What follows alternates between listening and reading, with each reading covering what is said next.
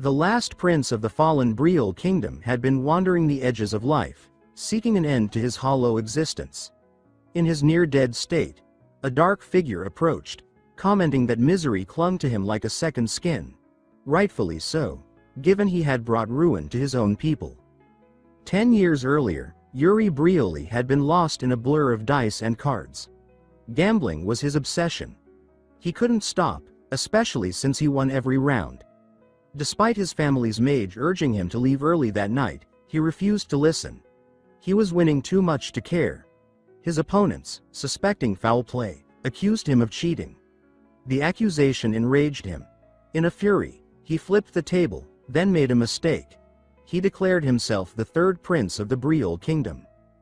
Later that night, the prince met with Yekaterina Ivarna Granzine, the empire's princess.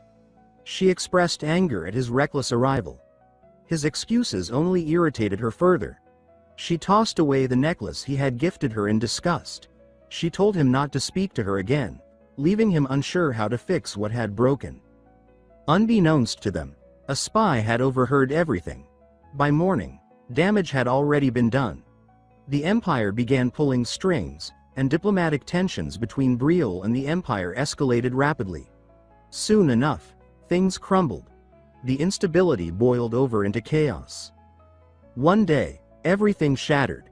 The kingdom's gates burned before Yuri's eyes. War erupted without mercy. It dragged on for years, grinding away at everyone. Blood soaked the earth, and the numbers of the dead became impossible to count. Fiore Brioli, the most feared man on the continent and Yuri's father, vanished without a trace during the height of war. That disappearance flipped the tides in the empire's favor. Yuri, tormented by the timing, became convinced that Yekaterina had betrayed him, passing secrets to the enemy. He wanted to believe he was wrong. He prayed she hadn't done it, but when he received a note from her apologizing, all hope dissolved. The note didn't mend anything. It only confirmed his suspicions and dragged him deeper into despair. Still, Yuri fought. He fought like a man with nothing left to lose. He cut down enemy after enemy, his blade drenched in blood. Eventually, exhaustion overtook him. He was surrounded by imperial knights, battered and bleeding.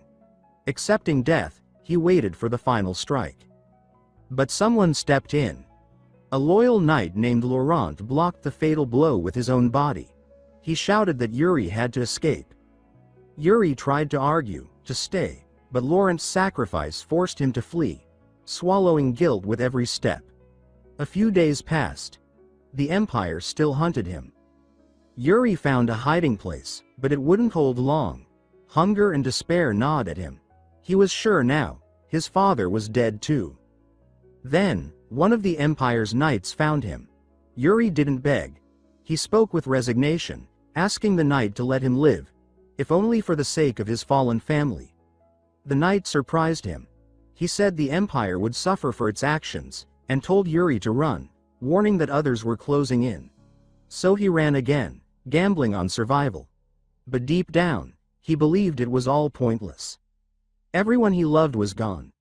Sooner or later, another knight would find him and finish the job. And now here he was again, face to face with the dark figure, who told Yuri that death was a privilege he didn't deserve. That the weight of Briel's destruction belonged to him alone. The figure removed his mask, revealing a decayed, unholy face. Laurent. The knight who died for him was no longer a man, but something born of vengeance. Without hesitation, he plunged his sword into Yuri's chest. Pain exploded in his body, but it was the guilt that truly crushed him. In his final moments, Yuri remembered his father's words, "Never abandon your honor." As darkness consumed him, his thoughts spun out of control, until suddenly, light returned. He opened his eyes to find himself in a familiar room. His father was there, scolding him. The boy had been unconscious for 3 days, and the old man had stayed by his side the whole time. Confused, shaken, Yuri stared at his father. None of it made sense. He had just seen the man die. Now he was here, alive and worried. Yuri shrank back, struggling to grasp what was happening. He mumbled that it wasn't such a far-fetched ending after all. that even a man so full of honor had kept many secrets. His father, baffled by the nonsense, smacked him hard on the head. Yuri broke into tears. The blow hurt more than expected, and he cried out, asking why his father still hit so hard, even in hell.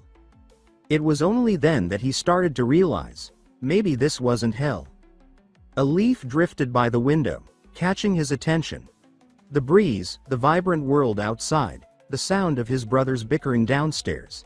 It didn't match the image of hell. If this place was punishment, then where were the demons? Where were the echoes of his failures? Looking at his father, his siblings, and the life he thought he lost, the truth sank in. He collapsed again, overwhelmed by the weight of it all. His family called his name in panic. At that exact moment, the third prince of Breel had returned to the age of 13. In his mind, he tried to rationalize it. A dream, maybe. Some warped final illusion of the dying mind. But it wouldn't end. Time moved forward. The world remained solid. The memories he'd forgotten started returning, piece by piece. That evening, he sat down to a normal dinner with his family. He said nothing. Just accepted what was in front of him. Somehow, impossibly, he had been thrown back to the past. Back to the spring of his 13th year, a second chance. The next morning, one of the maids came to wake him up. He had asked her to make sure he wasn't late, and yet he had overslept. Sword training was waiting. Panic set in. He jumped out of bed, begging Ina to hurry with his things. The maid suggested that he slow down, offering to help him wash his face first. She smiled like nothing had ever happened. But seeing her alive hit him like a dagger. In his past life, he had seen her body among the dead. The memory sent a chill through him. He turned to her, and out of nowhere, asked her to slap him. Ina froze, unable to respond. Her job was to serve and protect, not harm. Striking a noble, especially a prince, was treason. But Yuri insisted. He said it was an order. The maid, still troubled, asks Yuri if he's absolutely sure about what he's demanding. He begins to respond confidently, but before the words can finish forming, a loud slap explodes across his face. So sharp it sends birds scattering from the trees outside. For a moment, the absurdity strikes. If she had hit just a little harder, she might have killed him, and that would be the end of the story. The scene cuts to the training grounds. Yuri now stands with one side of his face puffed up like a bruised peach. He had forgotten just how strong Ina really was. She might be a maid, but her slap had warhead-grade impact. As he goes through his sword drills, even the bystanders can't help but laugh at his swollen face. No one offers sympathy. No ointment. Just raw entertainment. Everyone's having a good time at his expense. The worst part? Bernard, his sword instructor, doesn't even acknowledge the state of his face. No mention. Not even a grunt of concern. Instead, Bernard lets him spar. Without instruction, without correction, without care. No comments on Yuri's off-balance stance. No notes on his grip. Just silent clashes. It makes Yuri wonder how this man ended up as an instructor in the first place. Then it clicks. He remembers spying on a conversation between Bernard and his father years ago. Bernard had told the king that the boy was wasting his potential. He'd insisted that Yuri had the makings of a warrior, but no discipline to mold the skill. All the raw ability in the world meant nothing if he didn't take it seriously. It turns out, Bernard was a good teacher. Yuri was just a terrible student. In his past life, he'd brushed off the conversation, which only made him lazier. But now, remembering it with clarity, he feels nothing but regret. So this time, he approaches Bernard with firm resolve. He tells his instructor that from now on, he will train properly. No shortcuts, no whining, no distractions. He says he'll give his full effort from this day forward. Bernard raises an eyebrow and smirks, asking what brought on this sudden change. But beneath the sarcasm, he looks genuinely pleased. Then something shifts. Bernard releases a deep blue aura, announcing that the real training starts now. He bolts forward with lightning speed and brings down his blade against Yuri's with devastating force. Realizing he may not have explained himself clearly, Yuri panics. This guy might actually kill him. Bernard eventually returns to his stance while Yuri stands frozen, drenched in sweat. He had forgotten something vital.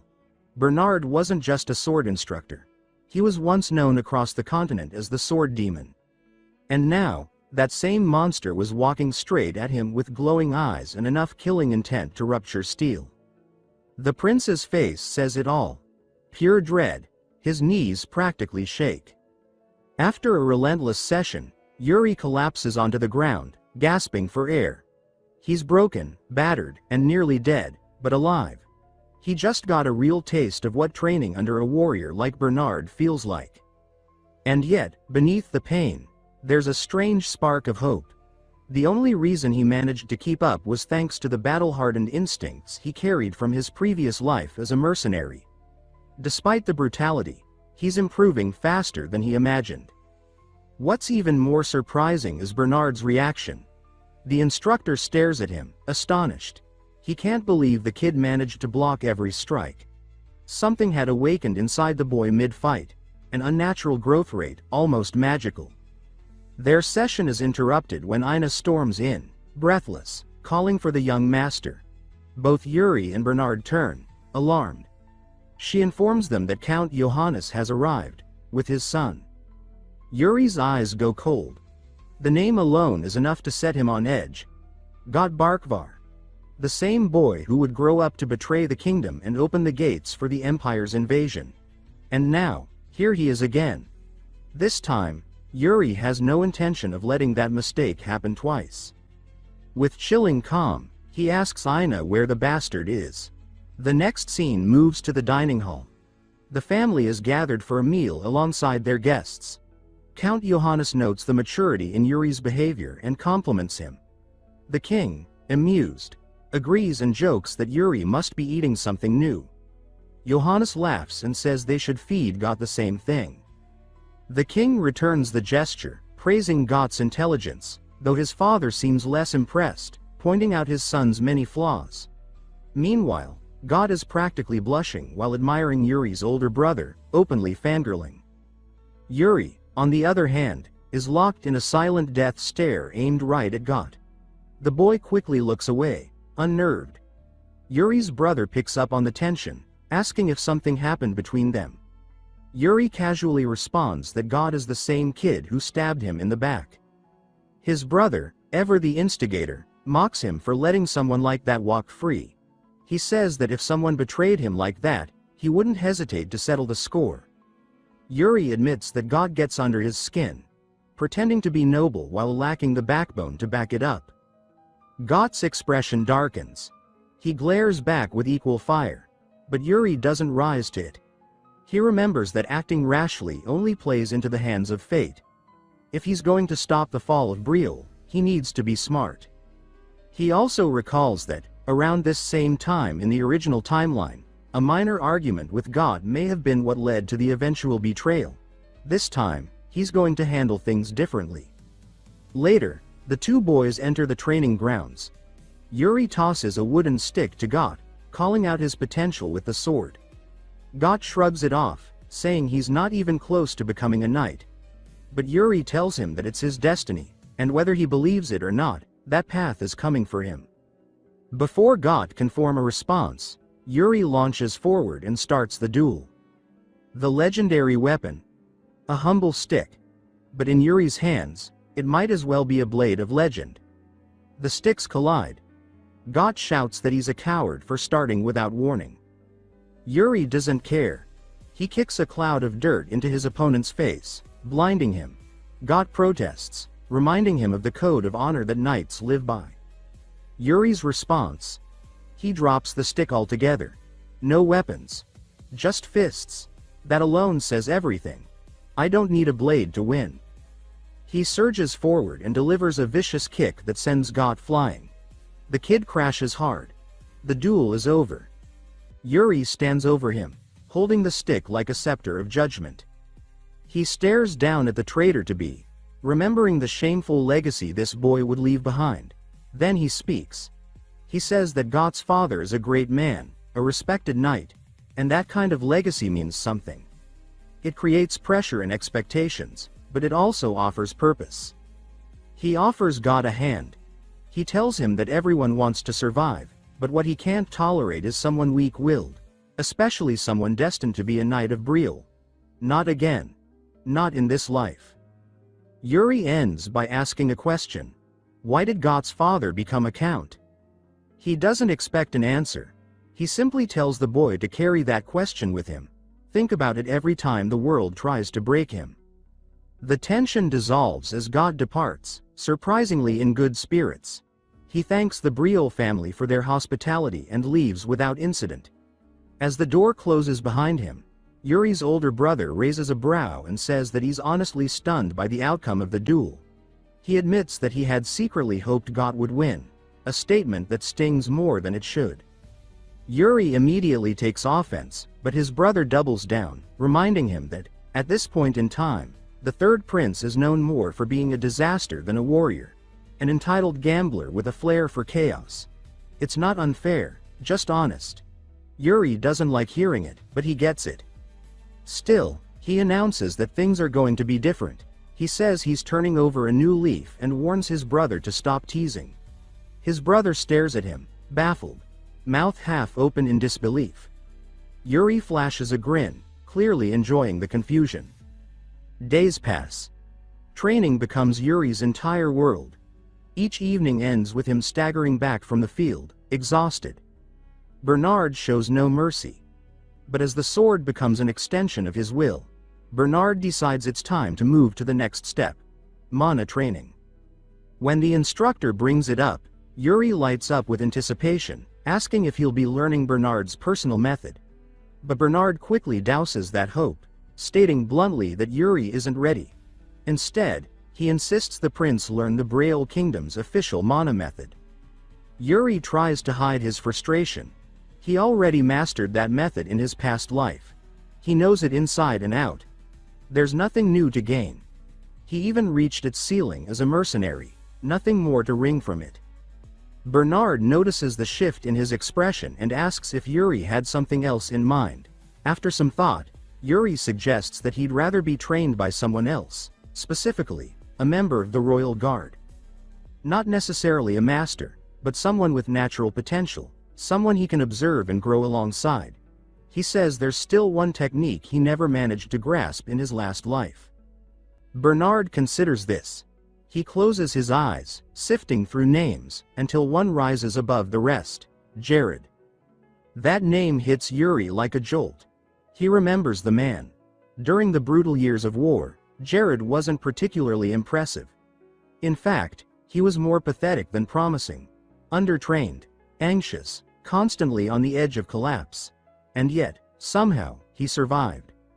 Back then, Jared had complained constantly, sometimes to Yuri himself.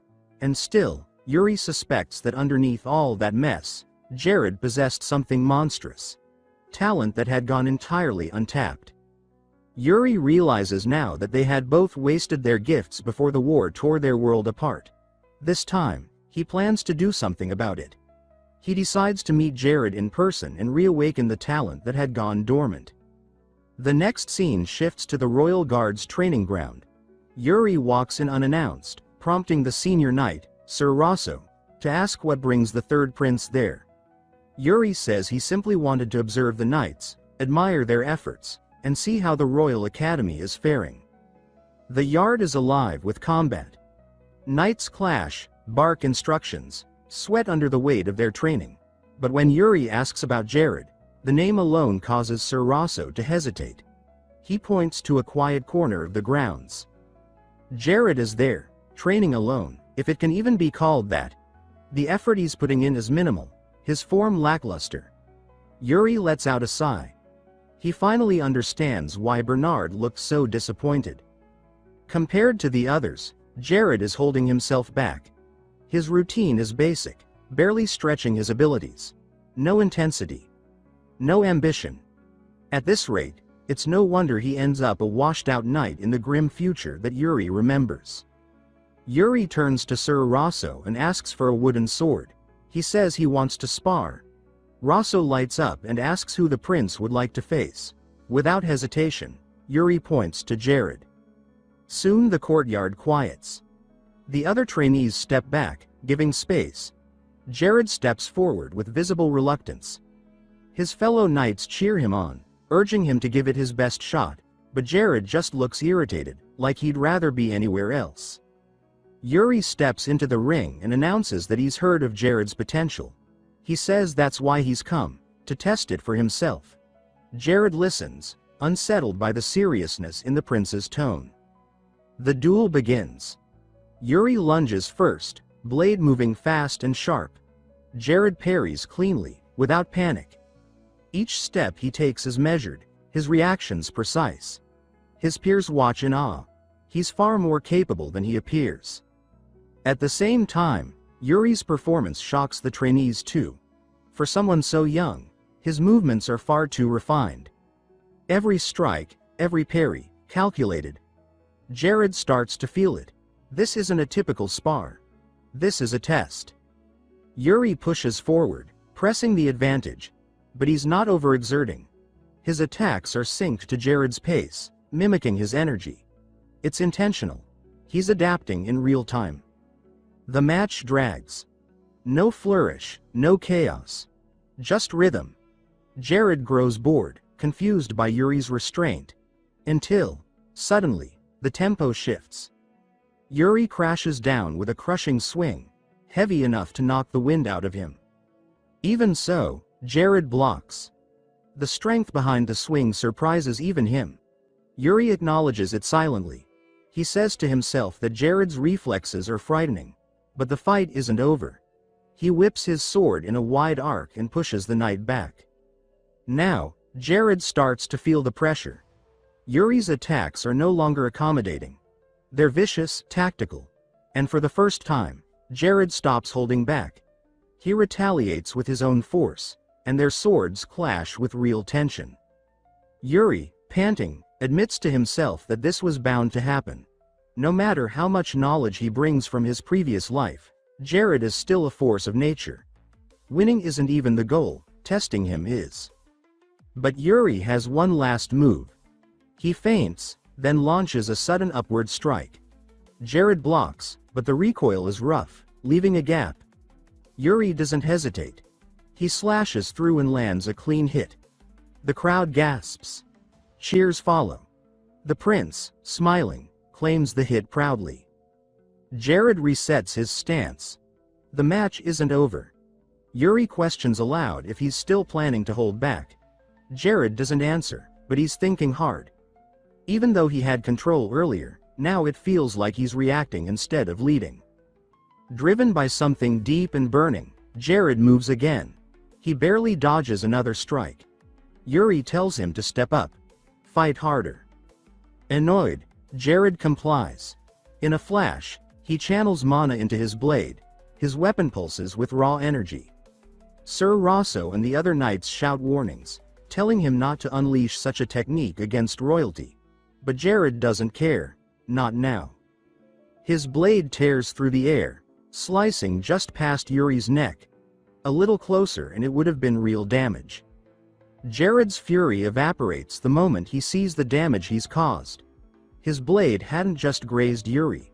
It had sliced a shallow cut across the prince's head, even taking a few strands of hair with it. The reality of it lands like a hammer. He had actually injured a royal. The knights watching immediately break into a panic. Jared is berated for being reckless, accused of losing control in the middle of a sparring session. Sir Rosso rushes over in alarm, asking Yuri if he's all right. The third prince, however, doesn't seem shaken at all. He simply treats it like part of the deal, an inevitable risk in any real fight. Yuri calmly wraps the cut with a strip of cloth, sealing the bleeding with a tight bandage. Then he motions to Jared, telling him that they aren't finished yet. He wants the match to continue.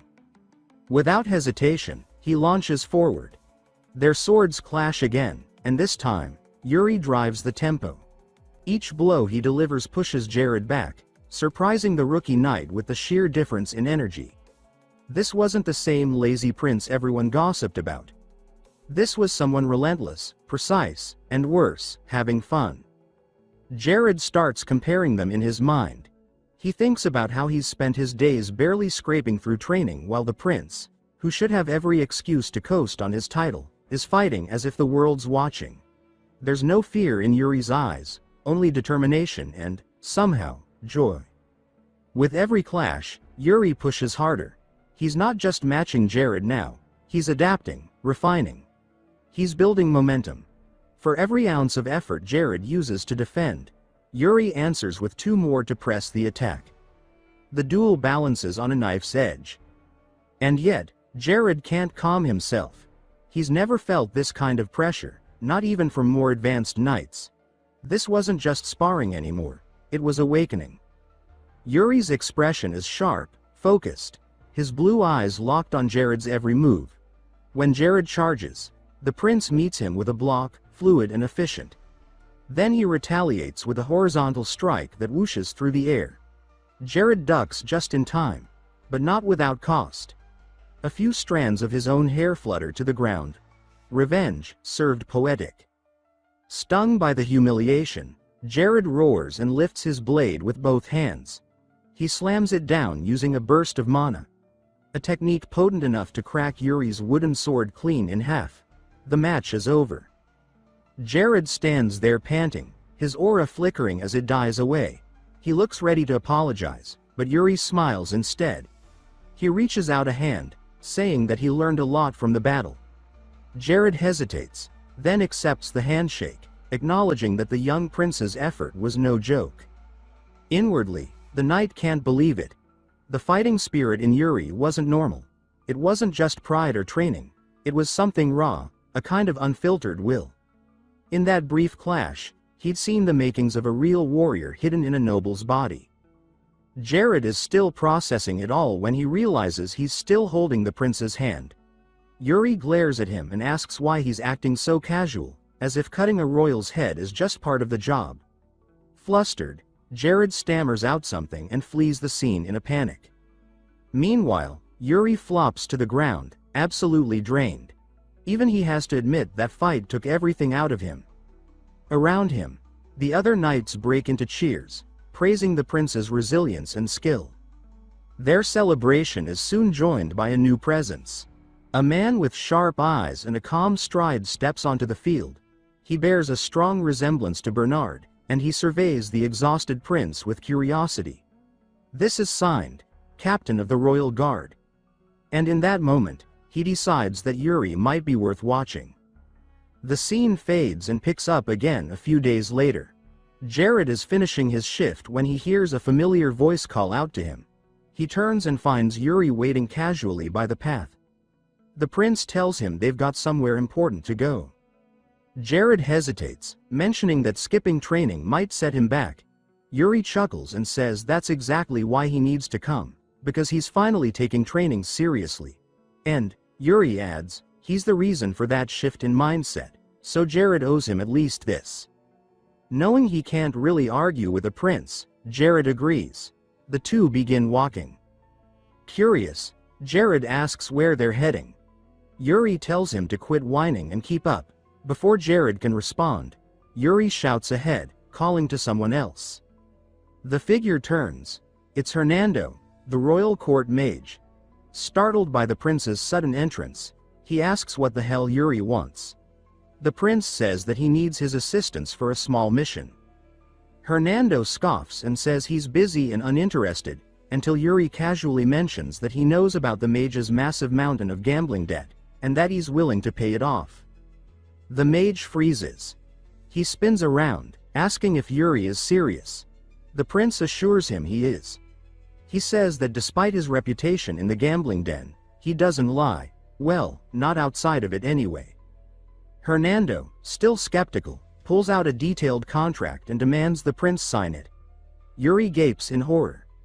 Apparently, even being the third prince isn't enough to get out of paperwork. Not one to go down easily, Yuri quickly pushes all the liability onto Jared, stating that the knight will act as the official witness to their agreement. Jared starts to protest, but then realizes Yuri's using him as a legal workaround to avoid binding himself to anything. Smart, if underhanded. With the contract settled, Hernando agrees to come along but says he still has no idea what the mission actually is. That's when Yuri finally drops the real plan. They're going to Sword Mountain. Hernando blinks in disbelief. He asks if Yuri's talking about that Sword Mountain. The one from the legends. Yuri smirks and says it's exactly that. He tells them they're going to loot the dungeon left behind by his ancestor. The group ventures through a long abandoned tunnel beneath the palace. Jared leads the way with his sword drawn. As they walk, Hernando mutters that he had no idea a secret passage like this even existed. Jared turns and asks what lies at the end of the path. Yuri shrugs like it's nothing, then says it leads directly into Sword Mountain. Jared freezes, stunned, and confirms that it's the legendary Sword Mountain. Yuri nods, then grows quiet as memories wash over him. In his past life, when Briel fell, news had spread about a hidden dungeon inside Sword Mountain, uncovered only after the Empire seized control. He had fled through these tunnels during the chaos, unaware of what lay beneath. Now, this time, he refuses to repeat that mistake. He tells himself that he's going to uncover the truth behind his family's legacy. The tunnel eventually opens into a vibrant forest, dense greenery glowing with ethereal light, like something out of a fairy tale. Yuri pushes open the rusted iron doors, leading the group into the untouched wilderness. Hernando looks around and asks if this really is where the mountain begins. Then he shifts the topic, wondering how Yuri got the key. The prince mutters that it had been sitting in his study the whole time in his previous life, but he never knew its worth. He tells the mage to stop acting like a nosy old aunt and focus. Suddenly, Hernando yelps in pain. A sharp thorn slices into his hand, and Yuri warns him that the leaves here are razor sharp. He tells him to quit whining and keep up. As they walk deeper, Hernando leans toward Jared and jokes that maybe Yuri hit his head recently. Jared agrees, saying the prince has been acting strange. Before they can continue their whispering, Yuri barks at them to move faster, proving that he hasn't lost his commanding tone. Then, he suddenly halts and signals for silence. He points ahead. A massive pack of direwolves is nestled among the trees, lean, silent, and dangerously alert. Yuri whispers that they move in packs, so more are likely nearby. Jared is shocked that the prince seems to know so much. Yuri casually says he read it in a book. Hernando nearly trips just from the mental image of Yuri voluntarily reading. But before they can laugh, the mage steps backward, and right onto the loudest twig in the entire forest. Snap! The sound echoes like a gunshot. Everyone freezes. Then, with a terrifying snarl, a direwolf lunges from the trees, fangs bared and aiming straight for Hernando's throat. Jared reacts in a flash. As soon as the direwolf lunges, he roars Yuri's name and charges forward, swinging his sword with lethal precision. The blade slices clean through the beast's neck in a single devastating stroke.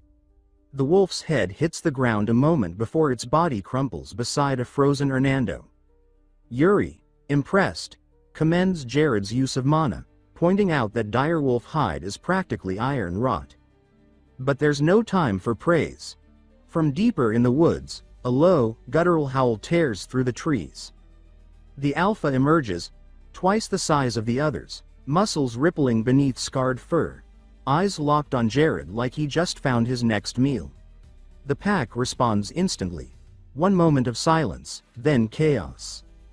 The wolves surround them in a blink, snarling, frothing at the mouth, circling like shadows preparing for a feast.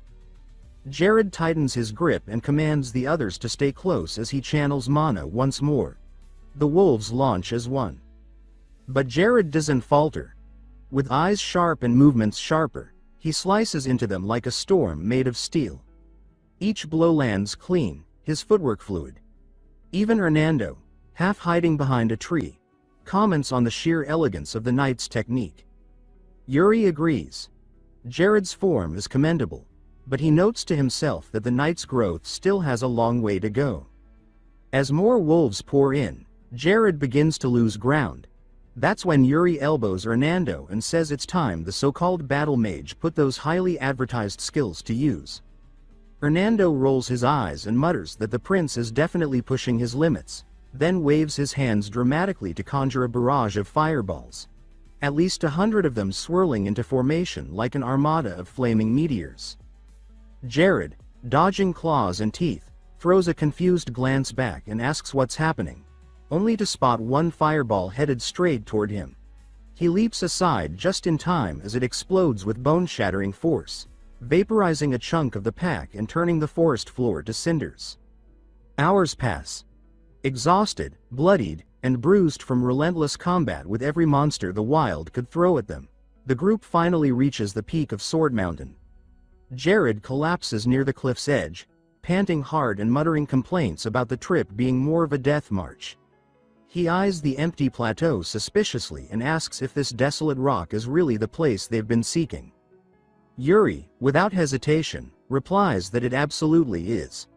He begins examining the area with a veteran's eye, pacing until something catches his attention, a glint behind a rock. His eyes light up, and without waiting, he dives into the dirt to dig it out. Jared rushes over and scolds him, insisting that royalty shouldn't do grunt work.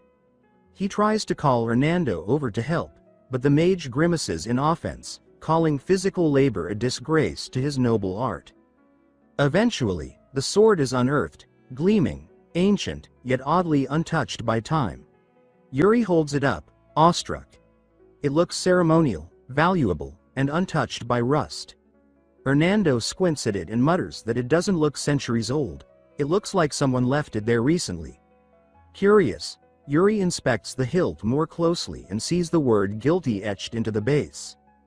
Jared approaches, asking if this is truly the legacy they came for. Yuri isn't sure. His grip on the blade tightens. That's when the ground begins to tremble beneath them. Before anyone can react, the mountain splits open with a rumble, and the earth gives way. Jared screams like a tragic actor as all three plunge into the abyss below. They fall. And fall. Eventually, they crash land. Hard. Jared groans beneath the prince, having shielded Yuri during the fall. Yuri climbs off and comments that the knight must have reinforced his body with mana, calling it impressive. Jared tries to mutter a reply, then immediately blacks out from sheer exhaustion. Moments later, Hernando floats down gently, arms out like a smug sorcerer on vacation. He lands with barely a thud and remarks that the chasm was deeper than expected. Yuri glares at him and mumbles that saving his own skin clearly mattered more than protecting the prince, which Hernando denies, though not convincingly. Before he can explain, a strange sound echoes from the dark tunnel ahead. Hernando's face drops as he spots something approaching. He spins toward Yuri and, in rising panic, says that something cursed is crawling toward them. Yuri accuses him of just trying to change the subject, but Hernando swears he's not joking, he's dead serious. The creeping figure becomes clear. Clad in cracked armor, eyes glowing with undead fury, a death knight steps out of the shadows. Yuri's blood runs cold. He immediately recognizes the creature. It's a Withet, a knight reborn through necromantic power, stronger than they ever were in life. Yuri shouts for Jared to wake up, but the knight only groans. A swift kick gets the job done. Jared shoots up and, upon spotting the Death Knight, throws himself in front of the prince and declares he'll handle it. Yuri raises an eyebrow, unimpressed by the sudden dramatic sacrifice. The Death Knight stops just short of them. Yuri studies it carefully, recalling that these undead were once loyal knights, resurrected by dark magic. But something feels different. This one isn't attacking. Despite Jared's protests, Yuri steps forward slowly. He says that if this is truly a guardian of the founders, it wouldn't strike a blood heir unprovoked. He announces his full name confidently. The Death Knight doesn't react at first, then slowly draws its blade. Jared and Hernando panic. The blade rises, and then plunges down, straight into the earth, taking a few hairs off Yuri's head. Hernando gasps and wails that the prince has been scalped. Yuri tells him to shut it while checking the top of his head. The knight finally speaks, saying Yuri carries the same arrogance as the last one. Sheathing his weapon, the Death Knight introduces himself as Eric Briel. The name hits like thunder. Jared gasps. Hernando stares in disbelief and explains that this is the Eric Briel, the war god of legend, the founder of the kingdom, the conqueror of the continent. Yuri straightens up. He asks if he's the first to reach this place. Eric confirms it, adding that only a true heir can draw the sword they found. That settles it. The blade really is the ancestral treasure. Yuri brings it closer to examine it again. Eric casually remarks that he used it once himself, which kills Yuri's excitement slightly. He mutters an apology for stealing the man's property. Eric responds in a more serious tone, asking what brought Yuri here. Yuri tightens his hold on the blade and declares his full name once more. He demands that the founder hand over his legacy. The Death Knight goes silent, then turns toward a glowing crystal embedded deeper in the chamber. With a heavy voice, he proclaims that the time has come and that he will fulfill his duty. He gestures for Yuri to follow. Yuri steps forward, sweat trickling down his back. Behind him, Jared stares blankly, trying to make sense of everything. One thing is certain. Being a royal guard is way more complicated than he ever signed up for. Yuri glanced back, shouting at Jared to snap out of whatever bizarre state he'd fallen into. The knight flinched as if waking from a dream, eyes wide, breath hitching. Something in him stirred. Images of memories that didn't belong to him, echoes from a past he hadn't lived. Confused, he scratched his head and muttered that he might be losing his mind. But he yelled that he was coming, and broke into a sprint after the prince. Ahead, the Death Knight approached the crystal, his joints groaning like ancient doors as he lowered himself onto its pedestal. The aura around him thickened, pressing into the air like gravity itself. He declared in a voice that boomed through the cavern that he hoped Yuri was truly worthy. The crystal ignited with a searing glow. Everyone shielded their eyes as light engulfed the chamber. Then, silence. Yuri opened his eyes to find himself in a desolate landscape, dry, cracked earth stretching endlessly, and a burning horizon that never seemed to move. He spun in place, disoriented, wondering aloud where the hell he'd landed.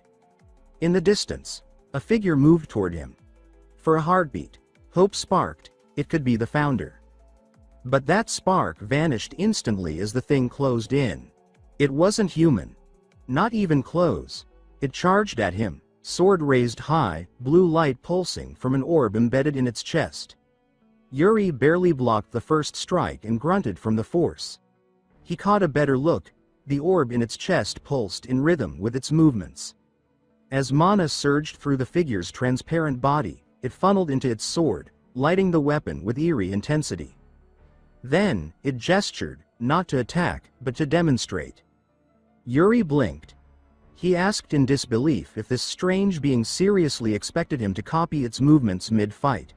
He muttered to himself that if this was the founder's training method, then maybe the guy had gone completely mad before dying. Still, as ridiculous as it seemed, the concept made a strange kind of sense. Forcing someone unfamiliar with mana techniques into a deathmatch just to teach them. Only someone with the privilege of a second life could think up something that unhinged. And maybe that someone was him. Yuri crouched low, focusing his energy into his palm. A soft glow responded. Mana. Real and alive in his grasp. He stared at the flicker of light, trying to piece together what the being was showing him. He raised his blade and called out, saying he still didn't fully get it. He asked for another demonstration. The being grinned, lifted its blade, and moved. And in that moment, something clicked. Yuri realized there was no escape from this trial. Not if he wanted to be strong enough to change fate. If the Empire was destined to reveal its true face and come for Briel again, then this time, things would be different. He swore to himself. No more failures. No more regrets. Even if it cost him everything. He muttered that this was it, the swordsmanship of the Ancestor King. Then, with resolve solidified, Yuri dashed forward like lightning, striking with everything he had. He vowed to absorb every motion, every ounce of skill, and battle the faceless warrior with his entire soul. Elsewhere, Jared's eyes snapped open. He stood alone in a massive, unfamiliar space, a stone arena that echoed with silence. It resembled a training ground, but something felt off. Too real to be a dream. He scanned the area, tense, sword in hand, demanding that whatever was hiding come out and face him. Footsteps answered. He turned, and froze. Standing across from him was a perfect replica of himself. Jared furrowed his brow and asked if this was the Death Knight's idea of a joke. He asked the copy its name and whether it was supposed to be him. The doppelganger smirked and replied that he should stop fighting fate. It asked if Jared hadn't joined the Royal Guards just for an easy ride, money, recognition, safety. It warned that the more he clung to the Third Prince's side, the more miserable he would become. Jared narrowed his eyes and listened quietly. Then, slowly, he looked down at his blade. He admitted to himself that maybe, in the past, that version of him would have agreed with all of it. But not anymore. His thoughts drifted to Yuri. Their duels, their progress. A grin broke across his face. He called the clone out for being bitter and muttered something poetic about blades. Once you swing one, the only thing that matters is the next. Looking back would only screw everything up. The fake Jared flared with mana and called him arrogant. With a burst of speed, it lunged forward. Jared blocked effortlessly. The rhythm was predictable. As their swords met again and again, Jared could tell, this copy never took risks. It was all reaction, no instinct. He saw through every step. When the clone leapt for a dramatic strike, Jared was already waiting. He slammed a clean counter, sending his mirror image tumbling. But the fight wasn't over. The copy began to melt, its form liquefying into a grotesque mass. Jared stepped back, sword ready, as it twisted and expanded into a sludge-like monster. He muttered that it was just another oversized brute inside, praying that Yuri was doing all right. Back in the desert, dust and broken rock littered the battlefield. Craters marked where blades had clashed. Yuri lay motionless in the center of one, chest rising slowly. The faceless fighter stepped toward him, blade glowing ominously. Still, Yuri didn't move. Without a word, the being raised its sword and brought it down with force. The instant before it connected, Yuri's eyes shot open. He flooded his weapon with mana and countered with a thrust so fast it ignited the air around him. The impact unleashed a shockwave of energy that sent the enemy skidding back, its steps light and balanced. Yuri exhaled, his chest heaving. He didn't know how long the duel had raged on, but something was changing. That last attack, it had been desperate, reckless, and almost suicidal. But it worked. The way mana surged through his body, the way he swung with full clarity, it all started to click. He looked at his blade, now pulsing with life. A breakthrough. Something real. Then, he noticed it. The transparent being's blade cracked. Fine lines spread across its surface. Its body trembled and began to crumble. Fragments flaked off like ash in the wind. Its time was up. Just before fading, the warrior lifted one arm in a final salute, one last wave of respect, and then, it was gone. Yuri watched the last fragments of the faceless warrior scatter into the air like glowing embers, a faint, almost wistful smile forming on his lips. He closed his eyes and offered a quiet thanks to the strange, silent mentor who had just tested him harder than anyone ever had. As the battlefield around him began to fade, his body started dissolving as well, pulled back from the realm of the trial. Moments later, he stirred with a groan, his senses fuzzy as he blinked the haze from his eyes. Around him, the others were waking too. Disoriented, dazed, and clearly having endured something similar. That's when it hit him. They were back. The chamber of the crystal returned into view, dimly lit with eerie calm. The Death Knight stood unmoving, and then chuckled, his voice dry and smug. He remarked that it looked like the group enjoyed their little dream. Yuri, still shaking off the mental weight of the trial, asked what exactly that experience was. The knight explained that it had all been part of the founder's design, his final contingency, crafted and left behind in the hopes that a true descendant of Brielle would one day reach this place. Yuri's gaze darkened slightly. In his past life, Sword Mountain had been reduced to rubble by the Empire's forces. The legacy now within reach had been buried, lost forever in that timeline. No wonder no one in the royal line had ever come close to it before. Still not satisfied, he asked whether the founder himself used the mana method he had just witnessed. But the knight shook his head. The founder never used it himself. Instead, after traveling the world, he collected and refined every technique he deemed worthy and combined them into one final form: his legacy. And now, Yuri was the first to inherit it. Yuri looked thoughtful, even cautious, as he questioned why the founder hadn't just passed it down directly through the royal bloodline.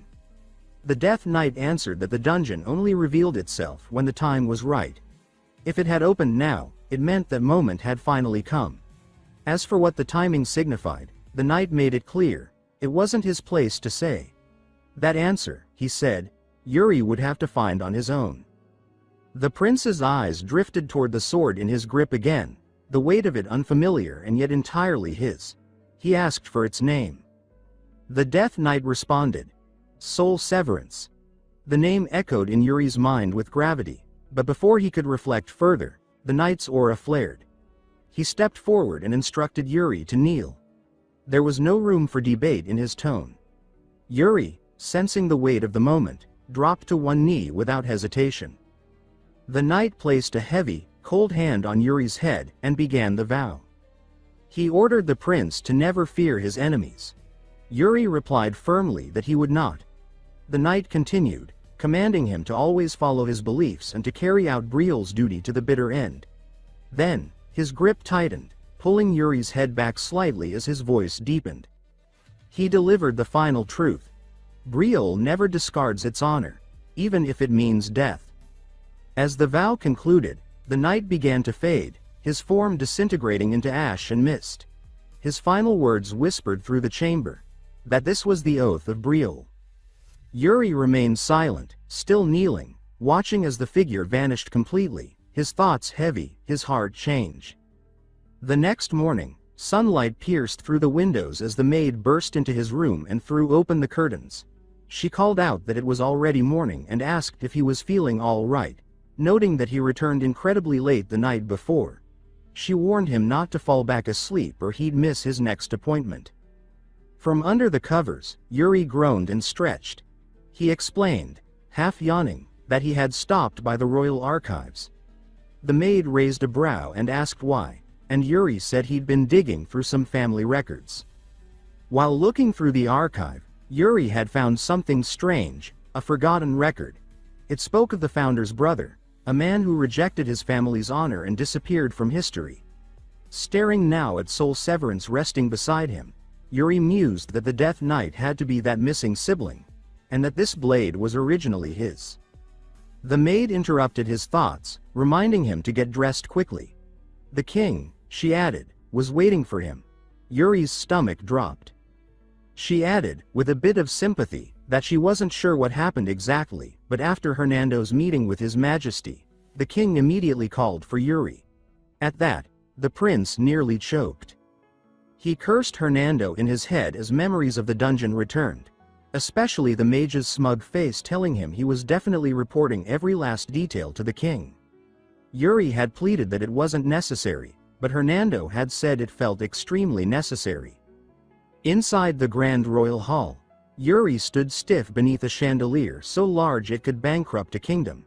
He announced his presence, and the king, seated at the far end, rubbed his forehead in frustration, clearly unsure where to begin.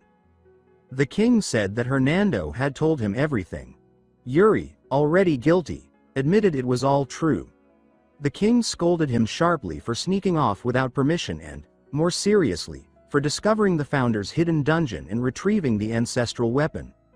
When he asked if it was true that Yuri had brought back the founder's legacy, the prince simply nodded. His Majesty rose, walking slowly toward him. His voice changed, deeper, more intense. He said he'd heard that Yuri had changed recently. He began listing names: Bernard, Jared, Ina, even the knights. and finally Hernando, all confirming the same story. Yuri wasn't the same boy anymore. He placed a hand on his son's head and demanded to know why. What happened to cause this transformation? Yuri swallowed, his hand tightening on the sword. The king repeated his question. Did the boy have nothing to say? Yuri stammered that he did. It was just hard to explain. The king, frowning, asked why he was hesitating. The prince looked down and admitted that it was because His Majesty was clenching his fist the whole time. Realizing this, the king relaxed his hand and told him to speak freely. Yuri exhaled. He said that it had started with a dream. The word caught the king's attention. Yuri continued. He said that in the dream, he had committed an unforgivable sin. The king repeated the phrase slowly, then, using Yuri's full name, demanded to know what that sin was. Looking him directly in the eye, Yuri said it. He failed to protect Briol. He described the vision, the kingdom falling to war, the people slaughtered, the streets soaked in blood. He said he tried to fight back, but it wasn't enough. When Briol fell, he ran. He lived in disgrace, stripped of honor, dying alone and broken. He clutched his chest and added that when he awoke from that dream, the necklace his mother had given him was gone. So maybe it wasn't a dream at all. Maybe it was a warning. A message from her. The king's expression shifts subtly, disturbed, yet composed. He leans forward and asks Yuri what force was responsible for Briol's destruction in this so-called dream. Internally, Yuri panics. It's far too early to bring up the empire. There's still a chance, however small, that with the right timing and choices, the inevitable war can be delayed, or avoided entirely. So he plays it safe. He tells his father that the invaders were cloaked in darkness, a black army from nowhere, without banners or names. The king lets out a quiet breath, his stern gaze softening as he remarks that it was probably nothing more than a nightmare, a bad dream, maybe even a message from Yuri's late mother. But still, he says he's glad the prince is finally starting to grow up. Yuri doesn't argue, though his thoughts say otherwise. He knows exactly what he's fighting for. It's not growth. It's redemption. He's trying to earn forgiveness for the sin of abandoning Briol when it needed him most. But his reflection is cut short when the king straightens and says there's still unfinished business. With arms folded, he commands Yuri to draw his sword. The air thickens. Fury Briol, the legend, the monster with a blade, was once the sword's equivalent of a natural disaster. A man born to destroy, to dominate, to leave his mark carved deep across the continent. He had made it onto the top 10 strongest list in the world at a time when even earning a place on that list meant surviving legends. And now, Yuri stood across from him in the king's personal training hall, a place he had never once set foot in before. He whispered to himself that this was hallowed ground, a place meant for warriors, not children. Fury calmly said he never expected any of his sons to be worthy of entering it. Yuri muttered back that he did have talent. The king exhaled slowly, repeating the word talent with thinly veiled disappointment. Then, without warning, he raised his blade and pointed it straight at Yuri's throat. The prince froze. Fury began listing the usual ingredients of a swordsman: speed, reflexes, instinct, and then posed the question. Do those things make someone the greatest? Before Yuri could reply, he answered it himself. They don't. It's not about physical gifts. It's about the one thing deeper than duty, heavier than pride. The will that drives a warrior to surpass every limit. His eyes sharpened, and then something shifted. The glow in them turned red. Yuri flinched. The air changed. The presence that Fury now exuded was something primal, terrifying. It felt like facing death itself. The king lowered his sword and said that the sensation, the presence, it didn't have a name. So he just called it the sword's calling. Yuri blinked, confused. Was that supposed to mean destiny? Fury nodded faintly and closed his eyes. Yuri's mind started to spin. In his past life, he had never been destined for the sword. He was never chosen. Yet now, here he was, holding soul severance, standing in a hall that once terrified him, and facing the greatest swordsman alive. Fiore's voice cut through his thoughts. He asked whether Yuri should even be holding that blade. Could he hear its call? And more importantly, would he still carry it even when staring death in the eye? Yuri stuttered. He said he didn't feel anything, not really. But Fiore's eyes turned colder, and the pressure around Yuri intensified. He backed away instinctively, legs shaky. Then came the memories. Like floodgates bursting open, images of war consumed his mind. Screams from comrades. Fire everywhere. Voices begging him to run. People dying around him. Civilians torn apart. The smell of burning flesh and the taste of smoke choking his lungs. Suddenly, he was back in the nightmare. No, the memory. Brielle was burning again. Empire banners swarmed through the streets. The body of Hernando was stomped beneath enemy boots. A soldier pointed at him and shouted, calling him by title, the last prince of Brielle. Yuri looked at his hands and saw them trembling. It was real. He was back in that moment, back where he failed. Enemy blades flashed. One lunged for him, but his instincts took over. He blocked, countered, and sliced. The attacker fell, but there were more. Always more. His men shouted for him to escape. They tried to hold the line, sacrificing themselves to buy seconds of his survival. And one by one, they died. It was chaos. Pain. Cowardice. Rage. Guilt. He questioned whether this was the fate of Brielle. One that would never change. Trapped in helplessness. Condemned to repeat failure. But something inside cracked wide open. The flames licked the sky. The streets were rivers of ash and blood. And Yuri, the last prince, stood among it all, sword drawn, eyes wild. The enemy came for him again, convinced this was their chance to end Brielle once and for all. But Yuri's grip on his blade didn't loosen. His knees didn't shake. Not anymore. He had made a vow. He would never fear his enemy again. As the Imperial troops swarmed, he met them head-on. His blade tore through armor and bone, cutting a path of destruction. Blood blinded him, yet he pressed forward. A spear grazed his cheek. He didn't flinch. He caught the shaft with his bare hand and drove his sword into the attacker's gut. Someone shouted that it was over for him, that death was near.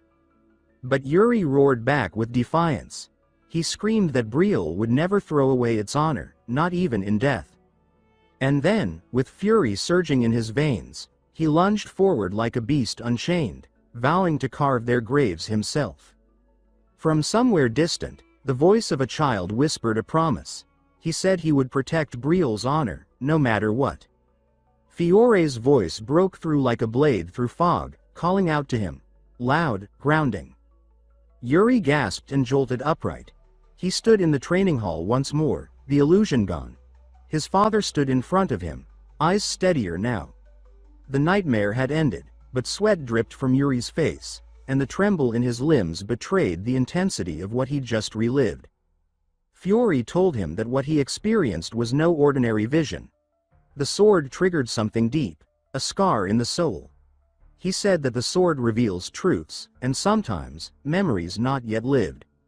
Yuri looked up at him, shaken but steady. He said he understood now. He was ready. Then he paused, realizing his father was staring at him strangely, almost mournfully. The boy tugged on his father's sleeve and asked him to relax. Fiore blinked, caught completely off guard. Yuri grinned and declared he was a genius. Fiore twitched, then smacked him lightly across the head.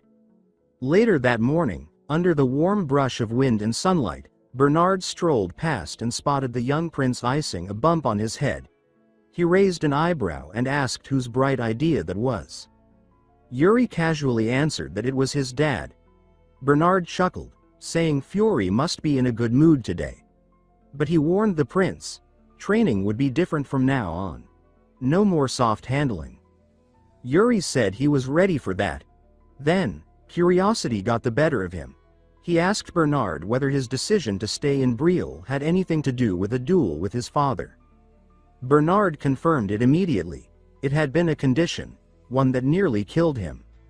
Yuri pressed further. If not for that condition, would he have stayed? Bernard replied with a flat no. Yuri called him heartless. Bernard laughed. But both of them knew the real meaning behind the question. Yuri wasn't just asking about the past. He was asking Bernard to stay, for the future. Bernard strokes his chin with a smirk and says that he might consider staying, if Yuri can give him a good enough reason. Anything with a hint of temptation will do, he adds, because these old bones are always looking for a fresh excuse to ignore responsibilities. Yuri freezes up a bit as Bernard suddenly shifts tone and asks him dead on whether he truly wants to pursue swordsmanship. The question hits deeper than expected. Yuri's not sure how to respond, and Bernard, catching the hesitation, tilts his head, clearly scheming something. The look in his eyes says he's testing the kid. He's curious, really curious, to see what the boy will do. Yuri admits to himself that it's intimidating. Bernard isn't just some instructor. He's a monster of a man known as the Sword Demon, a name drenched in blood and whispered in war stories. But Bernard waves it off, telling him it's okay if he hasn't mastered anything yet. He'll work with that. Still uncertain, Yuri says it probably won't help much, but he steps forward anyway. With quiet resolve, he draws his blade and begins to demonstrate. Mana flows through the steel, not merely enhancing the strikes but becoming one with the sword itself. Bernard watches with furrowed brows. This isn't technique. It's something else entirely. He admits he's never seen anything like it. Normally, mana is used to strengthen swordsmanship, not merge into the weapon's core like it's alive. Yuri explains that's exactly the issue. This method is near impossible to pass on. Every time someone tries, it becomes fractured, incomplete. But Bernard shrugs again. He says that's fine. Even incomplete, it's worth learning. He adds that he'll make it the condition. If Yuri shares this method with him, then Bernard will stay in Breel. No strings attached. That blunt confidence surprises Yuri. The old man speaks like he already knows he'll understand it. Yuri nods and accepts the terms. The deal is made. Bernard is officially staying in Breel, and it feels real this time. With a sudden gleam in his eye, Bernard tells him to show more, right now. He takes position. Yuri, gripping his blade, steadies himself and channels the technique. Simhansham. The movement is fluid, controlled, flowing like a wave guided by raw instinct and mana. In the middle of it, Bernard casually drops a bombshell. He never planned to leave Breel to begin with. Yuri's sword halts midair. He stares at the old man in disbelief. Bernard goes on to say that the king already asked him to stay for another 10 years. It was settled. Yuri's face falls. He realizes he just got played like a fiddle. Bernard chuckles and reminds him he's supposed to be attacking. Yuri doesn't need another nudge. Irritated but focused, he charges forward. Their blades collide, sparks flying as steel meets steel. Later that night, Yuri lies in bed staring at the ceiling, his thoughts racing. The future feels different now, not the doomed one from his past life where Breel burned because of his cowardice. No massive victory has been won yet. No battles turned. And yet, Bernard choosing to stay is enough to prove something's changing. It's subtle, slow, but the future is bending. Still, he knows it's not nearly enough. He thinks of the Empire. Of what they did. Of what they will do. He promises himself again that he'll bring them to their knees. Just then, Aina appears, stepping into his room with a look that says she's expecting trouble. She asks if he's planning to stir anything else up. Yuri raises a brow and asks if she's hiding something. She sighs, clearly used to his nonsense, and says that he always has some excuse when he wants her help. Then, without missing a beat, she brings up the Elders' Council meeting scheduled for tomorrow. She warns him not to pretend he forgot. The boy sits up straight, eyes wide. That part is definitely new. Aina reminds him it's first thing in the morning and that most of the council will be present. Then, taking his hand and smiling way too brightly, she says the place will be full of scary old men and begs him not to punch anyone this time. Yuri forces out a nervous laugh. He assures her he'll behave. He's not that kid anymore. The next morning, the council chamber feels like walking into a trap. The atmosphere is thick with skepticism. Just like Ina warned. Duke Gennard is the first to speak, immediately dragging attention toward the prince's mana method. He strongly opposes it, claiming it's unproven, unstable, and dangerous. This meeting, meant to be a place for national discussion, has devolved into an ambush targeting Yuri's legitimacy. Now he sees why his father always avoided these people. The Duke insists Yuri should stick with the traditional Briel method, calling it tried and true. Another royal council member stands and fires back, stating that the technique is actually the founder's legacy. Gennard demands proof. Tempers flare. The council member defending Yuri grows visibly annoyed, saying that it's not about proof but belief. That this is a bloodline inheritance. Gennard dismisses that as sentiment, not strategy. He says their concern is the prince's safety, and that everyone here only wants what's best for the kingdom. Yuri, watching this back and forth, almost finds it amusing. The same man who, in his past life, bowed to the empire without a fight, is now shouting about safety like he cares. The irony is thick enough to choke on. Gennard then turns to Synod, the captain of the royal guard. He asks for his take. Synod, trying to stay neutral, gives a careful answer. He says every mana method has strengths and weaknesses, and every individual has their own affinity. Not every method works for every knight. Gennard latches onto that immediately. He says if even the royal guard isn't convinced, that's enough reason to shut the entire thing down. The logic is weak, but the momentum is shifting in his favor. The royal council chamber grows heavier with tension as a royal member steps up to counter Duke Gennard's argument. He says that Captain Saynad's point was about each mana method having its own value, nothing more, nothing less. Gennard's lackey quickly joins in, trying to spin the conversation. He claims the Duke is only looking out for the prince's well-being, worried that using an unstable technique might harm him. Yuri feels the shift instantly. The tone in the room has changed, and not in his favor. What started as a subtle pushback has turned into open resistance. In a matter of minutes, he's found himself isolated in the center of the debate. If he hadn't already anchored Simonkim into his core, they'd be forcing him to rebuild from the ground up. But he stayed true to the founder's original vision, and that technique is now part of him. Even so, he finds himself frozen, unsure what to say as dozens of eyes burn holes into him. The weight of their judgment is suffocating. Just then, a voice slices through the silence, casual yet cutting, mocking how impressive the council is at talking without actually doing anything. Every head turns as a man steps forward. Baron Calcio Urantia, smirking like he just wandered into a tavern brawl and couldn't be happier. He throws out a question to the room, asking who among them has ever fought an orc. The question lands like a thrown dagger. Blunt, direct, and unsettling. A few nobles whisper. Duke Gennard squints, clearly offended, and demands to know who this man even is and why he's speaking.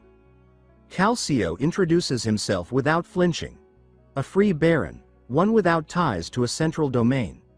Gennard's expression darkens, as if personally insulted that someone of such low rank dares step into this hall.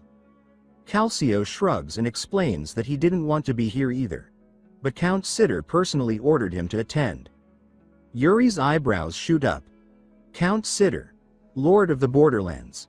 A war-forged commander, legendary for keeping the Empire and its monsters at bay.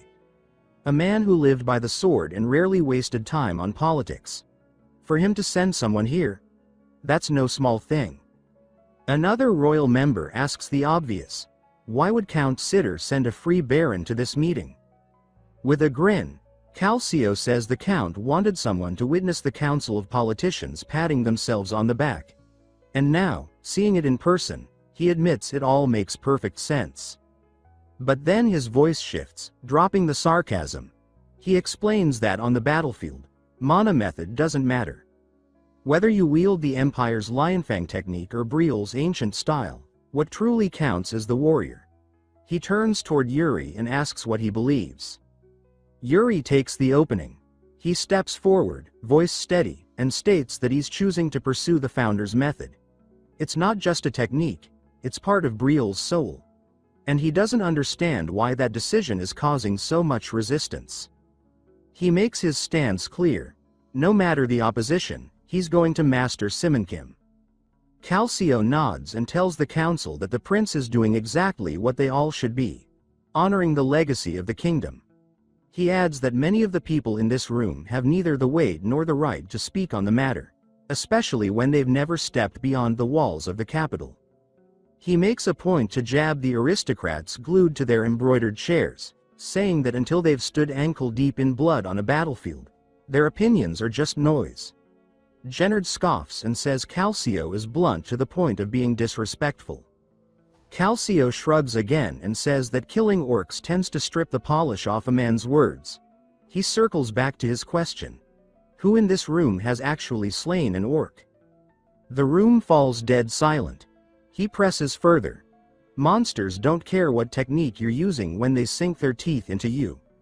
Mana philosophy doesn't matter in the middle of a battlefield. Gennard's sidekick tries to pivot, saying Calcio has a point, but reminds everyone that Yuri is still just a boy and might lack the judgment to make such a weighty decision. Yuri doesn't let that slide. He stares the man down and asks if he's seriously questioning his judgment after everything that's happened. He adds that his mana method can't be dismantled on a whim. It's a core forged through blood, sweat, and choice. Calcio backs him immediately, saying Yuri isn't the type to crumble. Then he asks the real question. Are these noblemen actually suggesting they rip out a prince's core? Is that where this discussion is headed? The sidekick's anger rises, but Calcio doesn't flinch. He calmly points out how ridiculous the whole conversation has become. Meanwhile, Yuri flashes Calcio a look of gratitude. He didn't expect support. But now, in this room of vultures, at least one hawk is circling in his favor. Calcio puts it plainly. If they're trying to help the prince, wasting hours on semantic arguments isn't the way. Briel doesn't have the luxury of spinning its wheels in noble games while real threats close in. That's the final straw for Duke Gennard. He lashes back, accusing the border territories of draining the kingdom's resources and giving nothing in return. It's clear he's snapping from the blow to his pride. Calcio's smile disappears. His voice cuts colder now. He asks if the council only starts paying attention once 100 people die. He says that while these nobles sip wine, soldiers are dying on the borders every day. He doesn't speak in hypotheticals. He says that on the very morning he left the frontier, 4 soldiers were killed. One of them was a man he'd shared breakfast with. He says he buried him with his own hands. The room falls quiet again. Then Calcio drops the truth. Orcs don't rest. They're bred for violence, built for war. And right now, they're moving. Yuri's eyes narrow. A memory stirs. Back when tensions between Briel and the Klein Duchy flared, the orcs had seized that instability as an opening to invade. He asks Calcio if something similar is happening now. Calcio confirms it. The border isn't just tense, it's boiling. Yuri then asks whether Klein's troops have been sighted. Calcio says the border guard mysteriously withdrew. In their place? Burned villages, missing civilians, widespread slaughter. Yuri feels the full weight of the situation settle in. This isn't some border skirmish. This is something bigger. Maybe even betrayal. And Duke Gennard's third son. Yuri can't help but wonder if the man made a critical mistake, or worse, struck a deal behind closed doors. The chamber stays silent. The air thick with fear, with implication. No one says a word. Then Yuri stands. With quiet authority, he ends the meeting and walks away. There's nothing left to discuss. Duke Gennard tries to cut in, his pride clearly bruised, but Yuri doesn't give him the chance. He shuts the man down with a cold stare and says that if the council wants to argue over mana methods while soldiers die at the border, then they've already failed Briel. He tells them bluntly they'd be better off redirecting their energy toward real threats, like fortifying defenses against the Duchy of Klein and the growing orc incursions. His words land like a slap across the chamber. Every self-indulgent noble in the room feels the sting. News of the third prince's confrontation with the Elders' Council travels fast. Count Sitter, stationed at the border, listens closely as Calcio Arantia recounts the events. When asked for a personal impression, Calcio says that the prince didn't look like a boy anymore. There was something in his eyes. Something steady. Sitter processes the words, then calmly tells Calcio to keep an eye on Yuri. He doesn't want interference, just observation. If there's more beneath the surface, he wants to know. The communication ends with a flicker from the enchanted crystal. Calcio lingers a moment, lost in thought. Peace feels distant. He can still hear the reports of death at the border in his ears. Just then, he spots Yuri stepping outside the palace with Hernando, moving like two kids skipping class. Hernando jokes that he used to run away from home 3 times a day.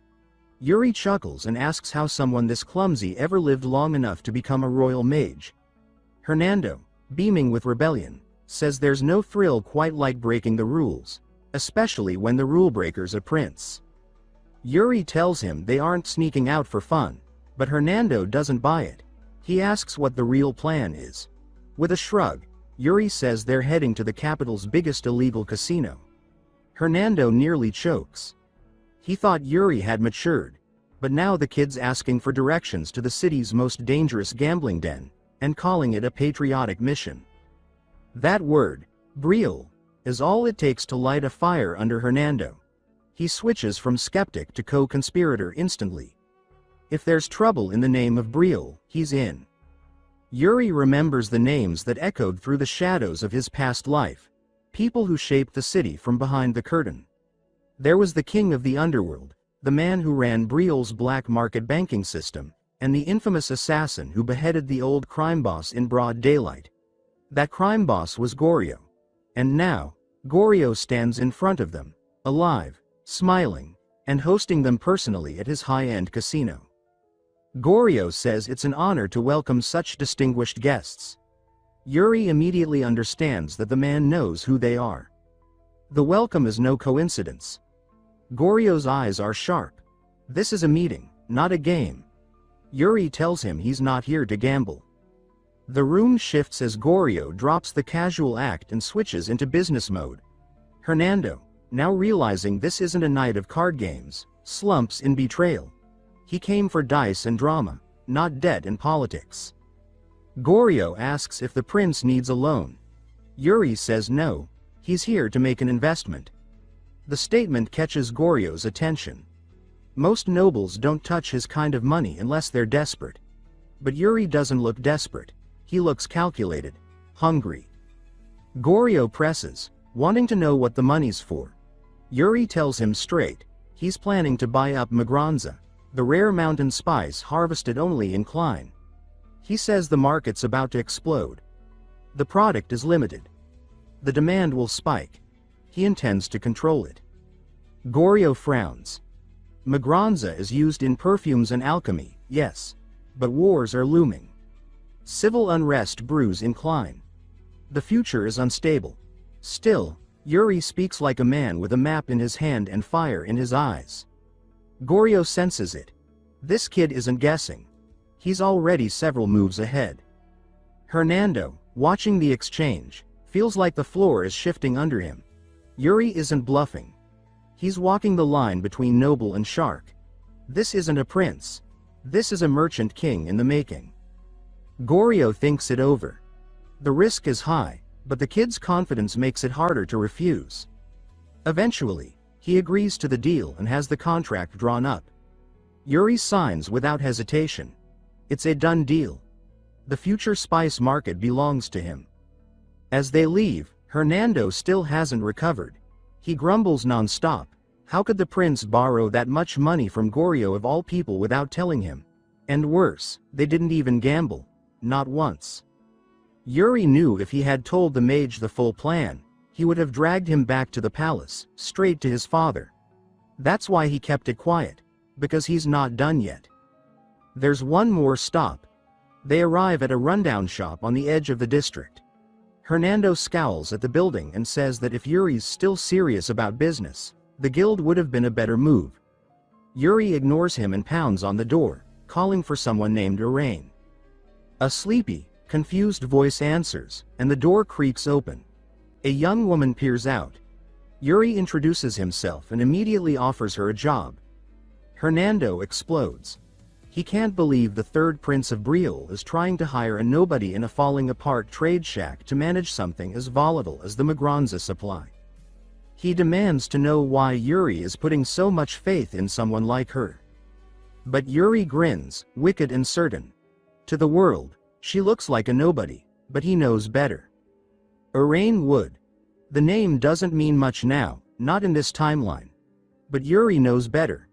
In his past life, she became one of the most respected merchants on the continent, a legend in trade and contracts. While men like Goryo clawed their way through the muck using blackmail and extortion, Iraine thrived by keeping her word. To her, a promise carried more weight than gold. And that was exactly the kind of foundation Yuri needed. He grins to himself, that eerie little smirk pulling at his lips. In the past, Iraine had only made it as far as legendary status. But this time, Yuri plans to push her beyond that. This time, she'll become a myth, one carved into history. Hernando, trying to keep pace with Yuri's madness, finally asks if the prince is finished with all his nightly schemes.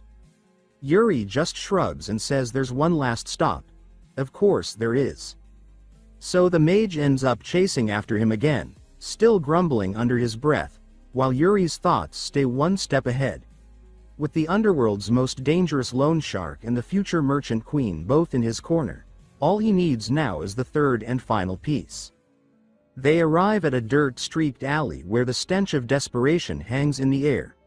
Children scuffle over scraps, and hopeless eyes scan the streets. Yuri scans the scene and quickly spots her. A woman crouched low, protecting a handful of filthy children. Among them, a sickly girl clings to her leg. Yuri steps forward without hesitation. He calls her by name, Asuna. In his past life, she had cut Goryo's throat and vanished into legend. An assassin born out of desperation, she had borrowed heavily from Goryo to pay for the sick child's treatment. When the debt drowned her, she sank with it, only to resurface in the underworld, blade in hand and blood on her name. Now, Yuri stands before her not as a prince, but as someone trying to rewrite fate. Asuna eyes him like a predator spotting bait, and Hernando stiffens beside him. But Yuri speaks calmly, assuring her he's not here to threaten or shame. He claims he's come to offer help to those who need it. With a quick nod, he signals Hernando, who groans as he reluctantly pulls out a heavy sack stuffed with coins. The mage doesn't want to part with it, but Yuri is insistent. He hands it to Asuna, saying nothing at first.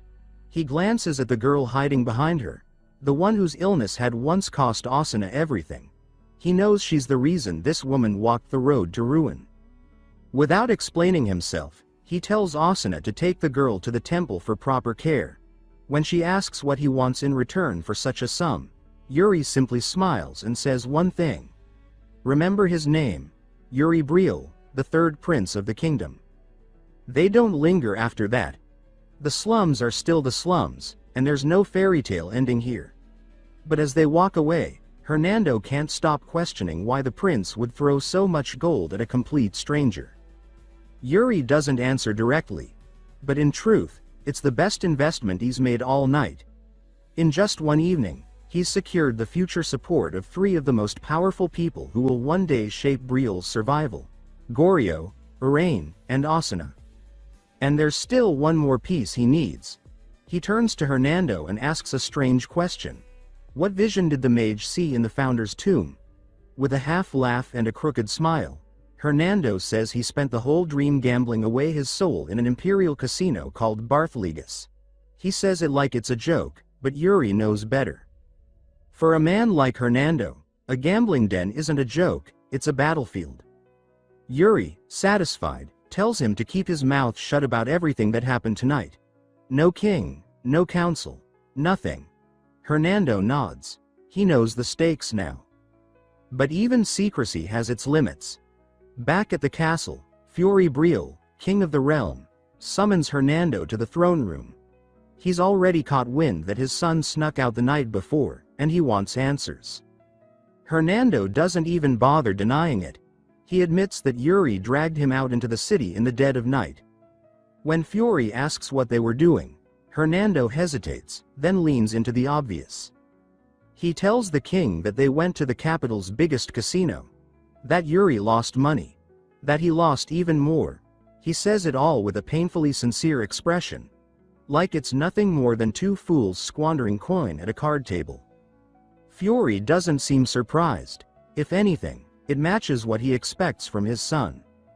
To sell the story further, Hernando says he lent Yuri some coin, which the boy promptly lost. He talks about bad bets and worse luck. All lies, of course, but smooth ones. What he doesn't mention are the deals with Goryo, or the contract with Arain, or the sack of gold handed to a forgotten assassin in the slums. When asked what else they did, he simply says they walked the streets. That Yuri wanted to see how the people lived. That by sunrise, they were back in the palace. King Fury listened to the court mage's report with quiet calculation. He could tell Hernando was holding something back, but he let it go. Pressing the issue wouldn't yield anything useful tonight. Instead, he changed the subject, casually asking if Hernando would be attending the upcoming royal ball. The mage, with his usual cocky grin, replied that he would. That answer caught the king off guard. Hernando wasn't exactly the ball-going type, but people change. Maybe it had just been too long since the mage let loose on the dance floor.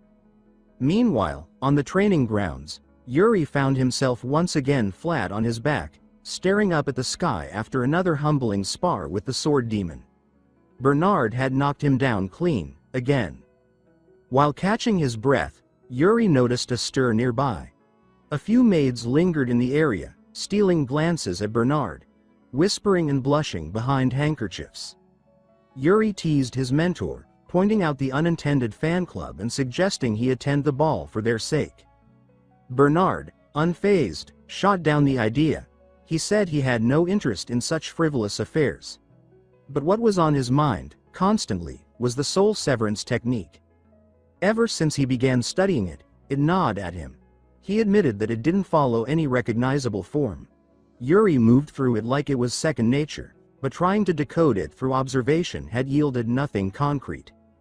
Yuri could feel it in his bones when he used it. The way mana flowed directly through the blade was unlike anything else in the world. There was no manual. No system. Just instinct. Still, Bernard refused to give up. Maybe, he said, watching Yuri in real combat would provide more insight. He did note that Yuri's development had been staggering. His swordsmanship, mana control, it was all progressing faster than expected. But Bernard knew better. This wasn't natural growth. The boy wasn't learning. He was remembering. Trying to erase traces of the Briel method he'd already mastered in a life no one remembered but him. With concern thick in his voice, Bernard urged him not to rush. Growth was good, but not at the cost of his body breaking down. At this pace, his frame wouldn't be able to keep up with his ambition. Yuri responded with a confident smile, assuring his teacher that he knew his limits. In fact, he claimed he felt strong enough for another round. To prove it, he tossed aside the wooden sword. Instead, he drew the ancestral blade, the sword of legend. With a cocky grin, he challenged Bernard to do the same. Bernard accepted without hesitation, unsheathing his own weapon with practiced elegance. Yuri upped the stakes. If he landed a clean hit, Bernard had to attend the royal ball. Bernard laughed it off, declining the bet. He said he had no intention of losing, and even less faith that Yuri would honor such a wager anyway. Irritated, Yuri surged forward, mana flooding into the blade as he launched himself like a shot of lightning. Steel clashed with steel, energy crackled, and laughter echoed between master and student. In the end, Yuri lost. Again. A few days later, hooves pounded against cobblestone. Noble carriages streamed toward the castle gates. The royal ball had arrived. Inside one of the most lavish coaches sat a tall, blond man clad in imperial armor. Second prince of the empire, Georg of Varna Granzion, peered out the window at the capital's skyline. Opposite him sat his younger sister, Yekaterina, the princess who had once unknowingly helped ignite the downfall of Brielle. It had been years since she last set foot in this kingdom, and tonight, she had someone in particular she wanted to see. Elsewhere, the third prince was suiting up. Gone were his usual simple clothes. Tonight, Yuri wore something regal, tailored, embroidered with golden threads. It felt uncomfortable, too polished for his taste. Ina fussed over every detail, adjusting his collar, brushing invisible dust off his shoulder.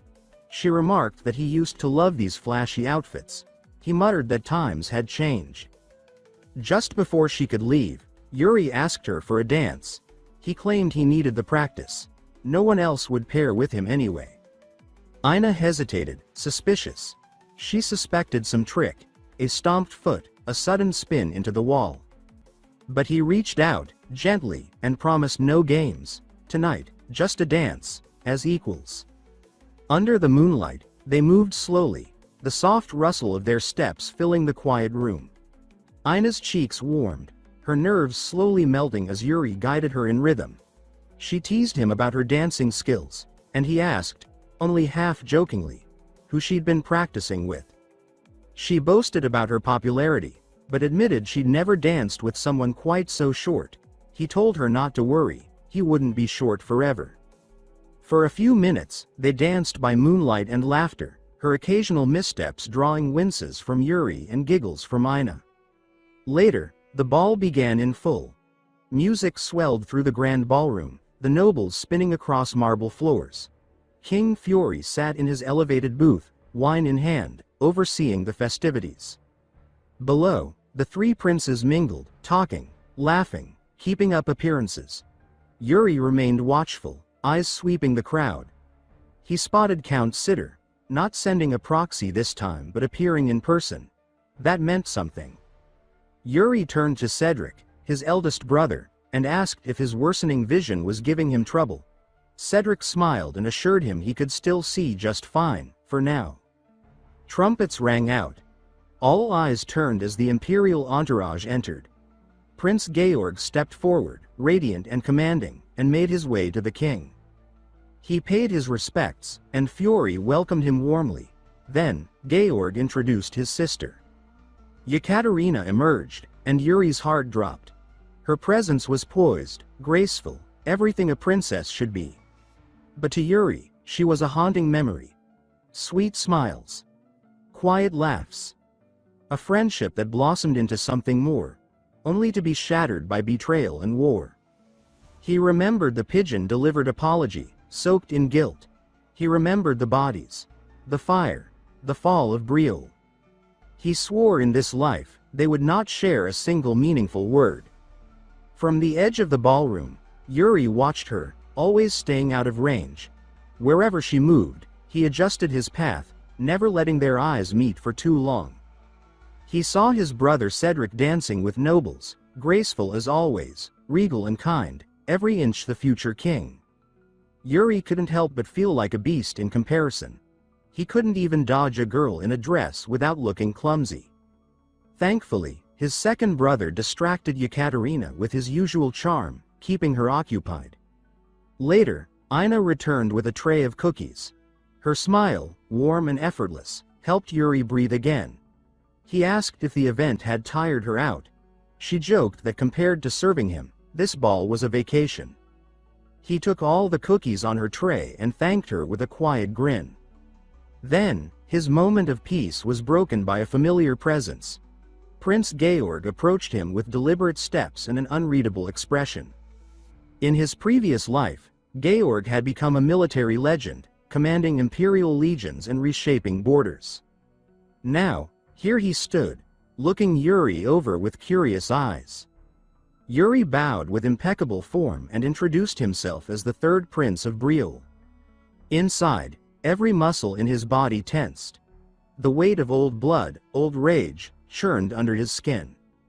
And from the look in Georg's eyes, it was clear. He was interested in him, very interested. Yuri stood in silence, his face calm, but his heart thrummed like a war drum. Across from him, Georg of Varna Granzion, the Empire's second prince, wore a smile too sharp to be friendly. The moment their eyes met, something shifted in the air. With the ease of a man used to wielding power, Georg let out a sly smirk. That smile twisted the air around him into something suffocating. Yuri felt it immediately, an invisible force, wrapped tight around his throat like coiling blades dancing against his arteries. Each breath felt like a warning. The second prince's aura didn't just pressure him, it dissected him. Georg calmly asked if Yuri had just turned 13 this year. But before Yuri could even nod, the man turned and walked off, already satisfied. He didn't need an answer. That brief moment was enough for him to assess Yuri's strength, potential, and threat level. Yuri clenched his fists in frustration. That wasn't just a test. It was a silent threat wrapped in curiosity. He realized just how dangerous Georg truly was. The man wasn't even in his prime yet, and already his presence was suffocating. If this was a taste of what the Empire's future looked like, then it was a terrifying one. Then it happened. A shattering crash. A wine glass exploded across the ballroom floor, and all eyes turned. Aina stood frozen, crimson wine dripping from her tray, staining Georg's white cape. A stunned hush fell over the room. Everyone knew what that cape represented. Georg didn't react with anger. No, he smiled, mischievously, darkly. Yuri's heart sank. He saw it. The bastard had tripped Aina on purpose. Without a word, Georg reached for his blade. The metal slid from its sheath with the cold whisper of death. He stepped toward Aina and pressed the tip of his sword to her neck like a butcher preparing to strike. He announced that such an offense, per the Empire's laws, demanded death. Yuri's stomach turned. It wasn't about the stain. It wasn't about protocol. Georg simply wanted to make a statement, and Aina was going to be the casualty. But before the blade could bite, fury rose from his seat. The king's voice cut across the ballroom with authority that could grind mountains to dust.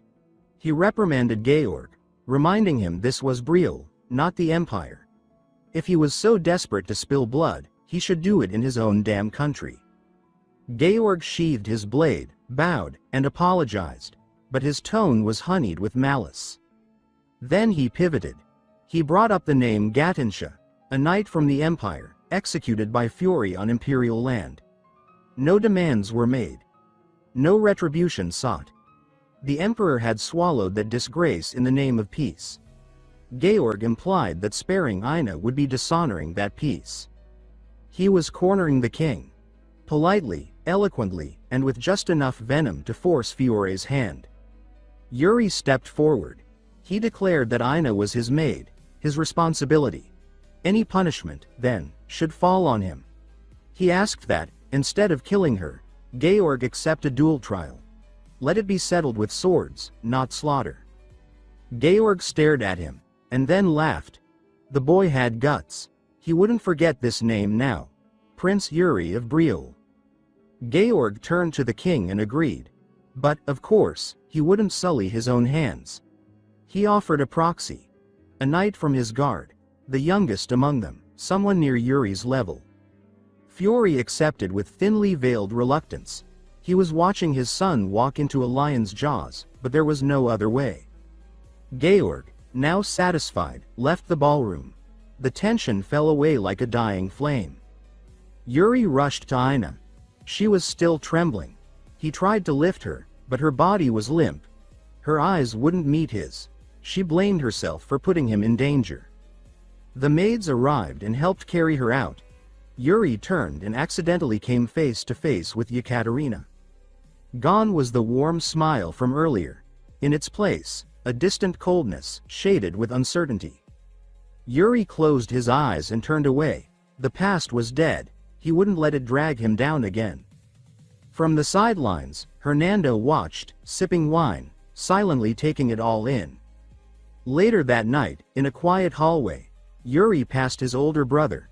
Cedric stood leaning against the wall, his usual easygoing nature gone. He asked his little brother what he planned to do. Yuri confessed that he couldn't stomach the thought of Georg cutting Ina down like an animal. Cedric ruffled his hair, a rare show of warmth from the usually composed crown prince. He offered his help, his resources, his voice at court. He made it clear that Georg's so-called act of mercy, choosing a proxy, was anything but kindness. A younger knight could be more reckless, more dangerous. A staged accident could end it all. Yuri refused the offer. He started this, he would finish it. Cedric studied his little brother's face, and in that moment, he understood. This wasn't the same boy from before. He nodded and backed off, trusting him completely. The ballroom still buzzed with tension after Georg's exit, but Cedric returned to his place, ready to smooth things over. As for Yuri, he had his eyes set on something else entirely. The trial. It didn't take long for Georg to select his proxy. A red-headed prodigy from the Imperial Military Academy, young but already glowing with power, stepped onto the dueling grounds. The kid practically radiated confidence. The nobles took their seats, buzzing with curiosity. Captain Synod sat beside Hernando, who, unsurprisingly, looked far too relaxed for the moment. Synod whispered that the Imperial Knight's aura was dangerously steady, clean, practiced, lethal. His movements showed discipline that could only come from years of elite training. Meanwhile, Yuri yawned, casually stretching his arms like the whole thing bored him. He didn't look scared. If anything, he looked annoyed. Hernando chuckled beside Synod and muttered that the third prince had it under control. One boy carried the honor of Brielle, the other, the pride of the empire. And in the heart of the kingdom, beneath a sky filled with candlelight and the eyes of nobles and kings, the stage was set. Hernando, swirling his wine, calmly claims there's nothing to worry about. In this world, the rank of Grand Wizard is nearly mythical. Only those who master origin magic, like fate-revealing magic, reach that height. The only person to ever succeed, himself. He remembers when Yuri, in his self-destructive gambling phase, once beat him at cards. Hernando chalked it up to bad luck at first, but his magic lets him read fate, and Yuri's future remained an empty void. Strange visions of a bloodied boy on Sword Mountain fighting hordes flashed instead. That son of Brielle fought and collapsed in despair. Back then, Hernando had dismissed the whole vision as nothing more than a fluke, an odd hiccup in his otherwise flawless magical insight. Just some anomaly. A harmless illusion. Maybe even a side effect of overwork or boredom. That's what he told himself, but the truth refused to stay buried. After that strange vision, he began noticing it, an anomaly in the order of things, a subtle crack in fate's architecture. And at the center of it all was the third prince. He had watched the boy closely, standing beside him through every unexplainable shift, every illogical change, every action that defied the pre-written flow of time. The kid didn't follow a path, he forged one. Now, it was all clicking into place. Hernando no longer had doubts. Prince Yuri Brielle was the boy with no destiny. A man unbound by fate itself. And right now, that walking contradiction stood at the edge of the arena, ready to show everyone what that meant. On the other side of the dueling platform, the Imperial Knight sharpened his stance, loosening his shoulders with practiced swings. The sound of his blade cutting the air grated on Yuri's nerves like an annoying fly buzzing too close to the ear. His patience thinned by the second. Second Prince Georg raised his voice, asking both combatants if they were prepared. The third prince nodded with the slightest smirk. The knight across from him offered a crisp salute in response. And then, under the heavy silence of royal scrutiny, the trial duel began. Both fighters opened with distance, circling like predators, searching for the first twitch, the first mistake. The tension cracked as soon as the starting signal dropped. Yuri exploded forward in a blur, too fast to track. The knight blinked, and for a terrifying moment, he imagined his torso erased, cleanly split by the oncoming strike. But instinct, muscle memory, and training won over panic. He raised his blade in time, parrying the first blow. Sparks flew. Metal clashed. The duel burst into full momentum. Each strike came with terrifying speed, the rhythm almost inhuman. They weaved between offense and defense in a blink, blades flickering across the arena like lightning. Yuri's body flowed as though his blade were an extension of his will. His sword didn't follow conventional forms. It shifted, adapted, danced with both precision and chaos. It was unorthodox, wild, and refined all at once. And with every swing, his grin widened. A shallow cut bloomed across the knight's cheek, crimson painting his pale skin. The first real hit. In the royal booth, King Fury turned to his court mage and asked the question that had been gnawing at his mind. How would this end? Hernando didn't even try to bluff. He admitted with a grin that he couldn't see the outcome. For once, the all-seeing mage was blind, and loving every second of it. The king chuckled quietly, remembering when this strange magician first arrived in Breel, claiming the heavens had sent him. Fury asked if those signs now pointed to Hernando leaving, but the mage shook his head and firmly stated no, he wasn't going anywhere. The king relaxed. A man like Hernando was worth his weight in entire armies. Fury reminded him, half joking, that too much humility can tempt misfortune. Hernando smiled and gestured back toward the arena, suggesting they focus on the fight. When Fury asked who the superior swordsman was, the king answered without hesitation. It had to be the Empire's knight. No bias, just logic. And he wasn't wrong. In every measurable way, the Imperial Knight was more experienced, more seasoned, and forged by the Empire's brutal training methods. But that's exactly why Hernando knew he had stayed in the right kingdom. The heavens didn't send him to watch a king. They sent him to follow a storm. At first, he thought the prophecy led him to Fury, but after years of peace and stagnation, he believed maybe his mission had passed. That he could leave. But now, watching Yuri slice through expectations, Hernando knew his real journey was just beginning. The Imperial Knight darted forward, looking to end the match with a clean rush. Yuri didn't back down. Instead, he surged his mana into his ancestral blade, flooding the weapon with energy. His steps grew lighter, faster. He vanished from sight and reappeared in an instant. The knight's breath caught in his throat. The killing intent was real now. The mana in the air buzzed, hot and thick. The blade danced past his guard and reached for his throat. He closed his eyes.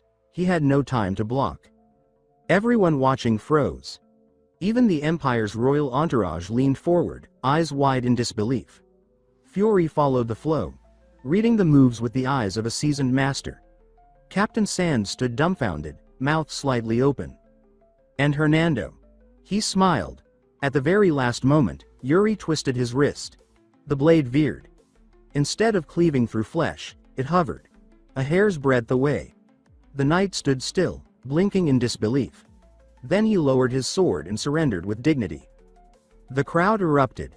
Cheering echoed across the arena. Applause thundered from the stands. Hernando didn't move. He just watched, feeling something stir deep in his gut. Something ancient. Something divine. He had traveled the world chasing omens and portents, but none of them could have predicted this. Yuri Breel, a man who walked outside the threads of fate. A boy who stepped where no prophecy dared to go. In that moment, Hernando realized his own destiny had changed. And so had the princes. Yuri was the outlier in a world built on predestination. A living contradiction. The mage felt chills thinking about what this boy would do next. What chaos he would bring. What miracles he might spark. The storm was just beginning, and Hernando was ready to follow it. 5 years later, peace reigned in Breel, on the surface. Inside the grand castle, a nervous young maid sprinted through the halls, clutching her assignment sheet with sweaty fingers. It was her first day, and she had already lost her way. She turned a corner and froze. A dark-haired man stood before her, eyes cold, steps twisted. His presence was unmistakable. Royalty. But not the king. Not the crown prince. This one was dangerous. He stared her down, demanding to know why she was wandering without purpose. She tried to explain, but her words fumbled. He raised his voice, accusing her of ignoring protocol. Asked if she had some guidebook explaining how to avoid him. The poor maid wilted under the pressure, scrambling for a way to appease the intimidating figure. Running out of patience, the prince finally decided it was time to dish out some heavy education on the new maid. Before he could deliver his lecture, a relaxed voice interrupted, calling out for him to cut the creepy behavior. When Newbie was still training for her castle duties, the seniors had told her to memorize one name above all. If she spotted someone walking around with a confident posture and a sword at his waist, she was to show utmost respect to the charming and unpredictable third prince. Sure enough, it was him. Yuri Briel. After prying his brother away from the flustered maid, Yuri decided to take a walk through the courtyard, snacking on the sweets she offered him as a thank you. The treats were rich and sugary, a pleasant surprise. Once he finished wiping his mouth and brushing off his hands, Yuri focused. He was at the unarmed realm now, a level where mana control had become so refined. His body maintained pressure and efficiency regardless of whether or not he held a weapon. Achieving this state had taken years, 5 years, to be exact, since he was cut down by Lawrence's undead blade and thrown back into the body of his 13-year-old self. Now at 18, the quiet stretch of peace was clearly nearing its end. And speaking of endings, those crusty old men who ran the kingdom were probably at it again, making a mess of things. Yuri made his way toward the conference chamber.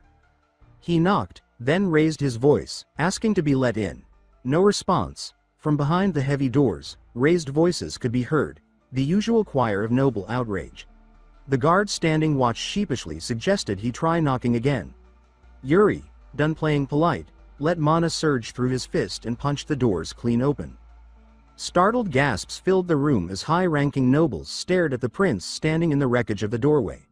Yuri casually apologized for the forceful entrance, explaining he'd knocked already, but nobody seemed to hear. So he knocked a bit louder. Turning to the head of the table, he addressed his father and asked to join the discussion. Granted a seat, Yuri settled in just as the final and most controversial topic resumed. A young count spoke with urgency, stating they lacked the spare troops needed to assist the allies outside the border. He declared that if the Empire's plea for help was to be ignored, the nobles themselves should bear the consequences. Yuri understood why emotions were high. Everyone in the room was busy calculating losses and gains, debating not with conviction but with coin in mind. It was a political numbers game. But he already knew how this game ended. The Empire had called for troops to form a united allied front to face a massive orc threat from the east. Nations were expected to contribute forces in a show of unity. What none of them knew was that this effort would collapse. The orcs would break through the lines, shatter morale, and charge into neighboring lands. Curiously, they would avoid attacking the Empire itself. Only then would the truth be revealed. The letter, the raid, the so-called cooperation, all part of an imperial ruse. In that chaos, Briol lost legends, including Sir Leon Flandre, one of its brightest knights. Yuri clenched his jaw. This time, he was here. He would not let history repeat itself. As nobles argued over logistics and resources, he stood and declared that he would go. If Briol needed to show good faith to the world, he would serve as their symbol. He urged the gathered lords to act with dignity, to stop dragging the kingdom's name through the mud. The king, observing his son speak with unexpected clarity, couldn't help but smirk. His boy had arrived with exactly the right answer, one that satisfied duty, optics, and logic all in one strike. Later that day, Yuri returned to his preferred battleground, the training grounds. Bernard, his old sparring partner and mentor, was already there. As they warmed up, Yuri's obnoxious brother came sprinting into the arena, looking like he'd just heard the end of the world. He blurted out a question, asking if the rumors were true. Was his little brother really heading to the front lines? Yuri confirmed it. The second prince couldn't comprehend why anyone with royal blood would throw themselves into danger. Yuri calmly explained that protecting the kingdom was part of their job. His older brother sighed dramatically, then said that he finally understood the depth of Yuri's thinking. With tears practically forming in his eyes, he promised to guard the palace in Yuri's absence. Then, in his usual ridiculous fashion, he jogged away like a man possessed by clumsiness. Yuri hoped that the fool would at least avoid starting any fires while he was gone. He turned back to Bernard and asked if the old sword demon was worried. Bernard, ever the pragmatist, said that as long as Yuri didn't try anything suicidal, he'd be just fine. Coming from him, that was practically glowing praise. Still, Bernard reminded him to stay alert. Orcs weren't just big brutes. They were cunning, savage, and incredibly difficult to put down. He warned the kid to be on the lookout for orcs carrying tattered flags strapped to their backs. Those ones were different. They weren't just your average grunts. They were orc vols, a brutal breed of monsters that made normal orcs look like toddlers playing with sticks. Bernard emphasized that those beasts didn't just fight, they hunted, killed, and did it all with terrifying skill. They were born from carnage and raised in blood. Yuri, calm as ever, assured his mentor that he would be fine. He insisted he had his own ways of dealing with problems. Before Bernard could argue, the training hall door burst open and Ina stumbled in, panting heavily. Her face was flushed, and her hands were on her knees as she tried to catch her breath. She announced that Yuri's guest had arrived and brought along that specific item he had been waiting for. Whatever the third prince had planned for the doomed orc raid, it involved something very particular. Ina added that the guest was already in his office, sipping tea like he owned the place. Yuri made his way to the room and stepped inside to find Guillermo, the vice president of the Elaine Merchant Guild, standing up to greet him with practiced reverence. Yuri blinked in mild disappointment, having expected to see Elaine herself. Guillermo explained that his superior was currently traveling, as she always insisted on handling high-risk trades personally. It was what she claimed to do best. Still, Guillermo hadn't come empty-handed. He presented the ornate box Yuri had ordered with great care. When the third prince cracked it open, his eyes lit up. Resting inside was the four-piece dagger set known as Elementarian. Guillermo had gone through hell trying to procure it. The price had nearly given him a heart attack, more than he'd ever spent on something that looked like wall decor. But these weren't just pretty blades. They were ancient magical artifacts laced with power from a forgotten age. As Yuri held one up, Guillermo watched the faint shimmer of mana gathering around the prince's fingers. When the blade responded like it recognized its wielder, Guillermo felt his spine lock up. Yuri, noticing the reaction, slowly moved the tip toward the merchant's face, just close enough to elicit a visible flinch. He pulled the weapon back with a small grin. Guillermo exhaled deeply, mumbling about how terrifyingly skilled the prince had become. Before the conversation could continue, something shifted in the corner of the room. A dark figure entered silently, a blur of shadow to most, but not to Yuri. He caught it immediately, while Guillermo, oblivious, kept talking. Yuri took that as his cue. He thanked Guillermo for the delivery and dismissed him, adding that he expected a detailed update on the Empire's preparations for the coming raid. Once the man was gone, the third prince collapsed onto the couch with a sigh and called out for the presence behind the curtain to reveal itself. Out stepped Asuna, dressed head to toe in her assassin's attire. Her presence radiated cold professionalism. First thing he asked was whether the Goryo situation had been resolved. She confirmed that she had paid the loan shark a midnight visit and delivered a message that would stick. Apparently, the greedy bastard had been circling Elaine's funds like a vulture, and Yuri had finally decided to clip his wings. Asuna had made it clear that Goryo was to back off. Then, shifting gears, she mentioned the chatter among the palace staff. Word had gotten around that Yuri was marching with the Union Army. Concern flickered across her face as she warned him to be careful. She made it sound like he was heading straight into a war zone by himself. But Yuri corrected her. She was going too. He said it plainly. Asuna would be accompanying him on this mission. When he asked if she could keep up, the stoic assassin gave a rare smile. Beautiful, genuine, dangerous. She said she had no intention of staying behind. Wherever he went, she would follow. A few days later, the moment of departure finally came. Yuri was in his chamber, adjusting the clasps on his new black armor when Cedric arrived. The crown prince looked worn, his eyes still tired from too many nights buried in documents. He asked Yuri to stay safe. That was all he wanted. Yuri replied with confidence, assuring his older brother that he was practically invincible.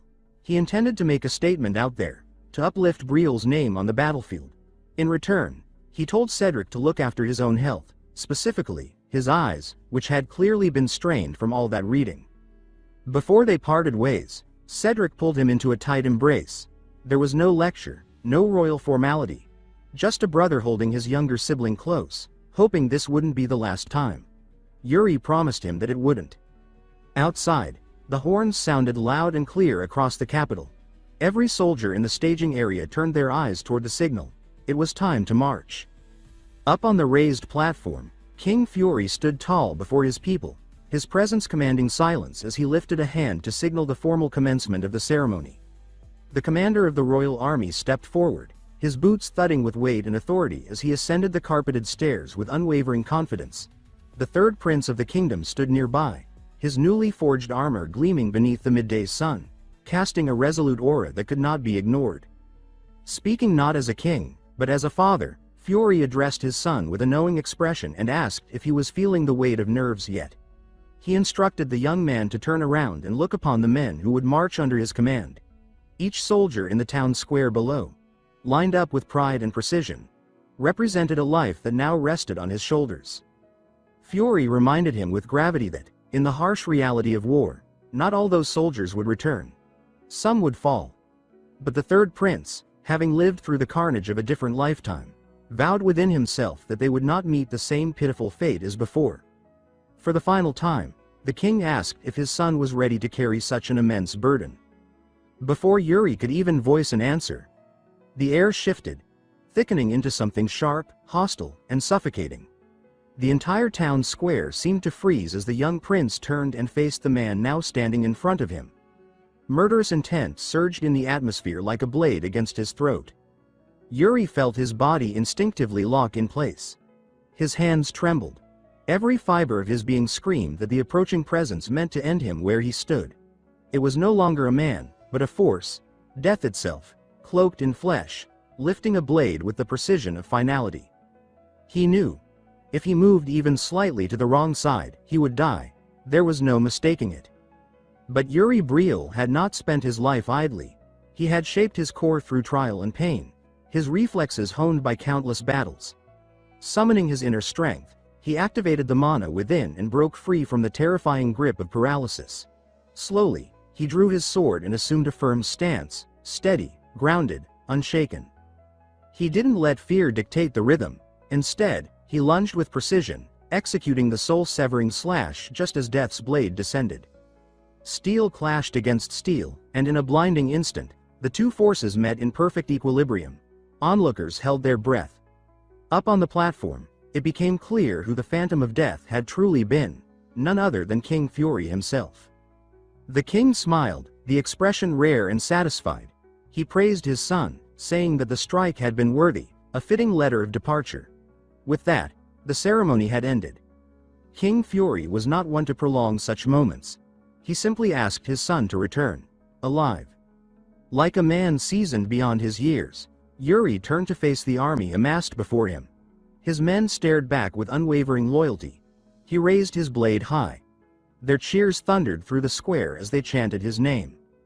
With calm conviction, he called on every soldier present to place their trust in him completely. They would walk through hell, but they would walk together.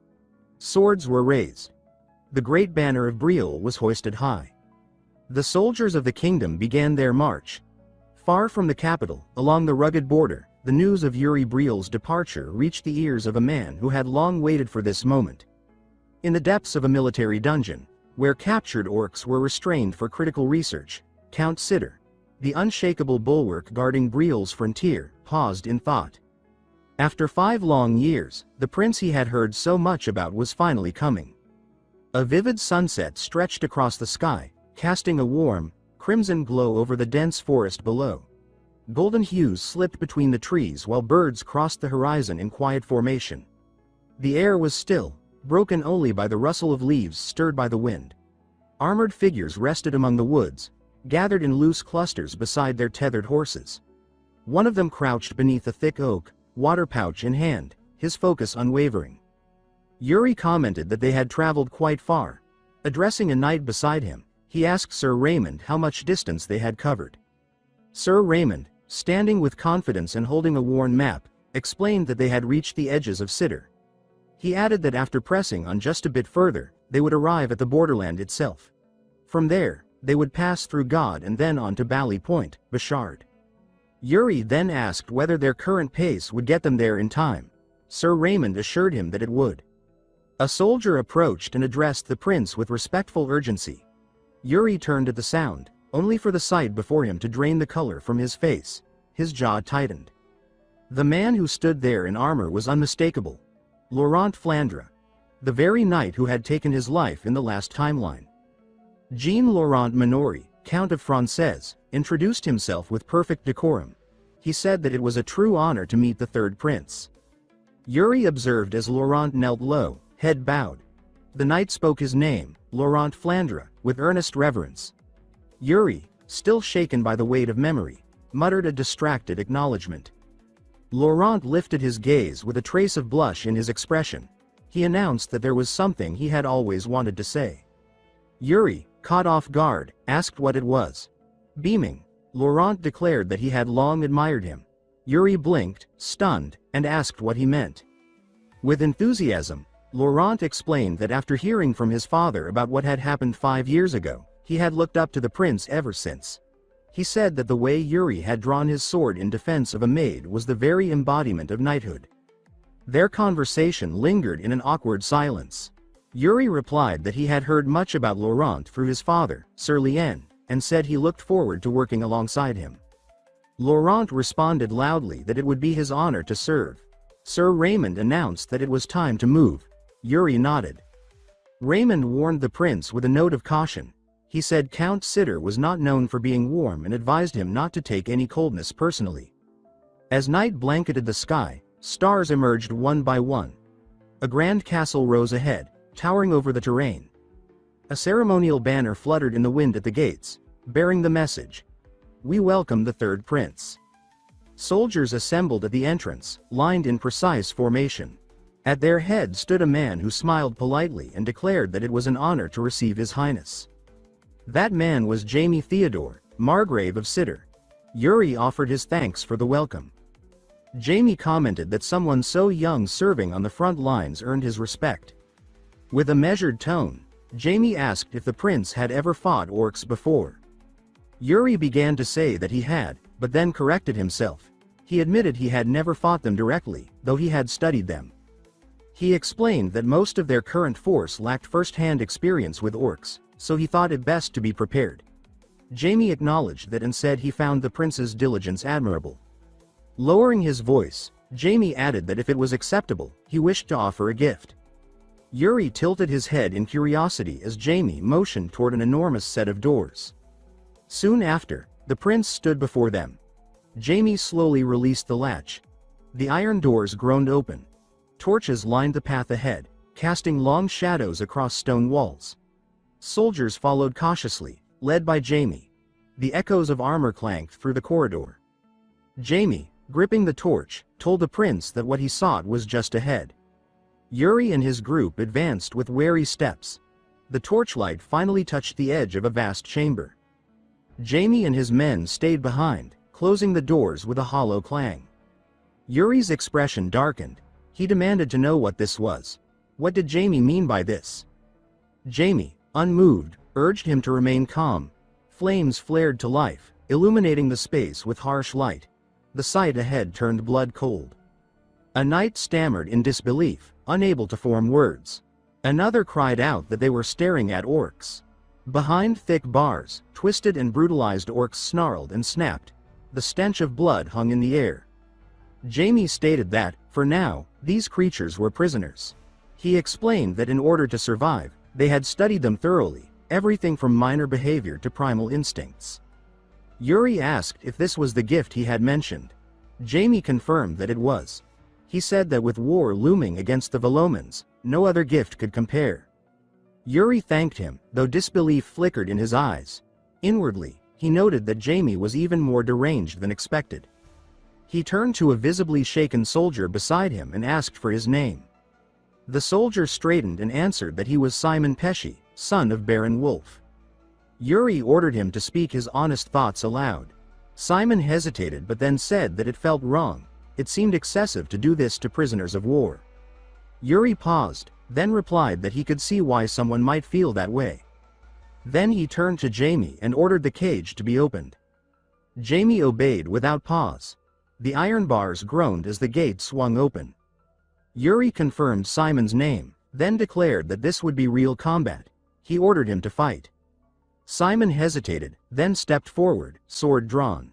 The orc within, eyes burning red, gave a thunderous roar. Simon readied himself. But instead of attacking, the orc began smashing its head against the ground, a display that unnerved Simon deeply. Spinning around, Simon shouted that this was madness. Forcing him to fight a creature so broken was inhumane. As if mocking him, the orc lunged the moment Simon's back was turned. The blow landed with precision. Simon collapsed with a pained cry. A soldier cried his name in panic. The orc pinned Simon in a crushing hold, snarling with feral rage. The others tensed, ready to charge in. But the prince remained calm and ordered them to stand down. He explained that most of the orc's tendons had already been severed. Sir Jaime confirmed this beside him. The prince's gaze remained locked on the brutal scene as Jaime repeated coldly, "These are orcs." Simon was suffocating, the orc's massive hand clamped tightly around his neck. A soldier urgently reported that they had to save him, even if it meant injuries. The orc growled, the sound deep and rough, as if trying to speak or challenge them. Yuri asked Jaime with doubt in his voice if the creature was attempting to take Simon hostage. Jaime responded that he would call a translator. Soon, a figure draped in a strange black cloak stepped forward, slowly revealing his face. He was instructed to translate. Corey, a man with a terrifying face and protruding fangs, stepped into view and examined the situation. Yuri, caught off guard, muttered Corey's name. The other confirmed that it was indeed him. Corey raised a hand to his ear and began to translate. He said that the orc threatened to break every bone in the knight's body if the soldiers didn't drop their weapons immediately. The vicious orc still held Simon by the neck, its grip unwavering as it growled out a threat. Hernando stepped forward, his stance firm, and began casting a spell. A stream of light surged from his hand as he concentrated. He extended his glowing hand toward the orc, a magical aura forming between them. He then shouted the signal. Yuri heard the command, swiftly turned to the back, and praised Hernando with a, "Well done," before rushing toward the orc. Yuri dashed to the creature and grabbed Simon, snatching him out of the orc's grip before it had time to react. With Simon rescued, the orc's rage erupted.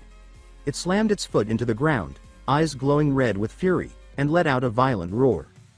They stared at the orc's menacing expression and sensed something was off. One asked Jaime if it was a normal orc. Jaime answered no. He added that despite its small size, its battle skills were exceptional. He explained that when they first captured it, it had been eating a knight alone. That same orc had taken many lives. A nearby soldier, overhearing this, shouted in anger that he didn't care if the creature was a prisoner. He wanted to kill it himself. Yuri quickly moved to calm him down. He asked the soldier to steady himself. He then explained that he wasn't stopping him out of pity, but told him to look behind the orc. Yuri pointed out the red eyes watching from behind and continued. He said they were all waiting for the right moment to strike. He stated that the orc in front of them was not special. He warned that the ones they would meet on the prairie would be far more terrifying. He patted the soldier's shoulder and reminded him that this was training and a chance to learn how to kill an orc. The massive orc still stood before them, bloodlust in its stance, prepared to attack the group. The knights raised their swords in unison, ready for battle. The orc, clutching a fire-infused box, lunged forward to strike. Hernando immediately raised a magical shield, forming a barrier that blocked the attack. The orc failed to reach Yuri and Jaime, who remained calm and observant. Suddenly, the orc coughed up blood, letting out a roar of pain. A knight had stabbed it with his sword. Yuri applauded the strike and praised the knight with a, "Well done." But the soldiers didn't celebrate. Their expressions were heavy with sadness and doubt. Yuri asked them if they weren't happy. He looked at the orc's lifeless body lying on the ground and answered his own question. He said it made sense. They had just passed a test against someone who couldn't fight back. But he added that this experience would raise their chances of survival in battle and told them to be grateful to Jaime. Jaime raised his hand, bowed slightly, and spoke. He said they might feel this went against the ideals of knighthood, but orcs didn't deserve their chivalry. He turned and continued walking, inviting them to follow. He stated that there was one more thing he wanted them to see. What they had just encountered was only a simulation. He explained that within the orc camps, far worse horrors took place. After a short walk, the group halted in front of another cellar. Jaime turned to Yuri and said what they were about to see was the result of those horrors. Yuri's expression grew serious, and he replied that he understood. A soldier gasped in shock and asked what they were looking at. They were half orcs. Yuri frowned as he looked at them and remarked that there were more than he had expected. Jamie confirmed it, adding that creating them was no easy process. Simon, standing nearby, looked horrified at the sight. Jamie explained that orcs captured humans and treated them as toys, and what they saw now was the result of that so-called fun. Yuri then asked Jamie directly if he hated orcs. Jaime's eyes shifted, his tone hard with hatred. He said that he did, and would hate them until the day he died. Yuri, his expression unreadable, silently watched Jamie. He touched the sword at his side and thought to himself that Jamie seemed calm, as if used to this kind of horror. He reflected that everyone had an enemy they could never forgive. For him, it was the Empire. For Jamie, it was clearly the orcs. He had heard that Jamie once found his son's corpse in an orc village. That image must still haunt him, just as Yuri could never erase the image of his kingdom's destruction. Morning soon broke, sunlight spilling across the castle. Yuri stood admiring the view when a report came. Jamie arrived, and beside him stood Corey. Jamie said that Yuri should take Corey along. Yuri recognized him and said that Corey was the one he had seen in the basement the day before. Jamie confirmed it and introduced Corey by name. Yuri acknowledged that speaking the orc language was a valuable ability. Corey then nervously stepped forward and said he had something important to say. But Yuri raised a hand, signaling him to stop. He said that he already knew. Corey was caught off guard, confused by the statement. He responded with uncertainty. Yuri handed him a glove and told him not to worry anymore, saying he hoped Corey would do his best from now on. Corey held the item in confusion and began to say something about its value, but Yuri cut him off and called for Mr. Raymond. He asked if the border was ahead. Raymond carefully replied that it was, and mentioned that there would be many monster packs, but assured that there was no need to fear an ambush. Yuri smiled and disagreed. He said the monster packs were just as much a threat as the orcs. He stated clearly that they needed to be wiped out. Meanwhile, deep in the forest, a group of people carrying supplies suddenly stopped. The sound of horse hooves echoed closer. Something was approaching. A group of horsemen came into view, grinning cruelly. One of them, holding a blood-soaked sword, stood before the people. His expression was vicious and merciless. Then he raised his sword and began slaughtering them. Blood flew in all directions. Elsewhere, Yuri's group continued walking through the forest. Yuri glanced back, his expression thoughtful. He looked at Corey and considered the problem it would cause if the unit discovered he was a half-orc. Still, he reassured himself that assigning Corey to Hernando had been the right move. He believed Hernando could manage it. He remembered the confident look on Hernando's face and admitted to himself that the situation might still be troublesome. Then he took out a map and studied it seriously. He waved his hand and called Gerald. Gerald responded immediately, riding up to meet Yuri. Yuri pointed at the map and gave instructions with trust in his tone. He said that from now on, Gerald would be in charge of the reconnaissance mission. He explained that he would mark a location, and Gerald would be the one to investigate it. Upon hearing this, Gerald's expression turned uneasy and concerned. He pointed out with hesitation that the area was full of bandits. He furrowed his brow and said that just his unit's presence would scare them off. He then asked if Yuri was seriously planning to hunt them all down. Yuri replied calmly that they would have to chase them regardless. He added that they were interfering with merchant activity near the border. Then, with a teasing smile, Yuri questioned if Gerald was lacking confidence in his own abilities. Gerald stood in silence, clearly overwhelmed by Yuri's words. Yuri continued, saying that he couldn't use the other soldiers, since everyone was anxious, and he himself was just a young prince without much experience. He acknowledged Gerald's genius with a sword but added that if Gerald couldn't even catch some criminals, before he could finish, Gerald had already galloped off. He called back that he'd return soon. Yuri grinned with satisfaction, stating that he knew Gerald could handle it and that it was good to see him motivated. Raymond approached and commented that Yuri treated Gerald rather well. Yuri responded playfully, asking if that's how it seemed, and said that he simply enjoyed having Gerald around. Then he turned to Raymond with a composed expression. With a thoughtful tone, he asked if he could pose a simple, perhaps boring question. Raymond responded that he could ask anything. Yuri asked why he fought. The question left Raymond silent for a moment, as he hadn't been asked that in a long time. He eventually gave the standard response, explaining that he fought for the safety of Brielle. Yuri looked at him quietly and then smiled, thinking that it was a solid answer. With a burst of energy, He instructed the others to keep up the march. He announced that he was going to check on Gerald, and then quickly galloped off before Raymond could say anything else. The scene shifted to a forest clearing where huts had been built. A few people were scattered about. One man, bound and lying on the ground, was screaming. Another person stepped over and ordered him to be quiet.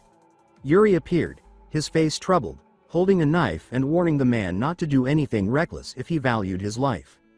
Meanwhile, Gerald scanned the area through binoculars and reported back that they had located the robbers' hideout. Yuri praised him and said he'd done well. Then he interrogated the captured man, asking if he was patrolling alone and if there was anyone else nearby. He questioned whether the leader had really sent him out alone. The man nodded quickly, confirming that was true. Yuri observed him silently, narrowing his eyes when he noticed the glint of a necklace around the man's neck. He reached out and yanked the necklace off, startling the man, who let out a panicked shout. Holding the necklace up, Yuri questioned what it was and whether it belonged to him. The robber answered flatly that it didn't, explaining that the leader had ordered them to wear it while patrolling. Hearing that, Yuri prepared to draw his sword and questioned whether the item was some kind of artifact, possibly enchanted. The man, now scared, insisted that he didn't know anything. Yuri stood before him coldly and stated that if that was the case, then there was no choice. Then he turned his face away and laughed, saying that he'd just have to capture the leader and ask him directly. By this time, the sky was darkening. Hidden behind a tree, Yuri observed quietly when a voice called out, announcing his presence. Gerald had arrived and reported that, following Yuri's orders, they had deployed troops along the robbers' escape routes. He also said scouts had been sent to assess their strength. Yuri gave a pleased smile and asked if the rest of the unit could handle things if he stirred up chaos. Gerald responded with confusion, asking what he meant by causing chaos. Without another word, Yuri mounted his horse and signaled to move out, saying that if they arrived late, there'd be no enemies left to fight. Gerald stood in shock, struggling to process what he'd just heard. Yuri galloped off, shouting commands to charge, while Gerald, still stunned, called out for him to wait, warning that it was dangerous to go alone. But Yuri rode on with excitement, leading the charge. His voice and the sound of horses echoed toward the robbers' hideout. Inside, the robbers heard the commotion and looked at each other in confusion, asking what the noise was. Another man carrying food looked alarmed. Moments later, Yuri, sword in hand, burst in on horseback, charging through the group of robbers with force. As the robbers stood frozen in shock, Yuri addressed them with a smile and a sharp tone, identifying them as robbers. That evening, Gerald and the other soldiers arrived and were stunned by the sight before them. Yuri was calmly sitting on a captured robber, lighting a fire. He greeted them by saying they were late. Gerald rushed over, clearly worried, and asked Yuri not to act alone again, pointing out how dangerous it was. Yuri replied coolly that if they didn't want him acting alone, they needed to keep up. Then he asked Raymond about the escapees. Raymond reported that they had been dealt with and that there were no casualties on their side. Yuri, holding a skewer of meat, reacted with delight. He suggested they take the robbers' meat and prepare dinner. He declared that they'd be having skewers outdoors tonight. Gerald looked at the meat skeptically and commented that it was all fatty. Yuri shook his head with amusement and said that Gerald didn't know how to enjoy food, adding that he still had a lot to learn. He then said they would camp there for the night and resume their journey the next day. Raymond stood and brought up their next destination. He reminded Yuri that they would be heading to Gid before reaching the Allied forces at Balshad. He noted that they might encounter armies from other nations in Gid, since they all used the same roads. Yuri picked up the pace and asked which country he meant. Raymond answered that it was the Holy Nation. Yuri reacted calmly, remarking that it was a country known for holy magic. He added that if they were friendly, they could help treat their soldiers later. Then, narrowing his eyes, he remarked with doubt that friendliness wasn't guaranteed. He explained that he'd heard the commander of the Allied forces was the princess of the Holy Nation. However, there were rumors that she was losing ground in the fight for the throne and was desperately seeking military success to strengthen her claim. He ended by noting that no one could predict what she might do in this war. Prince Yuri Briel rested his chin in thought, reflecting on the mention of the Holy Kingdom's princess. Sensing his concern, Sir Raymond suggested he look into her background a bit more. But Yuri simply smiled, brushing it off, saying he'd meet her face to face soon enough. He lifted his gaze to the night sky, seemingly unfazed. The Allied forces' meeting point, Balshad, required a stop at Gid, an independent city tasked with supplying provisions. Being under separate jurisdiction, Gid enforced strict neutrality. Yuri warned that any misstep could be judged under military law. He told Raymond to make sure all soldiers, including knights, understood that discipline was non-negotiable. Raymond agreed without hesitation. They stationed their troops outside the city, tightening control. Yuri then declared he would meet Gid's lord himself. Inside the estate, the lord welcomed him with a smile, expressing honor at meeting the third prince of Breel. Yuri returned the gesture with respect, thanking the lord on behalf of Breel for Gid's cooperation. The lord brushed off the formality and assured Yuri they would support the alliance fully. As they sat, the lord praised Yuri's father for his battles against the orcs and joked that the orcs must be trembling now with the prince himself here. Yuri laughed lightly, promising to try and live up to the reputation. A servant approached the lord quietly, whispering something in his ear. The lord then informed Yuri that the princess of the Holy Kingdom had just arrived and asked if he'd like to meet her. Yuri accepted immediately. Soon after, Princess Sabila entered the room, flanked by 2 knights. Her face was firm, without a trace of warmth. The lord rose and greeted her as the second princess of the Holy Kingdom. She walked in, glancing coldly at Yuri, and asked if he was one of the lord's vassals. Before Yuri could respond, she dismissed him, saying she had matters to discuss with the lord and requested he leave. The lord, clearly taken aback, tried to clarify, but before he could finish, one of the princess's knights barked at Yuri. He demanded to know how Yuri could sit in front of royalty and not rise. But Yuri, calm and amused, revealed his identity. He was the third prince of Breel. The room went still. Shock and embarrassment hung in the air. The knights who had been rude quickly bowed, offering profuse apologies. Yuri laughed it off, joking that it was his fault for dressing like a local rogue instead of a prince. Their discomfort only deepened. Later, over tea, Yuri jokingly asked the lord if he truly looked that shabby. The lord chuckled and said he didn't. Princess Sabila apologized for the misunderstanding and pleaded that they move past it. Yuri teased her again but then extended a proper greeting, introducing himself and offering a handshake. She shook his hand and replied politely. Then, casually, Yuri asked her age. Sabila looked surprised but answered that she was 20. He responded with a grin, saying he was 18 and that 2 years was nothing, so they might as well drop the formalities. The lord laughed and said it was good to build friendships before facing orcs. He asked Sabila if she was fine with that, and she hesitantly agreed. Once formalities ended, Yuri asked Sabila about her forces. He noted that he hadn't seen any troops en route. She confirmed they would arrive the next day, as her knights had gone ahead. Yuri held his chin thoughtfully and said he hoped nothing would go wrong. His remark irritated her. She sharply stated that the Holy Kingdom's order and discipline were not something to worry about. She then asked if he was suggesting there would be conflict. He clarified that he meant external threats, not internal. He explained that orcs sometimes crossed borders and could ambush without warning. The lord nodded, agreeing that orcs were surprisingly cunning for their size. Yuri ended the conversation by saying he was confident the Holy Kingdom would handle things, but still advised Sabila to stay alert. Later, while walking through the city, Yuri spoke with Hernando. When asked about the paladins, Yuri replied they were too stiff. Hernando asked if he liked the princess. Yuri shrugged and said maybe.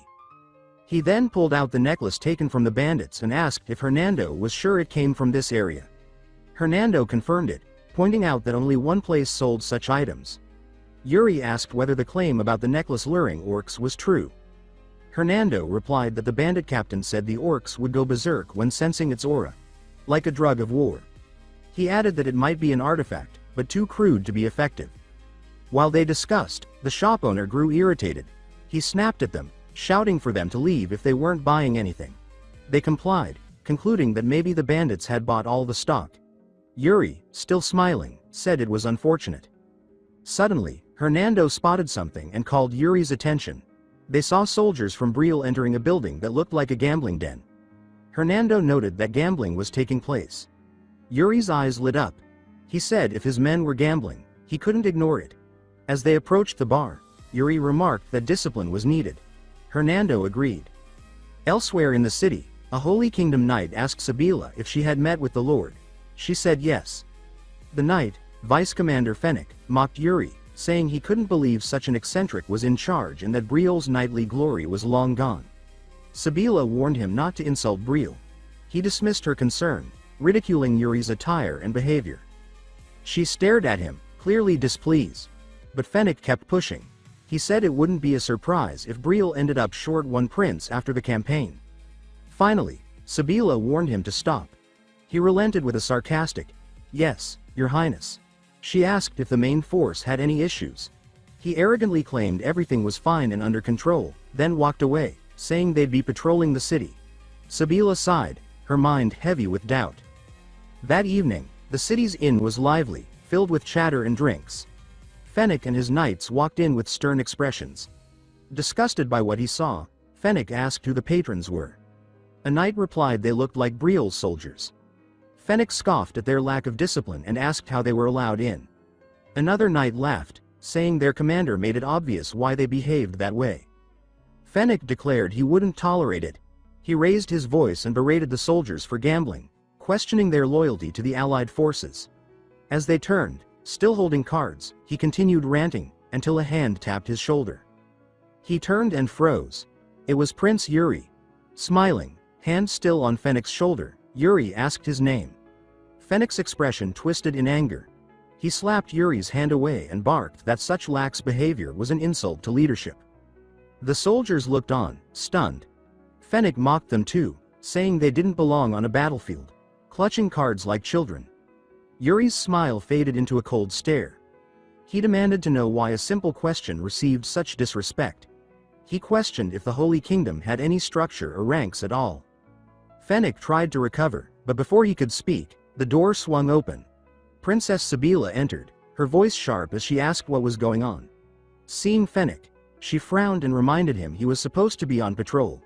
Instantly, Fennec's bluster deflated. He apologized and bowed. Sabila, unimpressed, ordered him to wait outside. He obeyed, furious and humiliated.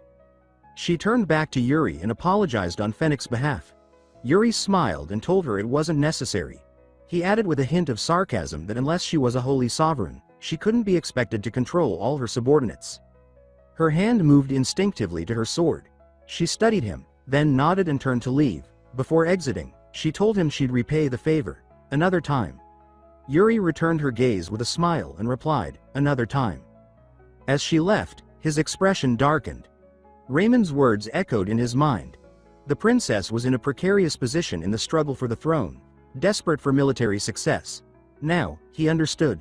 Still, Yuri shrugged, muttering that it wasn't his business.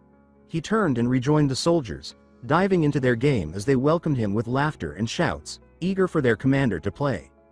Yuri laughed heartily, telling the next soldier eager to challenge him that he liked his confidence. Meanwhile, tension simmered elsewhere. Sir Fennec stood stiffly with his knights when the princess approached. Frustrated, he demanded to know if she had already befriended the third prince of Briel. She countered sharply, asking if that was really the issue they needed to focus on. Fennec snapped, ranting about the prince's lack of refinement. But before he could say more, a panicked voice cut through the air. Both he and the princess turned toward the source. An approaching soldier on a blood-stained horse, armor dented and streaked with dirt. The soldier dismounted and dropped to one knee, apologizing for his appearance before delivering grim news. The main force of the Holy Kingdom had been ambushed by orcs. The princess's expression turned pale but firm. She suited up in full battle armor, mounting her horse with swift determination. The Lord of Gid, deeply concerned, asked if she was leaving immediately. She confirmed it with a nod, but before she could ride out, he cautiously proposed requesting support from the Briel army. He emphasized that it wasn't about pride, but about protecting Allied forces. However, Fennec erupted again, scoffing that the Holy Kingdom needed no help and questioning if the Lord believed their knights would fall to orcs. The Lord tried to smooth things over, but the princess interrupted calmly. She assured the Lord that she appreciated the concern but would handle it. With that, she called her knights to charge, and the group galloped away, hooves thundering into the distance. The Lord, watching them leave, sighed. One of his soldiers remarked on how stubborn the Holy Kingdom's people were, especially Fennec. The Lord agreed and, without delay, ordered the soldier to ride to the Briel camp and request Prince Yuri's help. The soldier saluted and rode off with urgency. At camp, Yuri received the message. After reading the letter, concern spread across his face. When Sir Raymond asked what had happened, Yuri explained that the Holy Kingdom's main forces had been attacked, and the Lord of Gid was requesting their aid. Raymond questioned why the request came from Gid and not the Holy Kingdom itself. Yuri replied dryly, imagining Fennec's face, and said someone had probably been too stubborn to ask. He ordered Raymond to prepare to mobilize. Raymond, ever loyal, responded with a firm salute. Yuri then turned to the messenger and asked for his name. The soldier, still catching his breath, said his name was Roy. Yuri instructed Roy to head to the bar near the Talisman Market and call the Breel Knights, telling him to say that the prince would only accept the first 10 who showed up. Roy nodded quickly and rode off in a burst of dust. Yuri laid the letter on the table, clapped the dust from his hands, and muttered with a smirk that it was time for a night walk. Later that night, Yuri rode with his knights toward the reported location. He turned to them, teasingly asking if they still felt tipsy. The knights shouted back proudly, raising their swords. Seeing their energy, Yuri laughed again, then turned to Jared, who looked pale and drained. He joked that Jared looked awful. Jared muttered that he was fine, though clearly he wasn't. Then Loran galloped up to Yuri, glowing with enthusiasm. He called out to the prince, praising him for his kindness and restraint toward the Holy Kingdom's paladins. He said Yuri had shown great leadership, proving that dignity didn't require stooping to others' pettiness. Yuri laughed awkwardly, not sure how to respond to Loran's passionate admiration. Privately, Yuri wondered when Loran became this devoted. It was a striking contrast to how he had known him in his past life. But he admitted that he, too, had changed. Loran, eyes shining, thanked the prince for acknowledging his loyalty. Yuri gave him a nod, still trying to reconcile this new version of Loran. As they rode on, Sir Raymond called out, spotting something ahead. Upon closer inspection, they confirmed it was the Holy Kingdom's paladins. Before engaging, Yuri addressed his knights with a steady voice. He reminded them that this would be their first battle against orcs. He declared that he would enter the battlefield first and be the last to leave. As he spoke, his body shimmered with a glowing blue aura, pulsing with power and calm authority. He looked over his troops and gave one final command. He told them not to get hurt. Then, gripping his reins tightly, his horse cried out.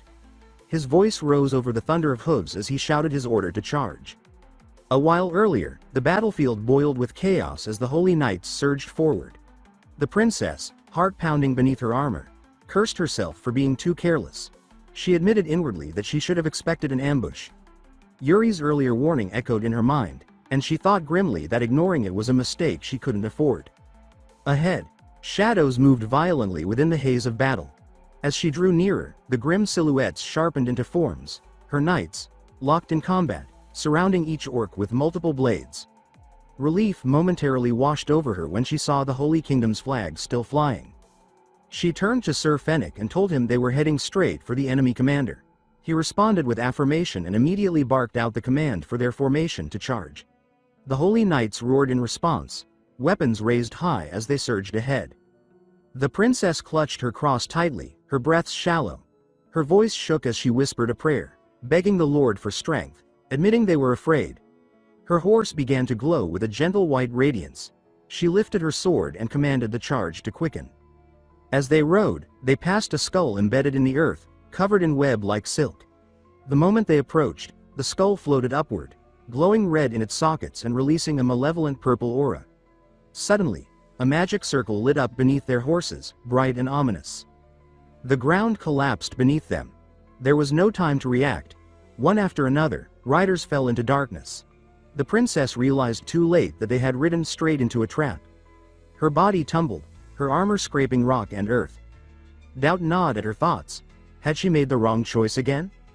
Her mind drifted to the past. She recalled the moment she first received her holy powers as a child. Praise surrounded her. Warm, proud voices called her amazing. Determined to prove herself worthy, she pursued swordsmanship too. But a sharp memory cut through, her sword clashing with her older brother's. She remembered the day she broke his blade. That moment, she realized chasing both holiness and martial prowess was her greatest mistake. Her brother, feeling his claim to the throne threatened, sent her to the battlefield. He spoke of divine will, that fighting here would purify her soul. She now knew it was a lie. Flat on her back, bruised and aching, she hissed that it was all bullshit. She knew now. He only wanted her dead. Around her, wounded soldiers struggled to stand. She gave a command to focus. But then, looking down at her armor and sword, she noticed a slick, black liquid clinging to it. Her face drained of color. It was oil. She looked up and saw orcs surrounding them, torches ablaze. One lifted his torch high, eyes gleaming with savage glee. Her thoughts spiraled. Ambush, traps, fire. What could she even do now? How could she survive this? Dizzy with dread, she asked herself why she had lived through everything up until now, only for it to end like this. Then a voice called her name. She opened her eyes just in time to see an orc's head soar through the air, severed cleanly. The voice spoke again, teasing. Was it really that hard to just ask for help? Yuri stood there, sword in hand, wiping blood from its edge as casually as if he were stretching. He asked if she was okay, then dispatched the remaining orcs with swift, precise strikes. When the area was clear, he tossed her a rope. She took it and climbed up. Once out of the pit, she looked at him and said she owed him. He told her it was nothing. Before they could speak further, a soldier rushed up. It was one of her own knights. Vice Commander Fennec stepped forward, all arrogance replaced with rigid composure. He bowed deeply before Yuri. Fennec addressed him formally, declaring that he greeted the third Prince of Breel on behalf of the Holy Kingdom. His voice strained with effort as he issued a sincere apology for the previous incident in the bar. He added solemnly that he would not forget this favor. Even the princess stared in disbelief. Fennec, apologizing? Yuri regarded him calmly. After a pause, he nodded and accepted the apology. His tone was even as he added that, should Breel ever need aid, he hoped the Holy Kingdom would repay the favor. A shout rang out nearby. Yuri snapped his head toward the sound. An orc stood blowing a horn. His grip tightened on his sword. But then, he noticed movement. The orcs were retreating. He wondered aloud if they were fleeing after failing to kill the Holy Knights. He didn't hesitate. He shouted for his men to chase the orcs, ordering them not to let a single one escape. The soldiers roared in acknowledgement and charged forward, their battle cries tearing through the air. But as they rode, Yuri noticed something that made him slow slightly. An orc carrying a distinct flag stood tall in the distance. Yuri's eyes narrowed. He recognized it instantly. An orc-val, exactly the kind his mentor warned him about. The princess called his name, confused, but he signaled her to stay back. The orc-val calmly raised its bow, notched an arrow crackling with dark energy, and let it fly. Yuri's focus narrowed. In a split-second motion, he drew his sword and cleaved the arrow in half mid-air. He smirked and remarked that it looked like the orc commander was angry with him. He added with a shrug that he guessed he'd have to take the bait. Prince Yuri Breel, after casually slicing the orc-val's arrow in two, notices the commander's rage flare because of him.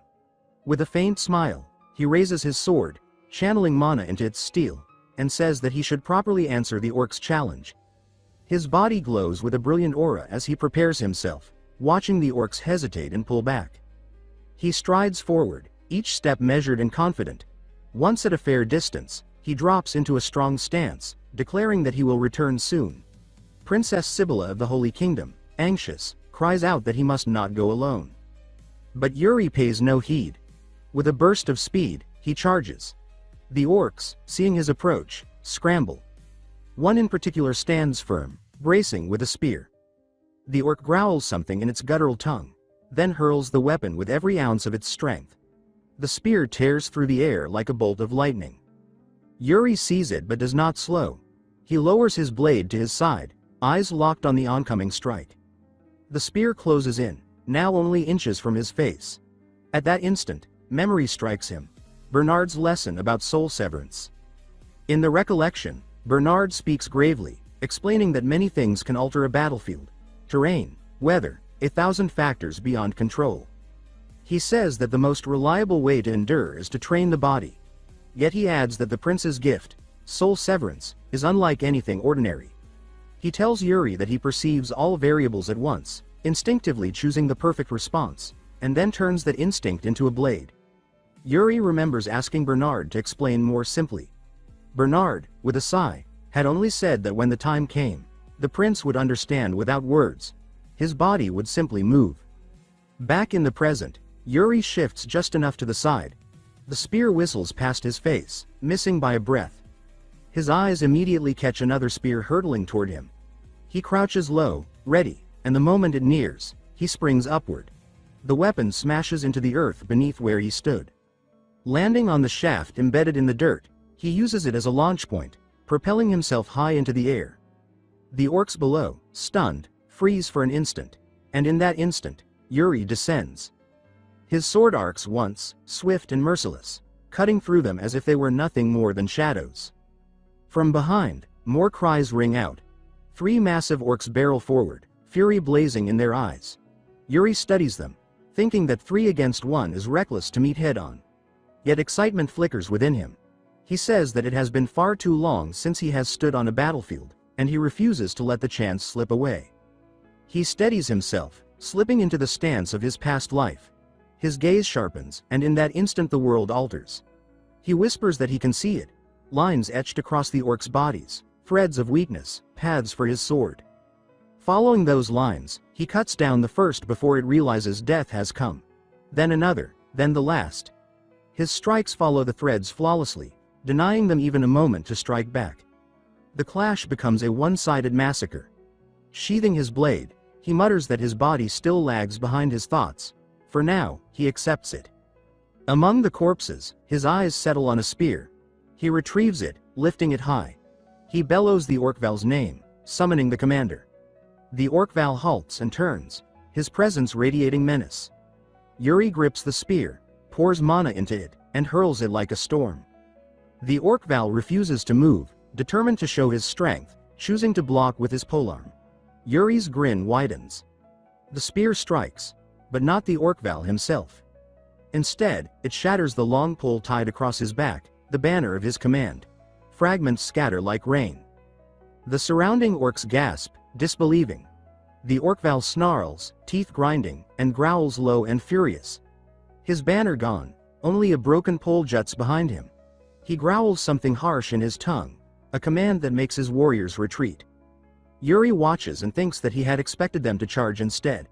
Clearly, the Orcval has chosen to preserve his forces rather than waste them. With a smirk, Yuri remarks that this should be enough repayment for the earlier arrow. Just then Princess Sibylla reaches him, calling his name. Breathless, she asks if he is hurt. He answers with a bright smile, saying that he is perfectly fine.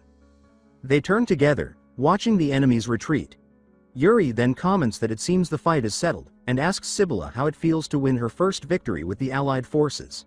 For a moment, she is lost for words, her lips curving into a smile. She bows her head in gratitude, telling him that it is all thanks to him. He accepts with quiet ease. Meanwhile, deeper in the forest, the Orcval trembles with rage. He slams his fist into a tree, splintering bark. The other orcs freeze behind him as he utters something cold and venomous. With his tusks jutting, his monstrous features twisted, and his single eye glowing crimson, his wrath radiates like a storm. That night, in the city of Gid, soldiers gather at a tavern. Outside, some sit drinking, while inside the hall is loud with knights and men at arms drowning themselves in ale. Sir Jared is at the center, recounting the forest battle. He insists that the prince had charged forward, even seizing the torch flung into the pit, describing the moment with grand sweeps of his arms. The men listen in awe.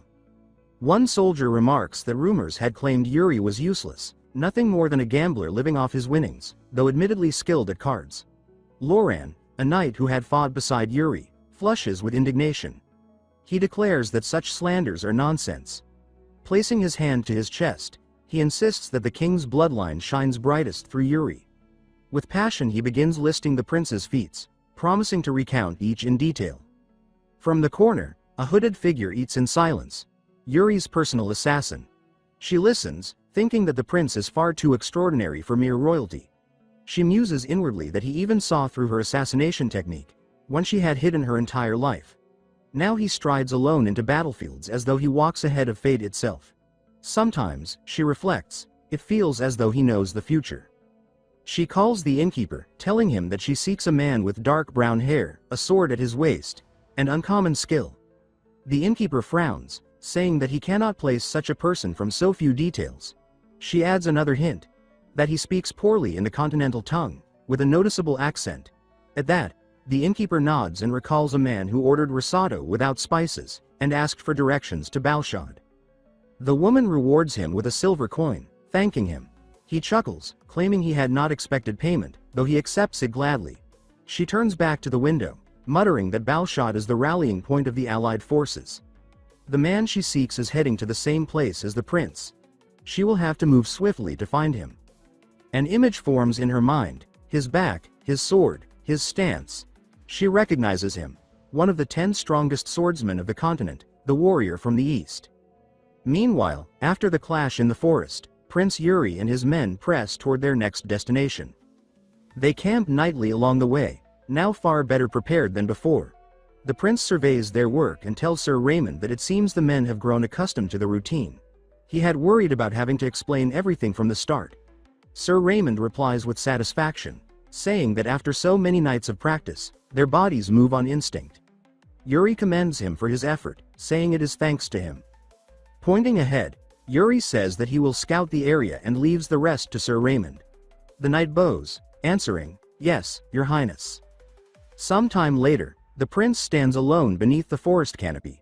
He surveys the dim undergrowth and notes that the hush feels wrong for a place crowded with men, concluding that the chance of a night ambush is higher than he first judged. Then a harsh shout, someone snarling that the target is a little bastard, cuts through the stillness and snaps his attention toward the sound. He moves to investigate. From the brush he observes soldiers hemming Corey in, the boy kneeling while men loom at his left and right. One snarls that he warned Corey not to leave his sight and asks if he ignored the order. Corey says nothing.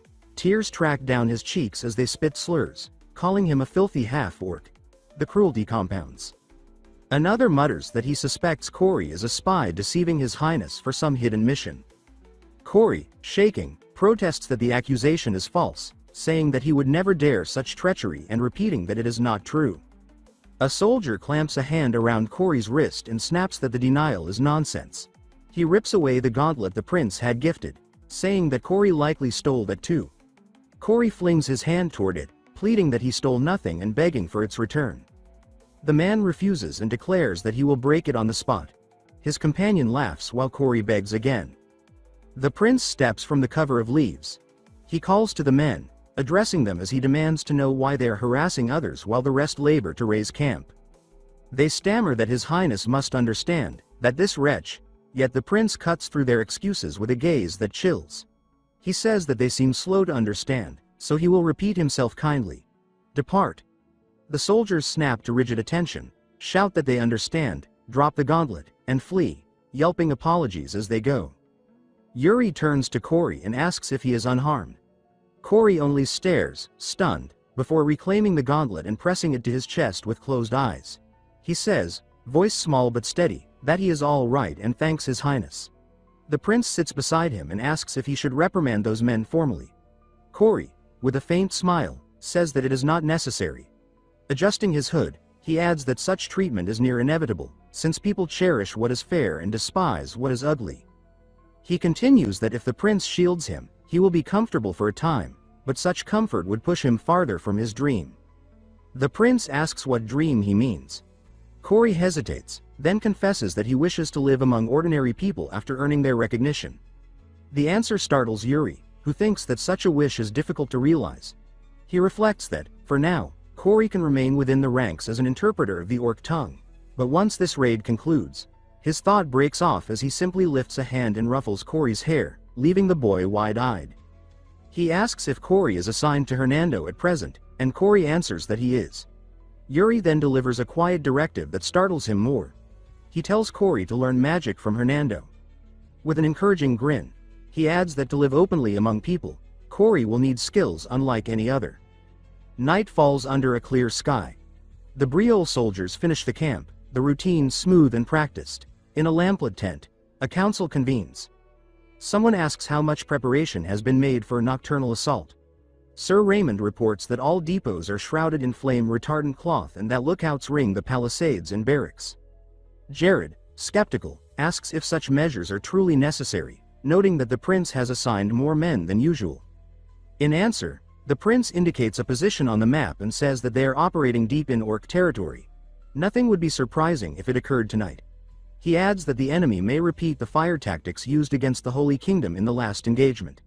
As if summoned by the warning, a soldier stumbles in, breathless and pale. He declares that there is urgent news.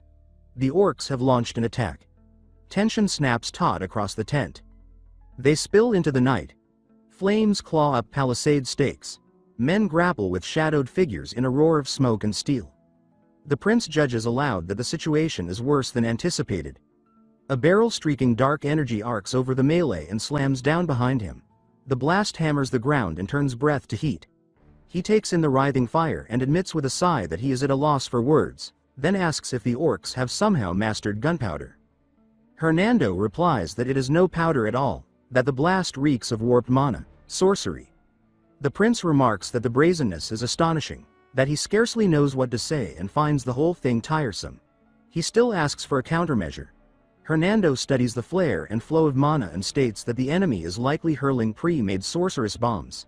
He says that the only answer is to stop the throwers.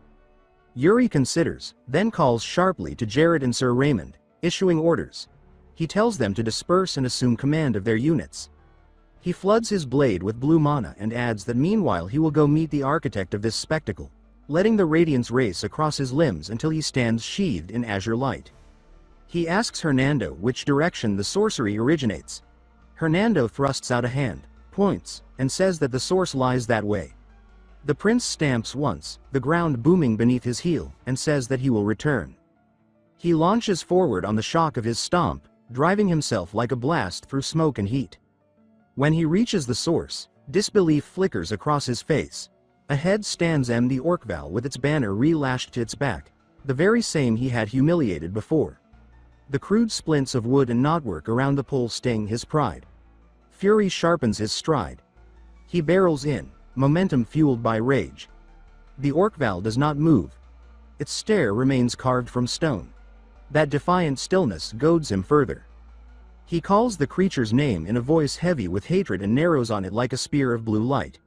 He says that he demands to know whether it orchestrated the chaos. The thrust drives in, but the Orcval's arm snaps back, fingers clamping its axe. With speed that shreds expectation, the blunt edge swings up to meet the blade. Steel strikes steel, and a flare of sparks explodes outward. The Orcval rolls the clash into a wide horizontal hew that shoves both fighters apart. Yuri slides, breath ragged, fingers shaking as the truth of the Orcval's raw power lands cold in his bones. He notes the gleam in its eye and recognizes a veteran's poise hidden in each movement. This foe is not ordinary. The axe rises again. Yuri calculates fast and decides that distance is needed, even if he dislikes yielding ground. The next blow falls with a roar, and he slips by it by the breadth of a breath. Strikes rain in relentless succession. He refuses to meet a single one head-on. Wearied by the dance, the Orcval gathers strength for another sweeping cut. This time escape is impossible. Yuri plans his stance, funnels mana, and arrests the swing with a growl pressed between clenched teeth. He does not merely hold. He converts the force into a counter and lashes a horizontal strike of his own. Light bursts white at the collision, and both recoil once more. He studies the Orcval with a new respect edged in caution and concedes inwardly that this opponent stands on another tier entirely. He says that if so, then they will test each other properly. With that, he wraps himself in mana until he blazes like a comet and drives forward, the sword a blue point of death. The Orcval answers in kind, body and axe wreathed in dark violet energy. It strikes first, a brutal arc, but Yuri vaults over, the blade humming as the swing slices empty air. He lands in a slide, momentum dragging him close. As he lifts his head, shock breaks across his features. The Orcval manipulates mana with control. That means it has learned a formal mana method. Step by step, the hulking figure advances, shrouded in a sinister purple haze, gaze fierce and stride implacable. Yuri holds his ground, curiosity and caution braided tight, and admits that he should have realized it when he heard the enemy could employ sorcery. He recalls asking whether they used gunpowder and hearing Hernando answer that the blasts were twisted mana. The conclusion clicks. If orc sorcerers wield mana, then orc warriors can adopt the method as well. A genuine smile, bright with perilous delight, edges his mouth. He says that this makes the foe an elite. He brightens his aura to a hard blue glare, levels his sword, and narrows his focus until his perception cuts deep. He declares soul severance, and the world resolves into lines, bright pathways etched across the Orkval's body, every stroke inviting the cut. The Orkval strikes first, its axe a blur meant to split him in two. Yuri drops under the blow with practiced economy, rising with eyes lit by focused mana. A smoky sheen ripples along his sword as it moves at impossible speed, and he thinks that the opening is his. Metal meets flesh, sharp, decisive, and he drives the point into the creature's throat. Yet the Orkval does not fall. It clamps a blood-slick hand around the embedded blade, its gaze burning a furious, dark red, and holds the steel fast, pinning Yuri in place. He braces and tries to force the sword deeper, only to feel it refuse to move. He realizes with a cold jolt that the brute has flooded its throat with mana to blunt the wound, and he concedes inwardly that this bastard understood where to harden. The creature rumbles with a mocking laugh, still choking on his blade, and lifts its axe high to hew the prince down while he is fixed. Yuri twists. The edge bites the orc's palm. He wrenches hard, the sword carving through knuckles, and the fingers shear away. The grip loosens, the steel comes free. The Orkval howls, but it does not relent. It swaps the axe to its other hand and hacks in a wild, murderous arc that nearly takes Yuri's head. He slips aside a heartbeat late and notes a thin line of blood seeping across his shoulder from the passing edge. He ignores the sting and lets a confident smile rise, deciding that a middling assault will never topple this foe. He says that if that is the case, then they will fight in earnest. He settles into a forward-leaning stance, blade low and ready to thrust for momentum, and across from him the Orkval crouches as well, its dark mana pulsing as it prepares a brutal surge. They launch, blue comet against purple meteor, and their auras collide in a riot of color. The impact detonates with a deafening report, gouging a crater and flooding the night with blinding light. When smoke thins, a lone silhouette stands, shrouded in a fading purple haze. A jagged shard of a broken axe juts from the ground. Yuri Braille fixes his gaze on the Orkval as it drops to its knees, strength finally spent. He advances without hesitation. He raises his sword for the finishing plunge and says that this ends now. He drives the blade down, the strike punching through flesh, blood fans across the churned earth. The Orkval sprawls flat with Yuri atop it for an instant before he steps away, his heel dark with gore. He rips the sword free. Another rush of blood trails the steel. The creature's limbs tremble, proof of a flicker of life. He studies that shiver, and a new calculation takes shape. He decides that an elite must carry knowledge, and he judges it wasteful to end that knowledge here. As he wipes a streak of blood from his cheek, his knights reach him, voices tight with alarm. Sir Raymond asks if he is hurt. Jared stammers at the sight, naming the Orkval with disbelief. Yuri says that he is fine and immediately asks for the state of the camp. Sir Raymond says that most of the enemy has been cleared. Relief loosens the prince's shoulders. He says that is good, then orders Raymond to gather the surviving orcs and to bring the Orkval along. He looks down at the defeated brute with cool disdain and says that from this moment they will begin a thorough examination of their foes. The camp whirls into motion. Firepots flare against the dark as units reform their lines. A low platform is set, a place for the prince to oversee what comes next. Hernando stands behind him and traces the shallow cut along his shoulder with clinical care. He advises that the arm must be stretched regularly if they wish to avoid lingering damage, and a soft green glow blooms around his hands as he mends the wound. The prince holds still but angles his head, saying that he has no patience for needless nagging and that the cut came from the orcs they just fought. Hernando lets a teasing smile slip and remarks that even orcs can push him around. Yuri's eyes narrow. He begins to answer with a low growl, but the healing light fades before the argument forms. Hernando withdraws and says that the treatment is complete, adding with bright relief that it is nothing serious. Yuri rolls the shoulder once, satisfied, and says that very well, then pauses as Hernando lifts a hand. With a sharp double clap, Hernando calls to the soldiers and tells them to bring something. Two men lug a heavy object forward and thump it down, a field commander's chair wrought for grandeur. Hernando presents it with pride and says that interrogation will proceed with the prince seated in proper majesty, noting that a carpenter among their ranks made quick work of the design. Surprise flickers across Yuri's face before he reins it in. He allows a small smile and says that since it is already built, refusal would be ungracious. He settles into the seat, finding it embarrassingly comfortable, and admits under his breath that it is not bad at all while Hernando stands, pleased, at his back. The prince's expression hardens. He straightens, lifts a hand, and says that interrogation will begin. He instructs his men to bring the captives one by one. A Braille knight drags an orc forward and plunges its head into a pot of flame. The scream shreds the knight. When the knight yanks the head free, the wailing does not stop. The face is a blistered mask. The body sags and dies. Fear knots through the line of prisoners. Yuri notes their terror and says, voice like ice, that each will receive only one chance to answer truly. He asks who ordered the night ambush. An orc spits a furious reply. Cory steps in to translate, but Yuri lifts a hand and says that he can tell it is only an insult. He flicks a wrist. Jared strides forward, expression colder than steel, hauls the offender to the fire, and drowns its head in the flames until the shrieks end. Panic contorts the remaining faces. Even Hernando and Cory stare, struck silent by the pitiless economy of it. Unmoved, the prince says that he will ask once and once only. A dagger of water aspected mana rises at his gesture and hangs above him, turning slowly.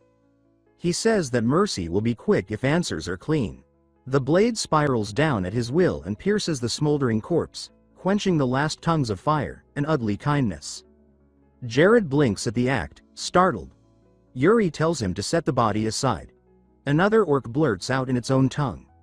The prince regards it and asks Cory what was said. Cory answers that the prisoners are common soldiers and know nothing. The speaker jerks its chin toward the bound the orcval, tongue lolling in contempt, and goes on.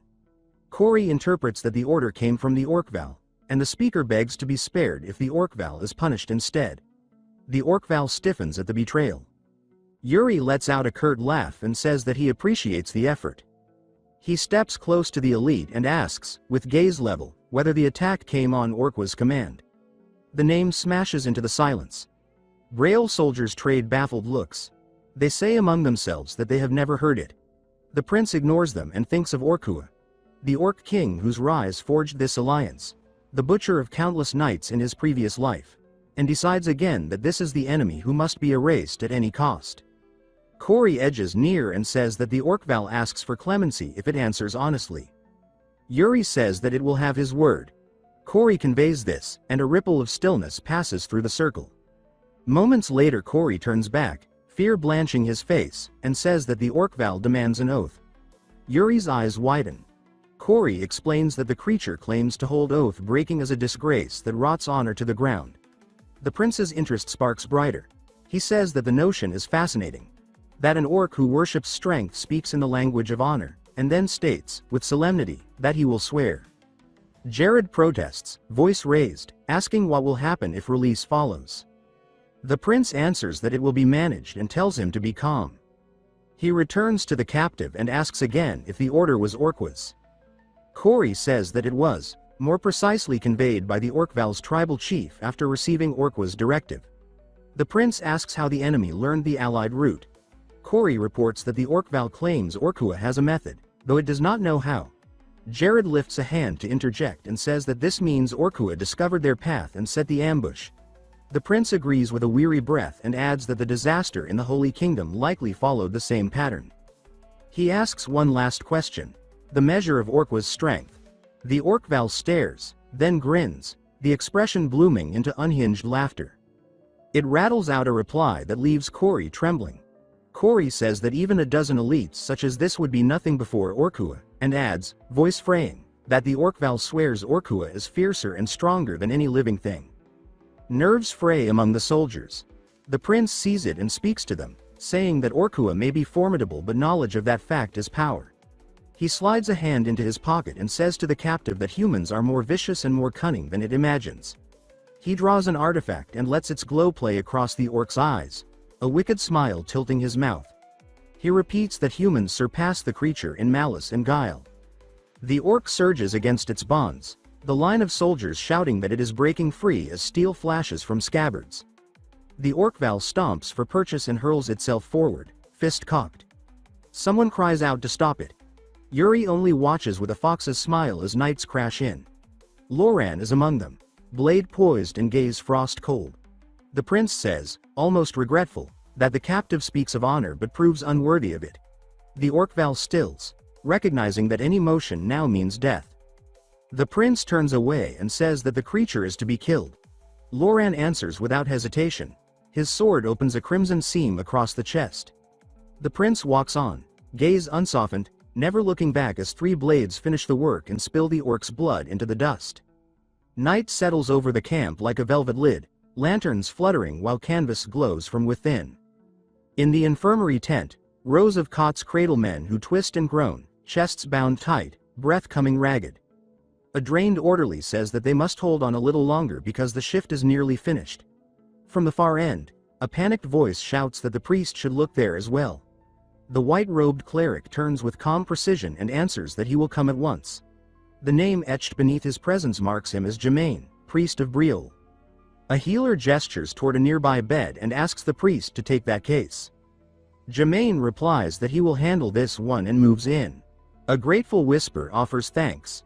A hooded youth slips in clutching a squat jug in both hands and says that he has brought what was requested. Germain nods, says that Corey has done well, and tells him to step back. He lowers the jug into a brass basin and begins to chant. Letters of light unfurl in the dimness. A gold radiance pools over his shoulders and spills like a curtain around the bowl. Corey flinches at the sudden, heatless blaze and thinks that he drew ordinary water only moments ago, and yet. Under the steady drone the basin's surface ripples, then glows from within. Corey realizes that when the priest began to speak, a strange current started to move through the liquid. Germain ends the verse, lifts the basin, and says that Corey should use it to clean the wound because it is now holy water that will wash out the poison. Corey answers yes, hands finding steadiness as he receives it. Another cry rises from the next cot, desperate for aid. Germain says that he is on his way and glides off, sleeves trailing through lamp smoke. Germain rinses a soldier's injury with the sanctified water. The man's rictus loosens. Breath smooths and deepens. Corey watches the shimmer paint the canvas wall and whispers to himself that it is astonishing. All around, wherever the priest's magic touches, rigid faces soften. A wide-eyed Corey breathes that this must be true magic. Dawn pours violet and rose over the mountains. Outside the supply tent the worst of the chaos has eased. Hernando folds his hands and says that it appears things have calmed a little. The priest offers thanks for the help and says that Duke Hernando's efforts were a blessing. Hernando turns to the hooded youth and adds that Corey labored hard as well. Corey ducks and insists that he hardly did anything. Germain remarks that it is a relief the losses are only this much, and Hernando answers without mirth that this is only because the real battle has not yet begun. The priest's gaze lingers on the pale smoke thinning above the palisade. He says, grave as a bell at dusk, that something more horrific will surely follow, then folds a small prayer into the chill air and says that the Lord should watch over them. Hernando nods toward a ring of firelight and says that the road ahead will not be horror alone. When Germain asks what he means, he gestures toward the camp itself. Around the flames, a lute picks out a tune. Battered men clap in time, shoulders touching, cups raised. Hernando says that even after a dangerous fight they can still tend one another's wounds and their spirits. Hernando lifts 2 fingers and sketches a spark that shoots upward. With a crisp snap he blooms it in the night. A river of aurora unfurls. Green and blue veils sliding across the stars, washing tents and faces in soft light. Men gasp and laugh.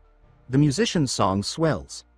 Hernando watches the wonder kindle and says that for people like this, one simply gives their hearts a little strength. Corey sits beside him, eyes full of a light he never expected to see. After a quiet stretch he addresses him as Lord Hernando. The Duke answers with a questioning hum. Corey keeps his hands clasped and says, careful and intent, that he wants to be taught magic. Hernando studies him, repeats that he wishes to be taught, and admits that he has not heard such a request in a long time. He tilts his head and asks why Corey suddenly seeks it. Corey rubs the cuffs of his borrowed gloves as if the leather could brace his voice. He says that the prince recommended it, and also, he wants to learn magic to make people smile. Beside him, Hernando agrees and notes the hope in his eyes and says that a half-orc who wields magic for others would be admirable indeed. Morning scrubs the mountains clean. Banners stir, saddles creak. The field smells of dew and leather. Knights keep an easy perimeter while the third prince of Briol sits on a rock. A rider canters in, calls to him as the men straighten, and says that imperial knights have arrived wishing to see the prince. The prince raises his head and asks what this concerns. He says that of course he will receive them and adds that, with standards flying right before their lines, the visitors must have come by intent, so they should be shown in. The messenger answers yes and wheels away. Boots crunch over grass. The visitors come to a halt and bow with hands to breast. Their leader says that they offer respects to the third prince of Briel, gives his name as Rafio Artem, imperial knight and second son of Count Zeni. The prince welcomes them and asks whether the empire reached Bashard first. Rafio says that they are the advance party, that orcs were sighted near Bashard, and that they are relaying the warning to nearby units. The prince's gaze shifts to the man a pace behind and he asks about him. The man touches his chest and bows his head. He says that he apologizes for the late introduction and says that, for the moment, he is not in an honorable position. Recognition lands like an old bruise. The prince thinks that they meet again. He thinks of the very sword from a life he would rather forget and names the man as Graham Hartnell. The placard may style him Knight of the Empire Graham Hartnell, but the man himself says that he has lost the right to call himself a knight and yet still offers respect to the third prince of Briel. Memory climbs from the dark. In his last life, just to keep breathing, he clung to rank and pitiful station and begged this man for mercy. Now he steadies his voice and says that it is good to see him again, addressing him as Sir Graham. Graham flinches and says that he should not be addressed with that title because at present he is no knight. The prince asks whether, having lost rank, he serves as a common soldier. Graham says yes, shameful as it is. Rafio moves at once. He says that Sir Graham did nothing wrong and that, if blame exists, it rests with the superior he drew. He says that everyone knows this truth and says that no knight's name carries weight like Graham's. The prince thinks that he had heard the empire stripped Graham's knighthood for obscure reasons, never expecting to cross paths again here among allies. He thinks further that the one who, in another history, saved his life and stood straighter and truer than anyone now questions his own worth and doubts he deserves the title. Graham exhales and says that Rafio speaks rightly. The prince takes a step and says that he has long heard much of Graham and counts it an honor to meet him under these banners. Graham lowers his gaze and says that the praise is too generous. The prince's expression warms. He lifts a gauntleted hand in open invitation and says that this humility is precisely why he addresses him as Sir Graham. He finishes with a clear offer, saying that Graham should consider coming to Briel this time. Sir Graham was taken aback by the prince's sudden offer and waited in silence. Prince Yuri Briel, studying him carefully, thought that he had always despised the Empire's knights, yet Sir Graham was different. A memory flashed in Yuri's mind, a fragment from his past life. Sir Graham had once spared him, letting him escape when no one else would. Remembering that act of mercy, Yuri realized that the knight must have borne the punishment alone. Back in the present, the prince extended his hand and asked what Sir Graham thought of his offer. He told the knight that if he came to Briel, he would be treated with honor and fairness. The sincerity in the prince's words warmed Sir Graham's heart. He bowed deeply, showing respect, and apologized as he declined. Yuri smiled softly, saying that he respected his decision and had expected no less. Moments later, the prince stood alone, gazing upward. Before him rose the colossal walls and gates of a vast fortress city. With awe, he said that they had finally arrived. From this height, the city stretched wide across the plains, a stronghold of the allied forces known as Balshad. Turning to Hernando with excitement, he remarked that the place was far larger than he had imagined. The prince admired the towering walls and wondered aloud whether they had been built through magic, noting how immense they were. He said that the Duke of Balshad's family must have been mages for generations. Hernando confirmed this, explaining that every generation had produced exceptional sorcerers. As they rode through the gates, Hernando warned him to stay alert. The prince frowned, asking what he meant. Hernando, with a sharp, uneasy look, said that if the prince let his guard down, he would be devoured. Perhaps not by beasts, but by the mage duke himself. Yuri thought about it, imagining some pompous old man with too much pride and magic, and muttered that he had a bad feeling about it. Still, he spurred his horse onward, saying that he would find out soon enough. Inside Balshad, in a grand banquet hall where a golden horse statue gleamed at the center, nobles and soldiers mingled in polite conversation.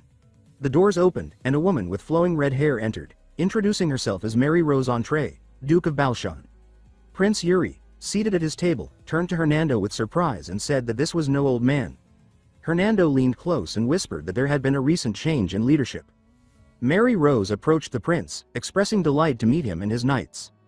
Taking a seat, she asked if he was indeed the third Prince of Brielle. He simply nodded, replying that he was the commander of Brielle's forces, his face calm and unreadable. Mary smiled playfully, brushing her hair back as she said that he was as handsome as she had heard. She asked his age, and he answered evenly that he was 18. She leaned closer with interest, saying that she was only 4 years older and that they might have much to talk about. He replied that he was not sure about that. As she tried to draw him in with her beauty, the prince regarded her silently, thinking that she was skilled at using charm to manipulate others. He recalled bitter memories of people like her and told himself that whatever her motives were, he could not look at them kindly. He told her that age meant little, that friendship depended on shared values, not background or gender. Mary feigned surprise, then smiled slyly, biting her lip as if amused. She asked if that was truly how he saw things, then rose suddenly, calling for everyone's attention. With a bright smile, she gestured toward the prince and his men, announcing that these were the prince and knights from the nation of Brielle, who would soon fight beside them against a common enemy. She suggested that they all take some time to get acquainted. Jared whispered to Hernando, wondering why she was making such a scene. Hernando chuckled softly and said that it was probably nothing serious, that she simply enjoyed making friends. Jared, still puzzled, asked about Bruzan, the nation she mentioned. The prince replied that Bruzan was a small country near the ocean, known for its sailors, stubborn and strong people. As they talked, a group approached the prince. One of them, carrying a wine bottle, addressed him as the Prince of Brielle and introduced himself as Jonathan Eagle, commander of Bruzan. Jonathan poured wine into the prince's cup, saying that he wished to serve him a drink. The prince thanked him with a smile, though he eyed the wine with quiet suspicion. He said that this was unexpected and asked if it was truly wine, then added mockingly that such fine liquor hardly suited a rural place like Bruzan. His remark stunned the Bruzan soldiers. He continued, saying that it was good they were aware of their status. The tension rose immediately. One soldier, furious, tried to rush at the prince, shouting that he was mocking them and demanding to be released so he could teach the arrogant prince a lesson. Another held him back. Jonathan stepped forward, motioning for calm. Staring at the bottle, he asked if the prince's words should be taken as an insult to Bruzan. Yuri, still smiling with quiet defiance, asked what he would do if it were. His knights, Laurent and Jared, tensed, ready for trouble. The prince went on, asking if they expected him to apologize. Jonathan surprised everyone by laughing and saying there was no need. Then, glancing toward Mary, who watched quietly while sipping her drink, he said that there were two possibilities. Either the third Prince of Brielle was truly the reckless scoundrel that rumors described, or he was testing them to see whether they were fit to be his allies. The angry soldier from before shouted again, saying that he would show the prince his worth himself. The prince rose slowly, smiling, and said that nothing was more dangerous than an unreliable ally. Looking Jonathan in the eye, he asked if he could prove himself. Jonathan met his gaze and replied confidently that a knight proved his worth through his sword. Mary clapped her hands, drawing all eyes toward her. With a radiant smile, she offered to lead them to the training grounds so they could settle matters properly. Moments later, under the clear sky of Balshad, the two sides gathered, tension sharp as steel, anticipation heavy in the air. At the center of the training grounds, two knights stood facing each other, one from Brielle and the other from Bruzan. On the raised platform above them sat Prince Yuri Brielle, Commander Jonathan Eagle, and Lady Mary Rose Entree. Even here, Mary held her glass of wine delicately, swirling it as she turned to the prince. She asked if he had intentionally provoked a fight. Though her tone was teasing, she admitted that the commotion had provided her with something entertaining to watch. Yuri avoided looking at her, asking dryly if she was pretending to be innocent now. He said that she was the one who had arranged this duel from the start. Mary merely smiled and replied that he had been quick to take advantage of it regardless. The prince ignored her after that, focusing instead on the match below. Inwardly, he reminded himself that proving Bruzan's strength was important, but there was something else he needed to confirm. As he studied the Bruzan knights, he thought that in the years to come, one among them would be recognized as one of the 10 strongest, an honor reserved for those who stood among the mightiest on the continent, much like his father once had. He decided that it would not hurt to know such a person ahead of time. Below, the two knights stepped forward to shake hands and introduce themselves. The Bruzan knight identified himself as Froin. The Brielle knight, as Laurent. With a mocking grin, Froin said that his respect ended there and that they should make the match enjoyable. He called Laurent, boy. But Laurent only returned his stare silently, his expression sharp and unreadable. Commander Jonathan watched intently, his focus unwavering. Yuri observed just as closely, curiosity flickering in his eyes. Across the field, someone remarked that they looked forward to learning much from this duel. Across the continent, countless warriors sought recognition, but few ever earned the title of the 10 strongest. Those who did commanded respect beyond borders and served as living symbols of deterrence amid constant wars. Prince Yuri, seated above the field, mused that if he could forge connections with such promising figures now, they might one day become invaluable allies. He reminded himself that friendships between men often began with a fight. Down below, Laurent Flandre stood composed and ready. His opponent, Freund of Bruzen, approached with an arrogant laugh. Freund said that he had heard of Laurent, the so-called prodigy with a few noble tournament victories to his name. He dragged his blade along the ground as he closed the distance, mocking those events as shallow displays for the upper class. Freund lunged forward, dismissing Laurent's swordsmanship as that of a sheltered noble. But Laurent moved with perfect control, his eyes fixed on every motion. When Freund's blade struck, it cut through an afterimage. Laurent had already shifted behind him. Freund's confidence wavered for a heartbeat, though he quickly masked it with a grin. He admitted inwardly that Laurent's technique was flawless, yet he claimed aloud that it was too predictable. Gathering his strength, he shouted that he would take the first win. But Laurent advanced without hesitation, his counterattack swift and silent. Sunlight flashed across steel, and in an instant, the duel was over. Jonathan rose from his seat in disbelief while Mary covered her mouth, murmuring in surprise. Prince Yuri, however, remained composed, remarking calmly that the outcome had been expected. On the field, Laurent stood with his sword at Freund's neck. The Bruzen knight, bruised and exhausted, knelt in defeat. As the dust settled, the difference in skill was undeniable. Yuri leaned his chin against his hand, recalling the sequence clearly.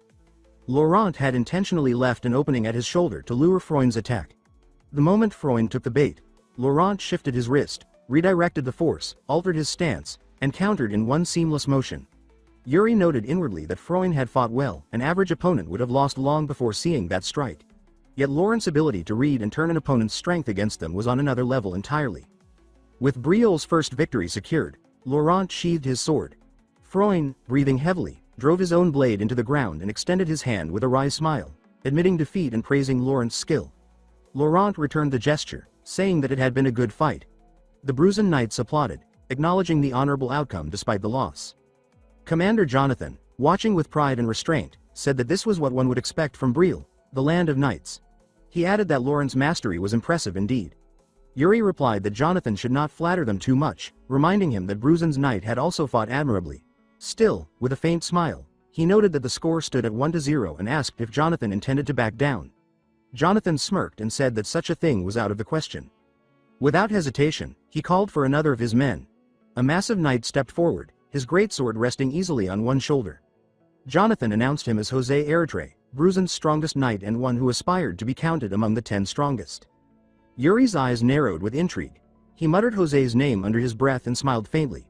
Mary, eyes glittering with amusement, commented on José's impressive physique. José stepped into the arena and affirmed Jonathan's order with a solid, "As you command." His presence alone was intimidating. Jonathan declared proudly that José was the mightiest warrior among their ranks. Yuri turned toward his own soldiers and called for Jared. Jared froze, pointing at himself uncertainly, asking if the prince truly meant him. The prince's expression darkened, and he shouted for him to hurry. Reluctantly, Jared rose, donning his helmet as his comrades cheered in support. When the two knights met at the center, the size difference was staggering. José smiled, introducing himself and saying that he looked forward to the match. Jared stammered his name, already uneasy. He could see the hunger for victory in José's eyes and thought inwardly that this man lived for battle. José noticed the hesitation and laughed, saying that Jared seemed the type to study his opponent. Without further warning, José raised his greatsword and announced that he would strike first. Before Jared could react, the enormous knight closed the distance in a blur, the force of his swing shaking the ground.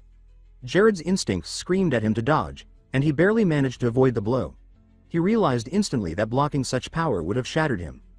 José's attacks came one after another, fast, heavy, relentless. A horizontal sweep nearly grazed Jared's chest, slicing cleanly through a strand of his hair. Seeing Jared's startled gaze, José mocked that he must be awfully relaxed to worry about his hair mid-fight. The taunt snapped Jared back to focus. Steel met steel in a rapid exchange, sparks flying as the two knights collided. Jared struggled to keep up, his arms trembling from the sheer impact of José's strikes. The air vibrated with the rhythm of their clash. From above, Prince Yuri watched in fascination. He thought that José Eritrea's power was comparable to that of a beast, yet honed through refined technique. He smiled inwardly, realizing that this was indeed a man who might one day claim a place among the 10 strongest. José suddenly grabbed Jared, lifting him effortlessly onto his shoulder before slamming him to the ground with crushing force. The impact echoed through the training field as dust rose into the air. Jared gasped in pain but still tried to stand, his body trembling, until a commanding voice called for them to stop. The duel was declared over. Jose immediately stepped forward, offering Jared a hand and praising him for lasting so long. He said that he had not expected Jared to endure his strength for that long. Jared, exhausted but smiling faintly, took his hand and replied that he had learned much from him. Watching from above, Prince Yuri rose with a satisfied smile, declaring that the match now stood at 1-1 and that both knights had fought admirably. The audience broke into applause, cheering for the valiant display. Mary set her wineglass down with a soft clink and turned toward the prince. She asked with feigned sweetness if that meant they were finally done getting to know each other. Yuri, already aware of her teasing intent, replied lightly that it was indeed important to build trust between allies. But Mary wasn't finished. She approached him with a charming smile, saying that she was disappointed by his response. Yuri met her gaze warily, uncertain of her next move. Then, in one smooth motion, she wrapped her arms around his shoulders and gently pushed him back into his seat, her smile both playful and daring. She reminded him softly that he himself had said getting to know each other was important in Bruzen. With a coquettish laugh, she tilted his face toward her, insisting that despite his words, it seemed he was planning to delay getting to know her personally. Her cheeks flushed as she leaned closer, pressing against him and accentuating her figure, her tone dripping with false innocence. She caressed his cheek with her palm and asked what was wrong, her voice almost a whisper. Yet none of her advances affected the prince. He only sighed, his face composed and unimpressed. Before Mary could continue, Jonathan stepped in from behind and bowed his head slightly, reminding her that she had promised to show everyone her office. Caught off guard, she turned to him, one hand still resting on the prince's shoulder.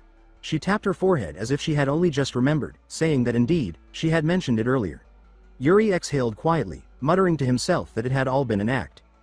Jonathan laughed the awkward moment away and asked if she could take them there immediately, explaining that many were curious. Though irritated by his interruption, Mary masked it behind a polite smile and agreed. Turning back to Yuri, she asked if he would like to join them. The prince politely declined, saying he had matters to attend to with his knights. Before she could insist, he stood, smiled quickly, and took off across the training grounds, calling over his shoulder that he would be leaving now. Mary froze, speechless for a second, before her expression turned crimson with frustration. Jonathan, still beside her, burst into laughter at the sight. Unable to contain herself, Mary clenched her fists and shouted in anger that Prince Yuri was utterly infuriating. Jonathan, genuinely puzzled, asked what was wrong, but she ignored him completely. Not long after, the allied forces began to gather at Balshad. Flags from every kingdom waved in the air, and the arrival of the Empire's supreme commander, clad in gleaming armor, sent ripples of excitement through the camp. Each faction began to size up the others, measuring strength and potential. Only the Knights of Briel remained calm. Prince Yuri stood in an open field, gazing down at his sword in silence. Hernando approached carefully and asked if it was wise for them to focus solely on training while others discussed strategies and alliances. Yuri confirmed without hesitation, explaining that those so-called alliances were bound to be shallow. Hernando blinked in surprise, repeating his words in disbelief. The prince clarified that each nation had sent its strongest, and none of them possessed the humility to truly cooperate. Every commander believed themselves superior, so words alone would achieve nothing. Hernando nodded slowly, beginning to understand. Yuri's eyes reflected the gleam of his blade as he thought that, in the end, the only true language between warriors was strength. Turning toward one of his knights, he smiled and asked if they should spar. Laurent stepped forward confidently, sword in hand, saying he would be honored. Yuri pointed his sword at him, warning him not to hold back. Laurent smiled, lowering his gaze as mana began to surge around him. He said that he wouldn't dream of it. The air crackled with energy as both men took their stances. Yuri watched intently, feeling the pressure of Laurent's pure, concentrated mana, and thought that this was exactly what he expected from him. He mirrored the stance, excitement flashing in his eyes, thinking that Laurent truly was the perfect training partner. In the next heartbeat, Laurent dashed forward at incredible speed, his sword slicing through the air with precision. The impact rang out like thunder as Yuri blocked the blow. Sparks flew, scattering in bright arcs across the ground. Laurent pressed forward, stomping hard to gain momentum, his sword now glowing with mana. He swung again, faster, harder, but Yuri dodged, his movements clean and deliberate. Laurent didn't relent. His sword became a blur of motion, stabbing and slashing in a relentless barrage, each strike sharper and more precise than the last. Yuri evaded narrowly, one thrust grazing close enough to slice through a lock of his hair. He noted inwardly that Laurent's attacks were perfectly controlled, each trajectory measured to leave no room for error. It was exactly how he remembered him, pure, disciplined, deadly. A sudden memory flashed before Yuri's eyes, his past life, the moment when Laurent had killed him. Even then, his blade had remained clean, his strikes driven not by anger but by purpose. Returning to the present, Yuri smiled faintly, his eyes alight with determination. He thought that if there would ever come a day when he entrusted his life to Lawrence' sword, then it was his duty to stand proudly before him now as his equal. With renewed resolve, Yuri met Lawrence's next strike head-on. He parried, deflected, and countered in perfect rhythm. Their blades clashed again and again, each impact ringing out like a symphony of steel. Laurent was driven back by the impact of the clash, his boots scraping across the dirt before he steadied himself. The moment he halted, he lunged forward again, eyes burning with focus. Their swords met once more under the sunlight, every strike sharper, faster, and heavier than the last. The fight grew fiercer, both warriors pushing beyond their limits as the thrill of combat lit their faces. Steel rang in rapid succession, their blades flashing so closely their reflections merged. The soldiers of Brielle erupted in cheers, shouting for both their prince and his challenger. Watching from a distance, Jared muttered irritably that the two were far too intense for a simple spar. Behind him, a deep voice agreed, remarking that the Prince of Brielle possessed remarkable skill. Jared turned and froze, disbelief twisting his face when he saw the towering knight smiling down at him. It was Jose of Bruzen. Jared stammered his name, and Jose greeted him with a nod and a grin. Jose then called across the field, saying he had a request for the prince. The clash halted immediately. Both Laurent and Yuri turned as Jose stepped forward, declaring that he wished to spar. Yuri's grin widened. Resting his sword on his shoulder, he said that if Jose wanted a match, he wouldn't refuse. With a teasing tone, he added that he would lend Jared instead. Jared's eyes widened as he cried out in disbelief, but before he could resist, Jose effortlessly lifted him onto his shoulder. Announcing that it was time to go, he started walking off while Jared struggled helplessly, reaching toward the prince. Yuri simply waved and told him to have fun. When the laughter faded, Laurent approached and bowed, thanking Yuri for the opportunity to learn. The prince told him that he had done well and that he looked forward to their next bout. With a nod, Laurent departed, leaving Yuri standing quietly in thought. After a few minutes, Yuri walked to the large tree at the edge of the field. Its broad branches offered shade, and he sank down beneath it, leaning against the trunk with his sword still in hand. As fatigue began to settle, he softly asked if there were any results. From the shadows beneath the tree, a figure stepped forward, Asuna. Yuri greeted her and remarked that her stealth had improved. She replied that perhaps it had, though she remained better suited to the open plains. He nodded and asked what she had discovered about the foreigner. She reported that she had found traces of the man's movements. Yuri's gaze sharpened as the image came to mind. The foreigner, one of the 10 strongest of the continent, a warrior from the eastern lands. He remembered that in his past life, this same man had stood alone against Orkua. No one had ever learned the reason, but Yuri knew one thing. The enemy of his enemy could be an ally. He praised Asuna for her work and said they needed to find the man before the coming battle with Orkua. She accepted the order immediately. Yuri fell into thought. They could not afford delays. A memory surfaced. An image of the foreigner, bloodied and impaled through the chest, devoured by a monstrous beast. His expression darkened as he concluded that in the next great war, the foreigner would be the one to fall among the 10 strongest. His thoughts then turned to another figure, Ragnar Gustav Granzian, half-brother to the emperor and supreme commander of the allied forces. Memories rose from his past life. A dimly lit room, the scent of candle smoke, and his younger self whispering reassurances to his fiancée, Princess Irina of the Empire. She had asked nervously what they would do if they were discovered. He had smiled and told her not to worry, promising to take responsibility. As their lips drew close, a rough voice interrupted, telling them to find a better place for their antics. They froze and turned to see Irina's uncle, Ragnar Gustav, sprawled lazily on a couch. Irina, face flushed, stammered his title. Ragnar rose slowly, scratching his head and muttering that their noise was bothersome. He waved Yuri over and asked, half seriously, if he truly liked Irina, saying he seemed far too composed for someone in love. Irina protested in embarrassment, while Yuri stammered that he did. Ragnar sighed, calling the matter pointless, and turned toward the door, saying that Yuri would manage on his own. With a casual wave, he left them standing there, speechless. Even then, Yuri had sensed that Ragnar Gustav Granzian was no ordinary man. Now, in the present, those memories faded as the War Council chamber of Balshad Castle came into view. Around the enormous table sat commanders from various allied kingdoms, their voices low with anticipation as they awaited the arrival of the supreme commander. Some whispered that he was the emperor's half-brother. Others used his title, the Lionheart Prince. Many spoke eagerly of forming ties with such a figure. Yuri watched in silence, noting that even on the brink of war, men still found time for politics and flattery. Then, without warning, A calm voice behind him remarked that they seemed to be enjoying themselves. Yuri froze, a chill running through him.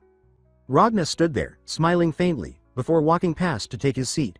Yuri's eyes followed, stunned that he hadn't sensed him approach. Ragna clasped his hands together, elbows resting on the table, and swept his gaze across the room. He said that if the atmosphere grew any more relaxed, it would become troublesome. As he spoke, he tapped the armrest once, then again. On the second tap, a crushing pressure filled the air. The commanders stiffened, their breath catching under the invisible weight. Even Yuri felt sweat forming at his brow.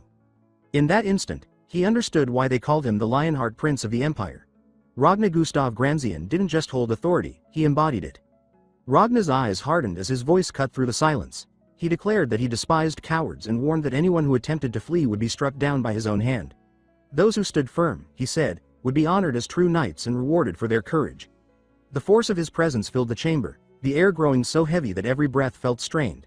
When he finally asked if anyone had questions, the tension snapped like a released bowstring.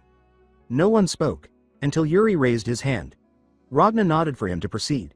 Meeting the commander's sharp gaze, Yuri asked what the Empire's current assessment was regarding the orc's strength. For a moment, Ragnar only studied him, then a faint grin touched his lips. He asked who this bold young man was. Yuri introduced himself as Yuri Briel, commander of Briel's forces. Ragnar chuckled, saying that he had heard of him from George and that it was a sharp question indeed. Standing, he crossed the room and placed a firm hand on Yuri's shoulder. He explained that the Empire had confirmed the rise of an orc named Orkua, who had united the 3 great orc tribes under his rule. Ragnar said that Orkua's growing power was quickly becoming a grave threat to the continent. He then gestured toward the large map on the table, pointing to several marked locations near Balshad. The orc vanguard, he said, had already established camps dangerously close. In 2 days, their armies would face each other in their first major battle, and he announced that Briel's troops would lead the charge. Fixing Yuri with a steady look, he asked if he would accept command of the vanguard. Yuri hesitated briefly, then exhaled and answered with firm resolve that he would accept and led from the front. That night, beneath a star-filled sky, Yuri sat alone beside a campfire. The flames reflected in his eyes as he stared into them, lost in thought. The soft crackle of burning wood filled the silence until a calm, teasing voice interrupted his solitude. Mary Rosentray, the Mage Duke, approached with her usual confident smile. Taking a seat beside him, she remarked that although he had won the vanguard position, he did not seem pleased about it. Yuri, still gazing at the fire, asked what had brought her to the camp. She said that curiosity had led her there, that she wished to understand the man everyone now spoke of. He replied that she seemed unusually interested in him, and she answered that he gave her few opportunities to learn anything about him. Her tone softened as she said that the lives of Balshad's people rested in his hands and that she needed to know he was someone worth trusting. She asked him, sincerely, to give her an honest answer instead of that distant, troubled look he wore. She added with a small smile that if he did, she would assist him in the coming battle. Yuri asked how she intended to do that. In response, she lifted her hand over the fire, and flames sprang to life at her fingertips. She reminded him that she was the Mage Duke and assured him that she would be far more useful on the plains than his knight Hernando.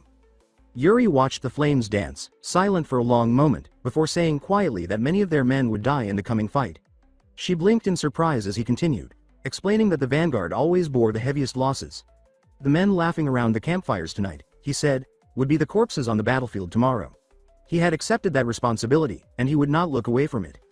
His words left her silent. Then, with sudden emotion, she clenched her fists and declared that his resolve was admirable, so admirable, she admitted, that it frustrated her even more that he thought of his soldiers before her. Smiling despite her words, she extended her hand and pledged that she, Mary Rosentray, Mage Duke of Balshad, would fight beside him. Yuri accepted her vow with gratitude, saying that he looked forward to her aid. 2 days later, the first great battle began. In the dark forests around Balshad, ranks of armored orcs advanced in formation, their guttural war cries shaking the trees. Some rode monstrous beasts whose snarls made the ground tremble. On the opposite side, the allied armies gathered behind wooden fortifications hastily built from logs and earth. From a tall watchtower, Supreme Commander Ragnar Gustav Granzian observed the field with the Mage Duke standing beside him. Below them, Prince Yuri Briel stood at the head of his troops, his knights arrayed behind him. His voice rang strong and steady as he ordered his men to ready their weapons and prepare for battle.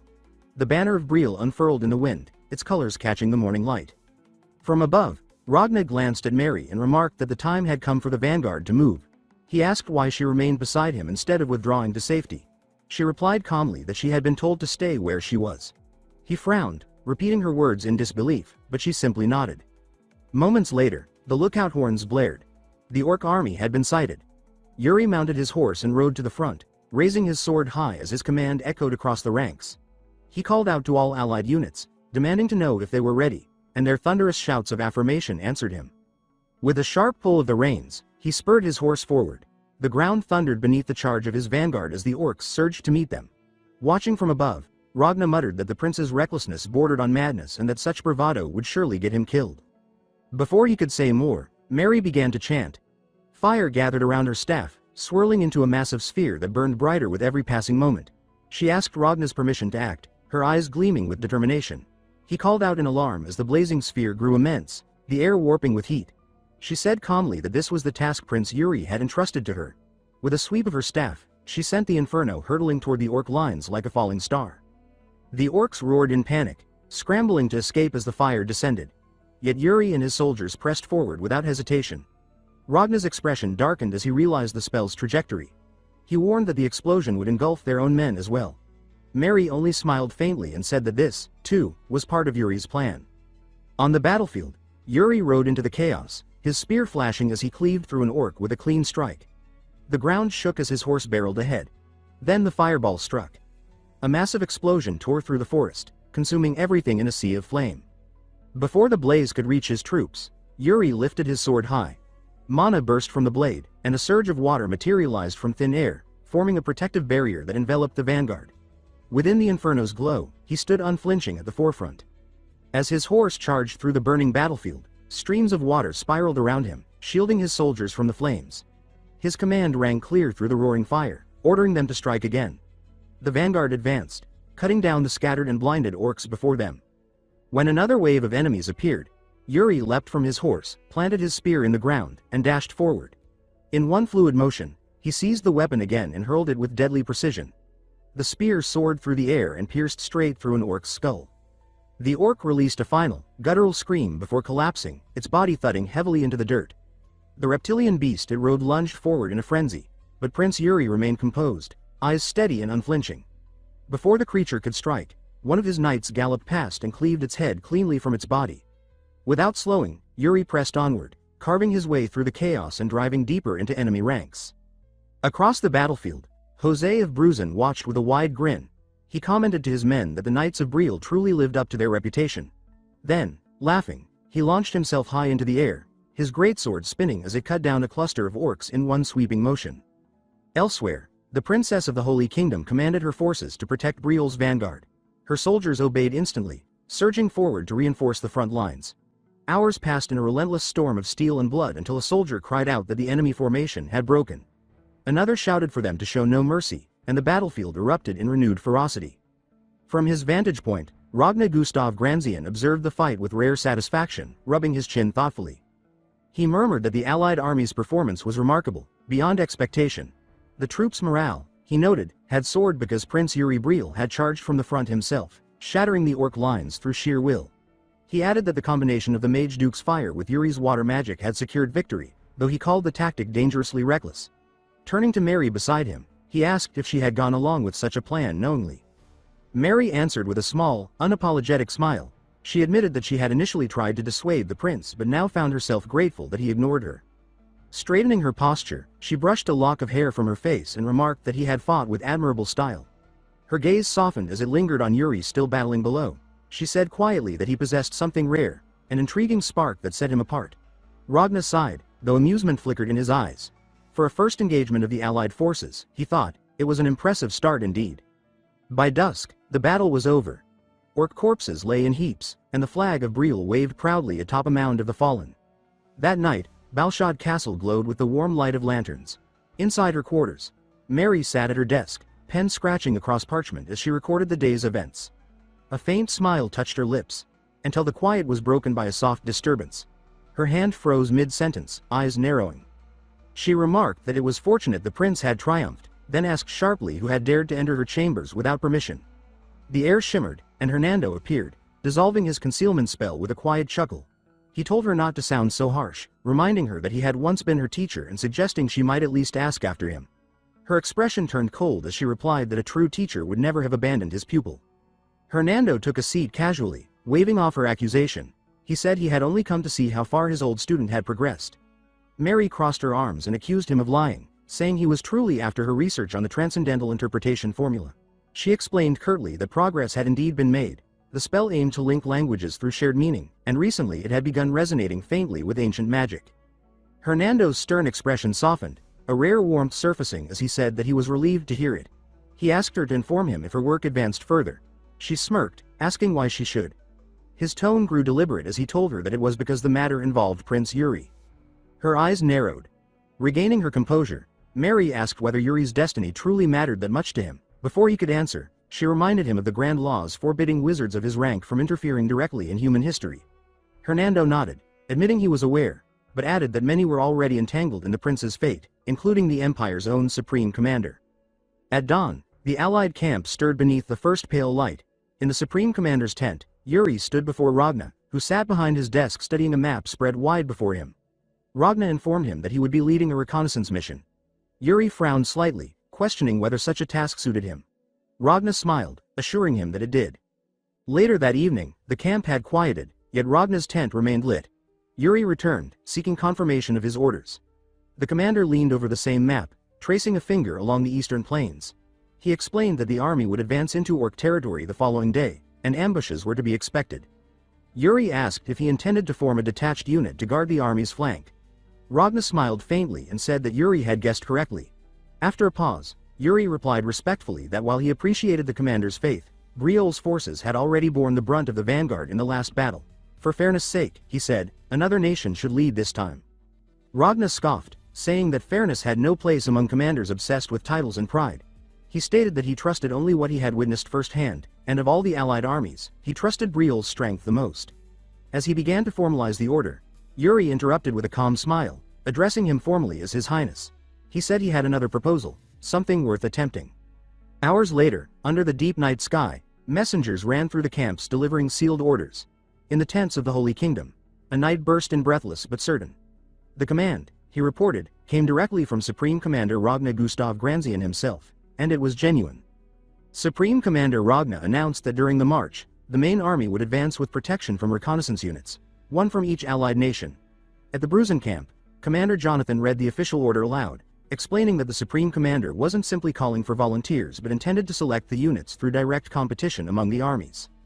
That night, Jose laughed quietly, saying that the commander clearly wanted to spark some excitement in the ranks.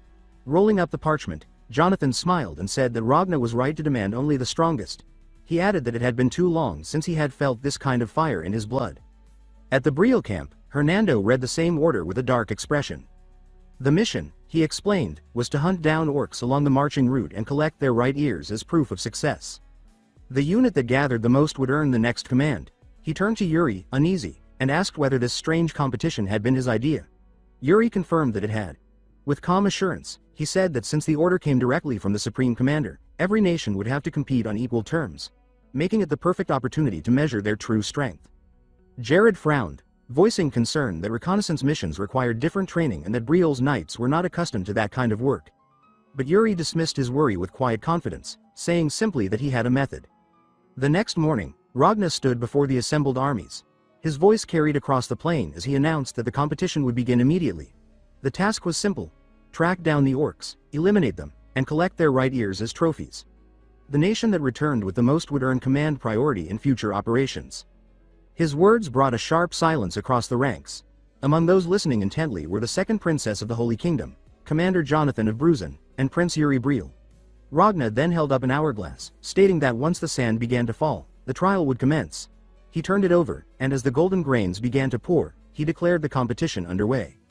Immediately, the commanders mounted their horses and led their forces in 3 separate directions beneath the blazing morning sun, watching them go. Ragnar's expression softened. A knight beside him remarked that he seemed to have particular faith in the Briol prince.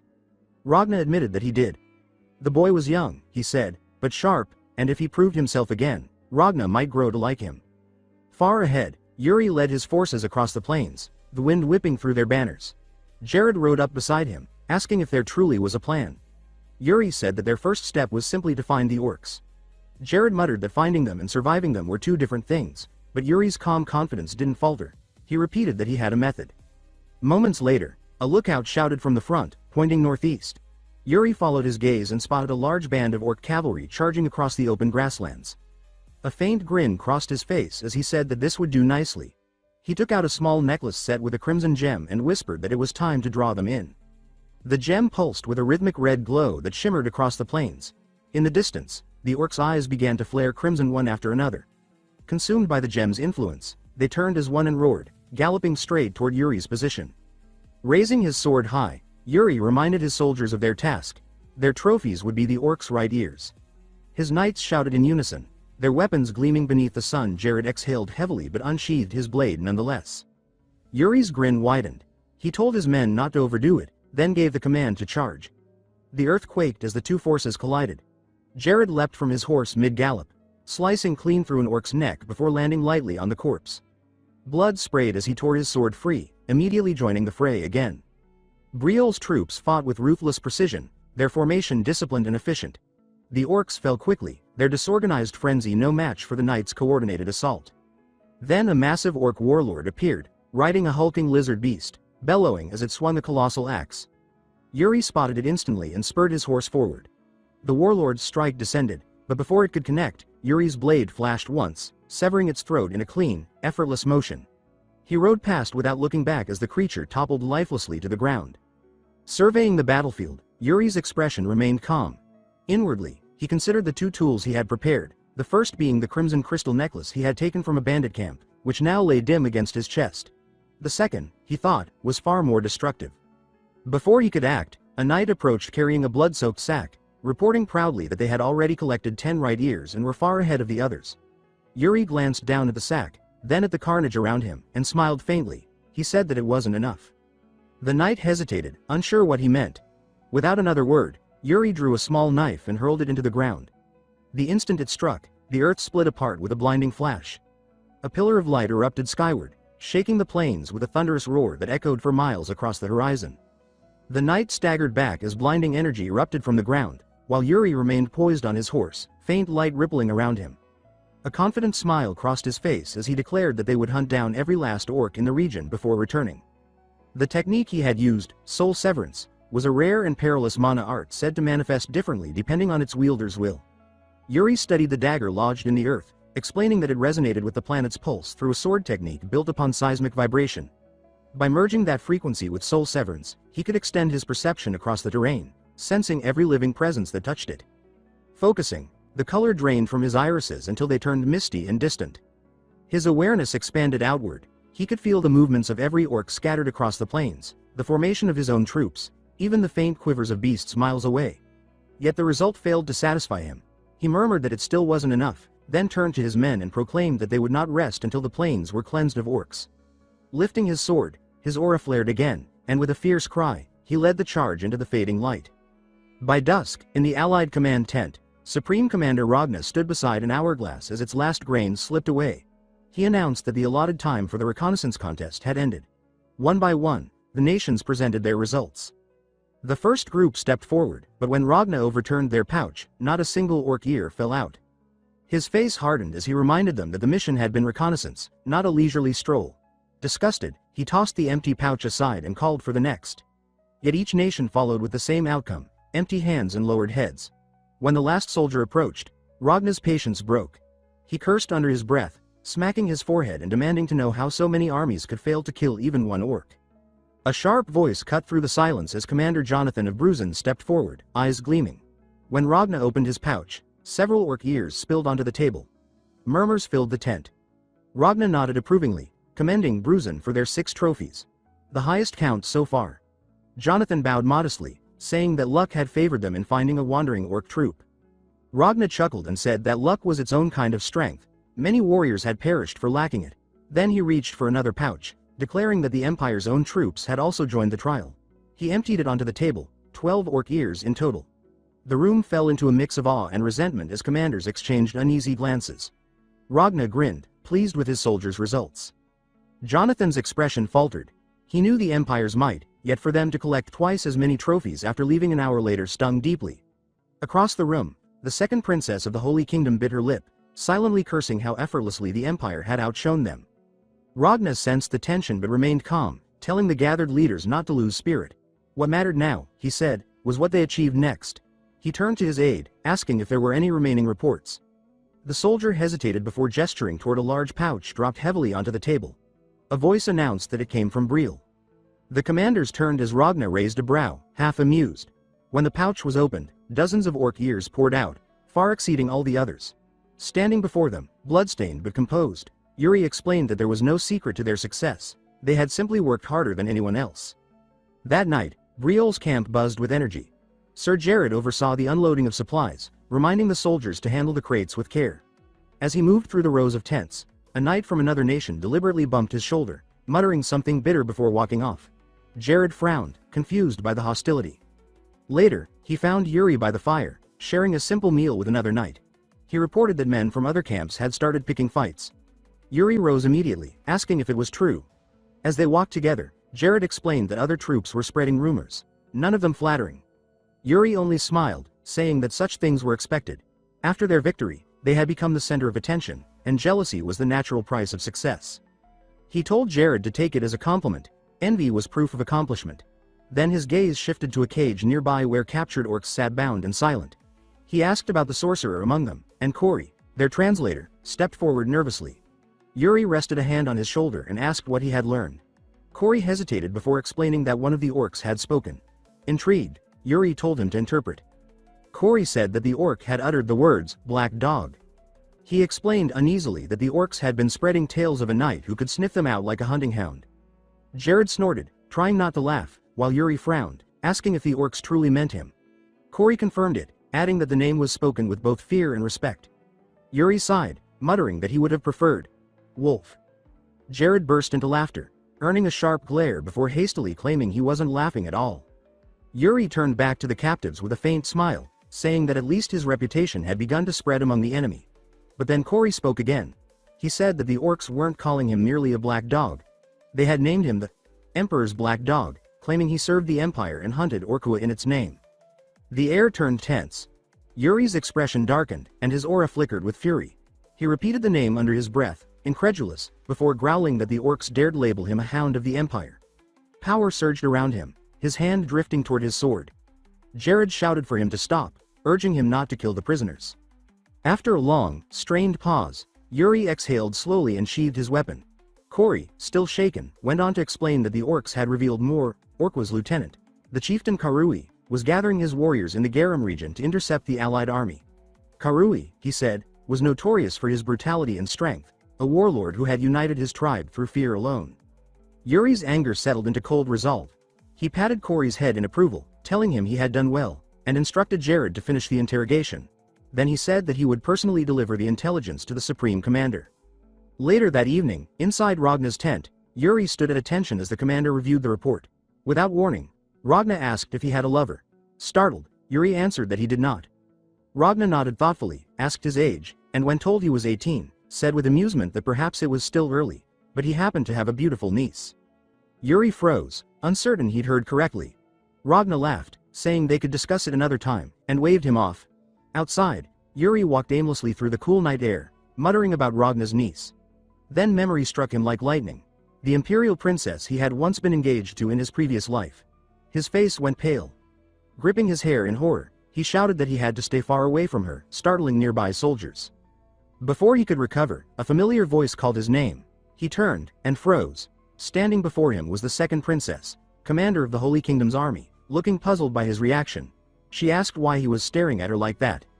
In that instant, realization dawned, and Yuri's panic melted into relief. A slow smile spread across his face. He thought to himself that fate had been kind, his unexpected savior had appeared. To him, the princess seemed radiant, almost divine. Unaware of his inner thoughts, she brushed a strand of hair aside, still confused, while Yuri silently thanked destiny for sending him his goddess, exactly when he needed her most. Under the torchlit sky, Yuri pondered his predicament. To avoid Ragna's meddlesome matchmaking, he reasoned that he needed to fake a relationship. But not with just anyone. It had to be someone who owed him, someone with no romantic attachment to complicate things, and no way to refuse his request. His eyes narrowed as the answer came to him. It had to be her. She looked startled when he approached, asking what was wrong. He called her by name, Sibylla, and reminded her that he had once saved her life. She confirmed she remembered, though she seemed wary. He told her he needed her help, insisting it was something only she could do.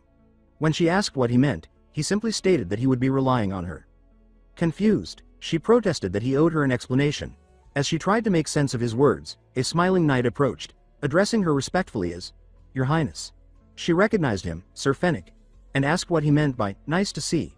He answered warmly that he supported both of them wholeheartedly. Sibylla fell silent, wishing he would disappear along with everyone else. Above them, the night sky stretched endlessly, quiet and merciless. The next day, sunlight spilled over the green hills as the allied columns advanced. One knight rode up to Yuri, saying that he had heard the latest rumor. When Yuri asked which, the man replied that it was why His Majesty kept calling for him, that he was supposedly getting married. Another knight, flushed with curiosity, nodded eagerly. Yuri groaned in disbelief, telling them not to be ridiculous. He remarked that they must be terribly bored to believe such nonsense. Looking up, he frowned as he noticed a cluster of crows circling in the distance. Moments later, the road narrowed between high rock walls. The sound of pounding hooves echoed through the pass until one rider suddenly shouted in alarm. Another knight volunteered to check ahead, and Yuri ordered that he take a partner. A brief acknowledgement followed, and the two galloped into the ravine. Within the shadowed gorge, Jared gasped, his words dying in his throat as he took in the gruesome sight before them. Corpses hung from spears driven into the wet stone, their blood pooling darkly below. He stared upward and muttered in disbelief, wondering if all of them were human. Ragna let out a short, humorless laugh and commented that the orcs' sense of welcome was quite creative. He studied the arrangement of bodies and concluded that the orcs hadn't eaten their victims. Instead, they had displayed them, mocking trophies of their victory. To him, it was as if the orcs were saying, "This is all you are worth to us." Yuri turned to Ragna, saying that morale would falter if the men saw this, and requested permission to take care of the mess. Ragna gave a brief nod. His commanding voice followed, calling for the men of Breel to prepare the torches. Soon, flames rose, burning the grisly display into ash. A shaken Jared asked how anyone could commit such cruelty. Yuri told him not to dwell on it. Then he shouted orders, calling for Guinness and Dyke not to wander too deep and to report back. Their faint reply came through the echoes, agreeing to return. Moments later, one of the pair remarked uneasily that something about the scene was off. His partner asked what he meant. The first pointed to the weapons embedded in the ground, explaining that the arrowheads and spears faced downward, the opposite direction from the impaled corpses. It looked, he said, as though the victims had been struck from above. Before the words settled, an arrow Guinness in the back, a sudden scream split the air. Dyke shouted his comrade's name, then again, louder, panic rising. He bellowed that they were under attack. High above, hidden orc archers released a volley. A soldier caught sight of the rain of arrows descending and froze in terror, thinking only of running. But froze when he remembered Guinness, hesitant to leave him behind. Yuri launched himself forward, sprinting through the ravine's slick mud. Spotting Dyke, he shouted a warning about his shoulder and leapt, twisting midair. Blue energy spiraled around him as he swung his arm, creating a barrier that deflected the incoming arrows in a dazzling arc. Landing among broken shafts and blood-soaked ground, Yuri scanned the scene and muttered that Guinness was still alive. He ordered Dyke and Simon to request immediate aid from the Holy Kingdom, telling them to mention his name so they would be helped without question. Narrowing his eyes toward the canyon rim, he admitted grimly that they had been completely deceived. Above, an orc archer sneered. Yuri watched the arrogant orcs as they began to retreat. Yuri deduced their purpose. They had come only to deliver a warning and had no reason to remain. His jaw tightened. If the orcs believed they could slaughter them anytime, they were gravely mistaken. He rested a hand on his sword and vowed that next time, he would return the favor.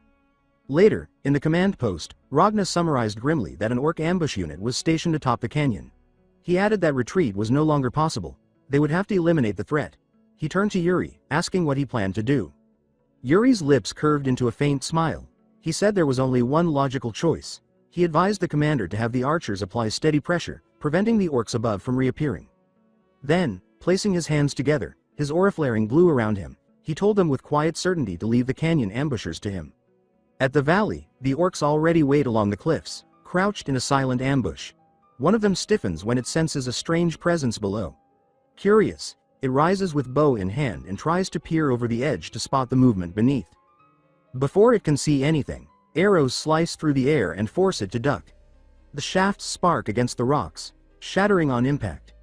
The orc snarls and sends out a harsh cry in its guttural tongue, a warning that spreads through the entire line as more arrows scatter across the ledges.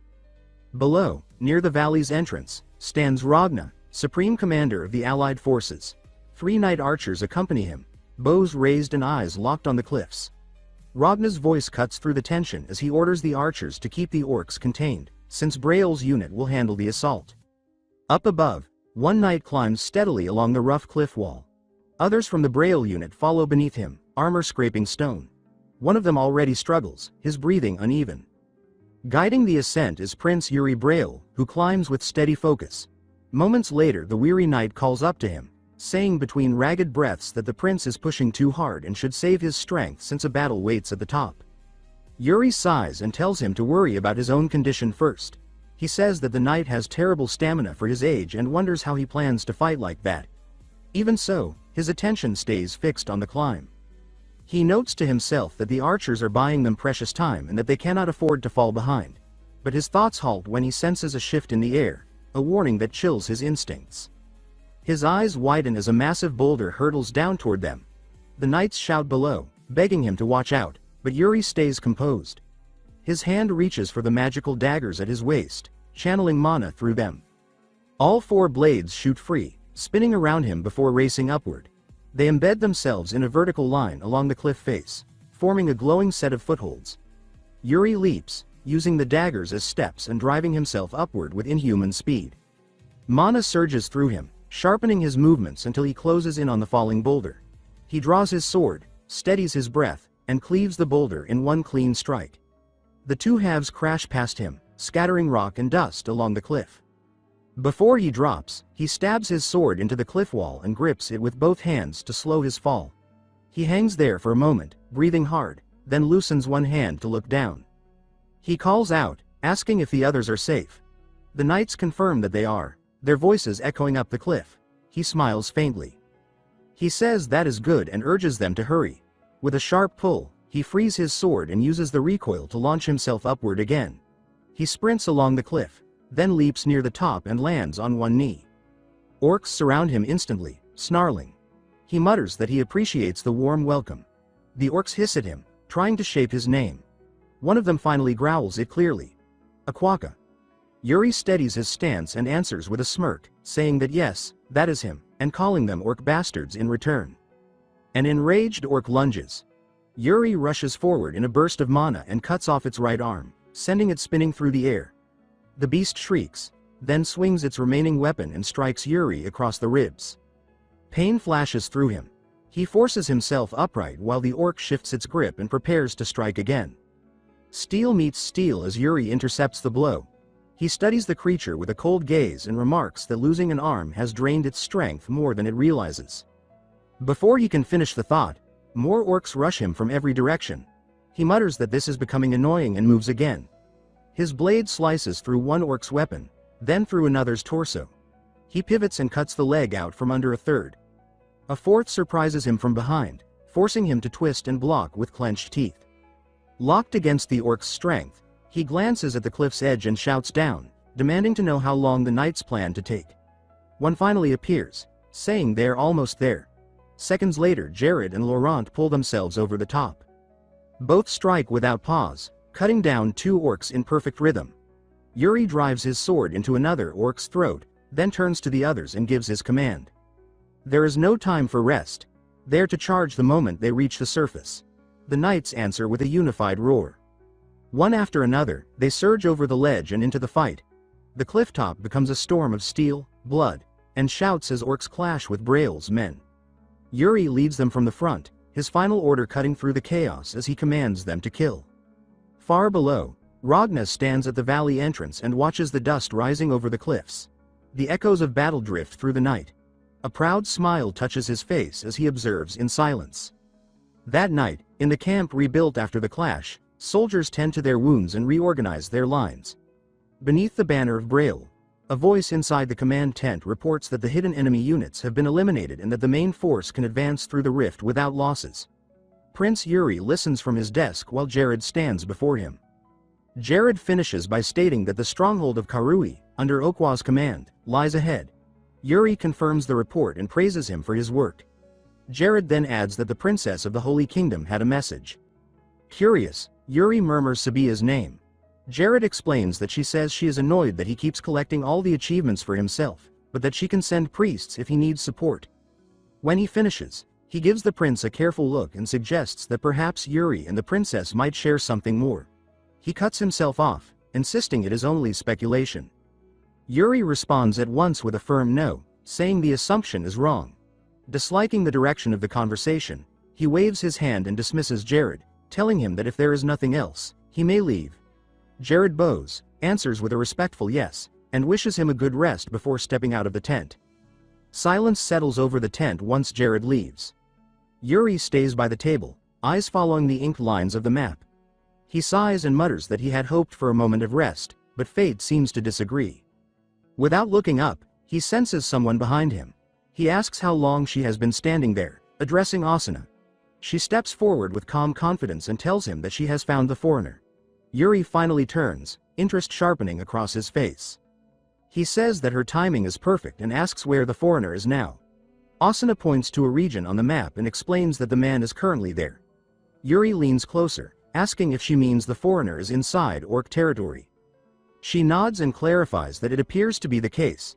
Yuri rubs his chin, wondering aloud if the foreigner is cooperating with the orcs. Asuna quickly denies it and says that the truth seems opposite.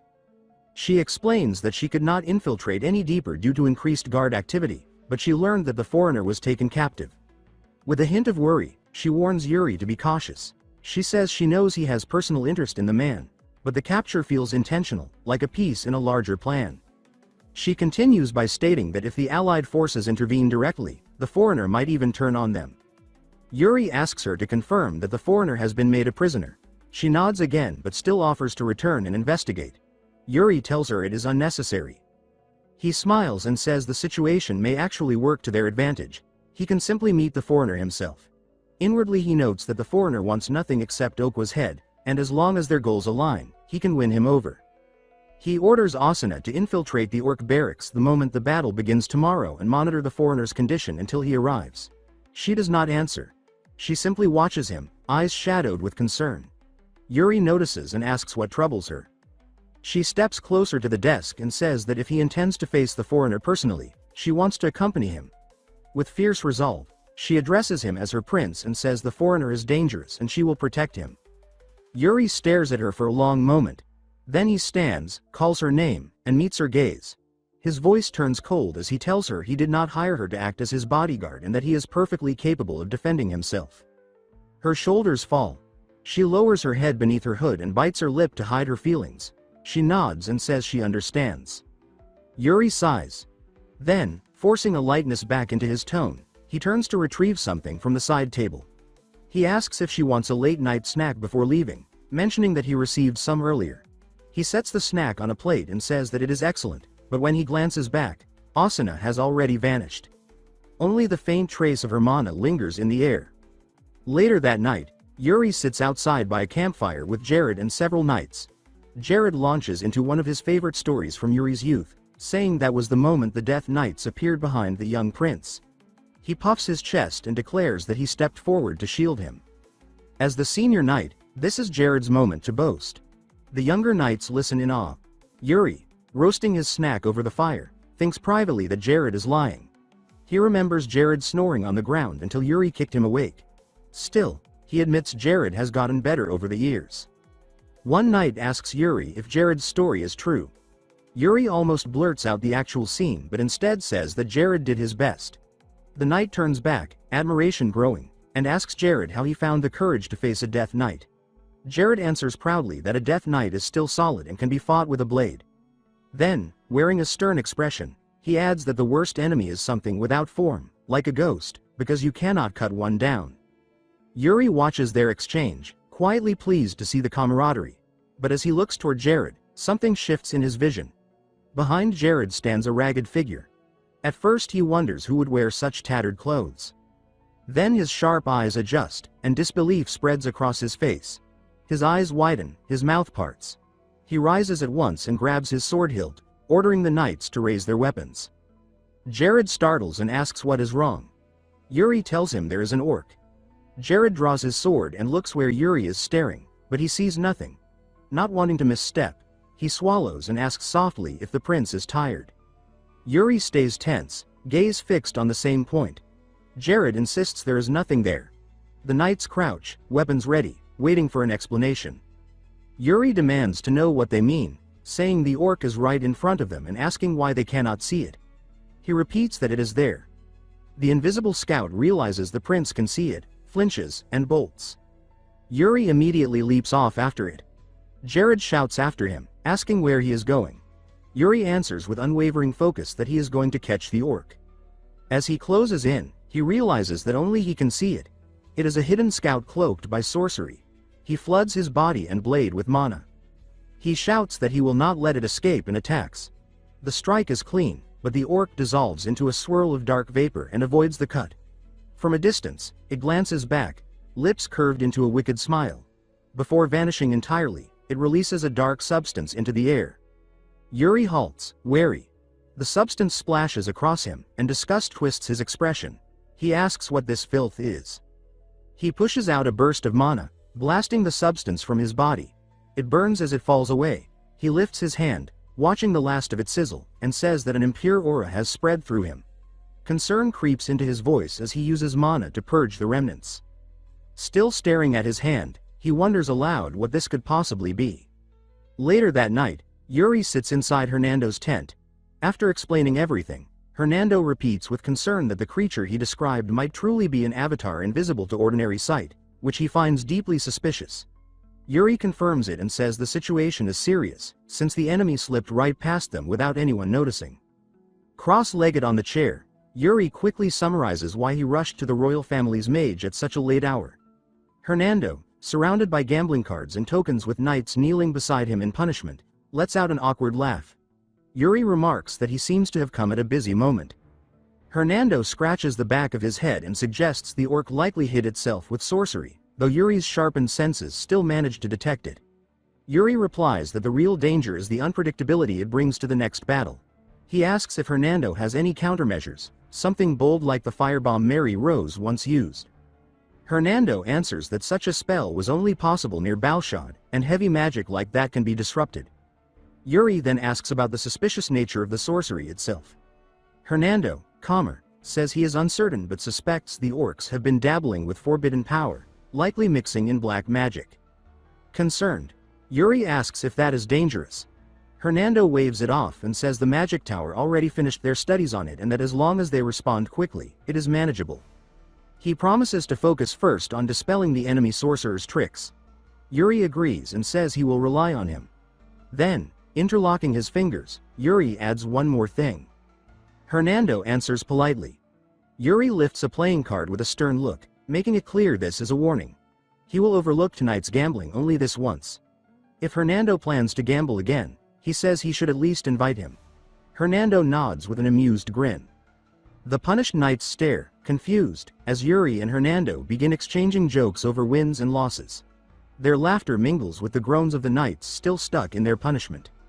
Elsewhere that night, crows blanket the sky. Beneath them hang rotting skeletons on makeshift crosses. Not far from this grim sight, deep within the orc base, a command rings out in their rough tongue. Inside a large hall, countless orcs kneel, eyes glowing red, awaiting orders. Their leader slumps on his throne, radiating a crushing, dark aura, and issues a command.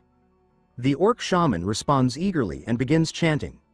Dark red mana coils from his hands and pours into the kneeling warriors. When the spell finishes, the orcs tremble like starving predators, their eyes blazing brighter. Snarls echo as the mana circles them. Their leader gives two final words, his voice low and feral. At dawn in Karui's camp, a horn splits the morning silence. The allied forces signal the start of a full assault. The camp jolts awake as Supreme Commander Ragna leads the charge. Mounted and ready, Yuri Braille rises in his saddle and unleashes a command for the Braille army to surge forward. His words thunder across the field. His soldiers answer with a roar, blades lifted as they rush in formation behind him. Yuri drives himself to the front, every muscle ready, leading the charge toward the orc gate. Before they reach striking distance, orcs appear behind their barricades. Their bows rise in unison. A sharp signal follows, and a storm of arrows is launched. The whistling fills the air. Yuri yanks his reins, forcing his steed into a hard turn, and orders a retreat. Hooves tear the soil as the formation shifts, though arrows still punch into their ranks. Jared and Laurent dodge aside, but behind them metal sinks into flesh. Screams mix with the pounding hooves. The sound lodges itself in Yuri's chest. He forces his eyes forward, telling himself that he cannot look back, cannot hesitate. Move forward, he repeats inwardly. As he pushes on, he sees the truth of the trap.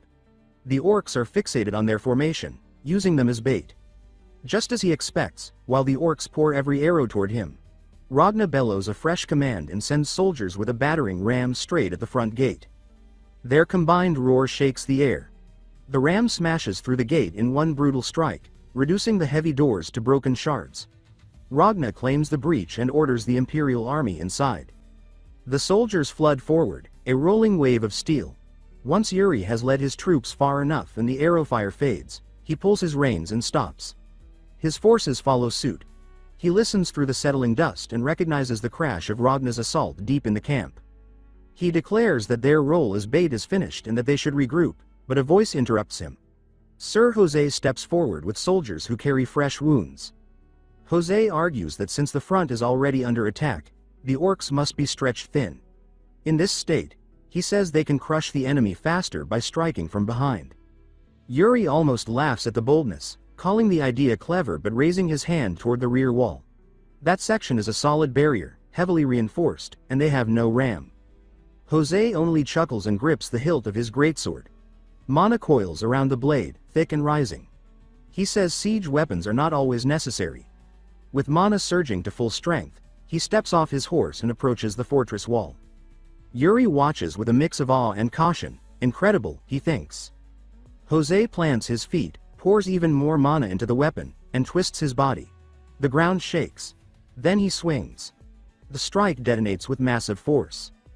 A torrent of mana bursts forward like a wave surging from the earth. It slams into the rear barricade, pulverizing it in an instant. Stone and wood explode outward in a choking cloud. Through the dust, disoriented orcs stagger. One spots the breach and begins shouting in alarm. Yuri wastes no time. He charges inside, praising Jose's feat as he passes. His speed splits the air. The orc crying out loses its head in a single flash of steel. Yuri halts just after the strike, raises his voice, and orders the Braille soldiers to advance. He points his bloodied blade toward the path ahead and declares that their moment has come. He rides straight at a barricade the orcs hastily assembled and commands his army to clear it. As they close in, the knights leap their mounts. Yuri urges them to carve their strength into the enemy's spirit. On the other side, orcs brace with spears lifted. Yuri tells his men to show not only the might of the alliance but Braille's own power. Before the orcs can strike upward, one knight vaults ahead and cleaves every spearhead in a single burst of steel. The knights land cleanly. Sir Jared raises his sword and charges with fierce conviction, shouting for Braille. Laurent, beside Yuri, watches Jared with surprise. Yuri notices a fire in Jared stronger than usual and sees that same competitive spark ignite in Laurent. Laurent draws his sword, launches himself forward, and calls back that he has no choice but to keep up. Yuri answers his name under his breath, unable to stop him. Jared reaches the front where orcs ride monstrous beasts. He charges straight at them, then suddenly throws himself off his horse. He spins through the air, the orcs staring up in shock. He lands on one knee, unshaken, his blade having cut an orc clean in half before touching the ground. He lunges forward again, driving his blade into an orc's skull. Blood streaks his arm as he lifts his free hand and shouts his relief and loyalty to Prince Yuri Braille. Nearby, Jose, soaked in orc blood, catches sight of Jared and laughs in excitement, thinking that Braille's troops keep stealing every dramatic moment. The soldiers around him roar louder, and Jose orders his bruised men to push harder, refusing to let Braille's forces outshine Brizon.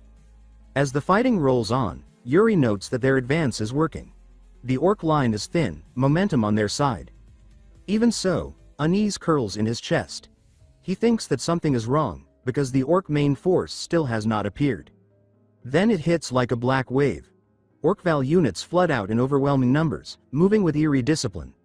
They carve through soldiers instantly, crushing men before they can even brace.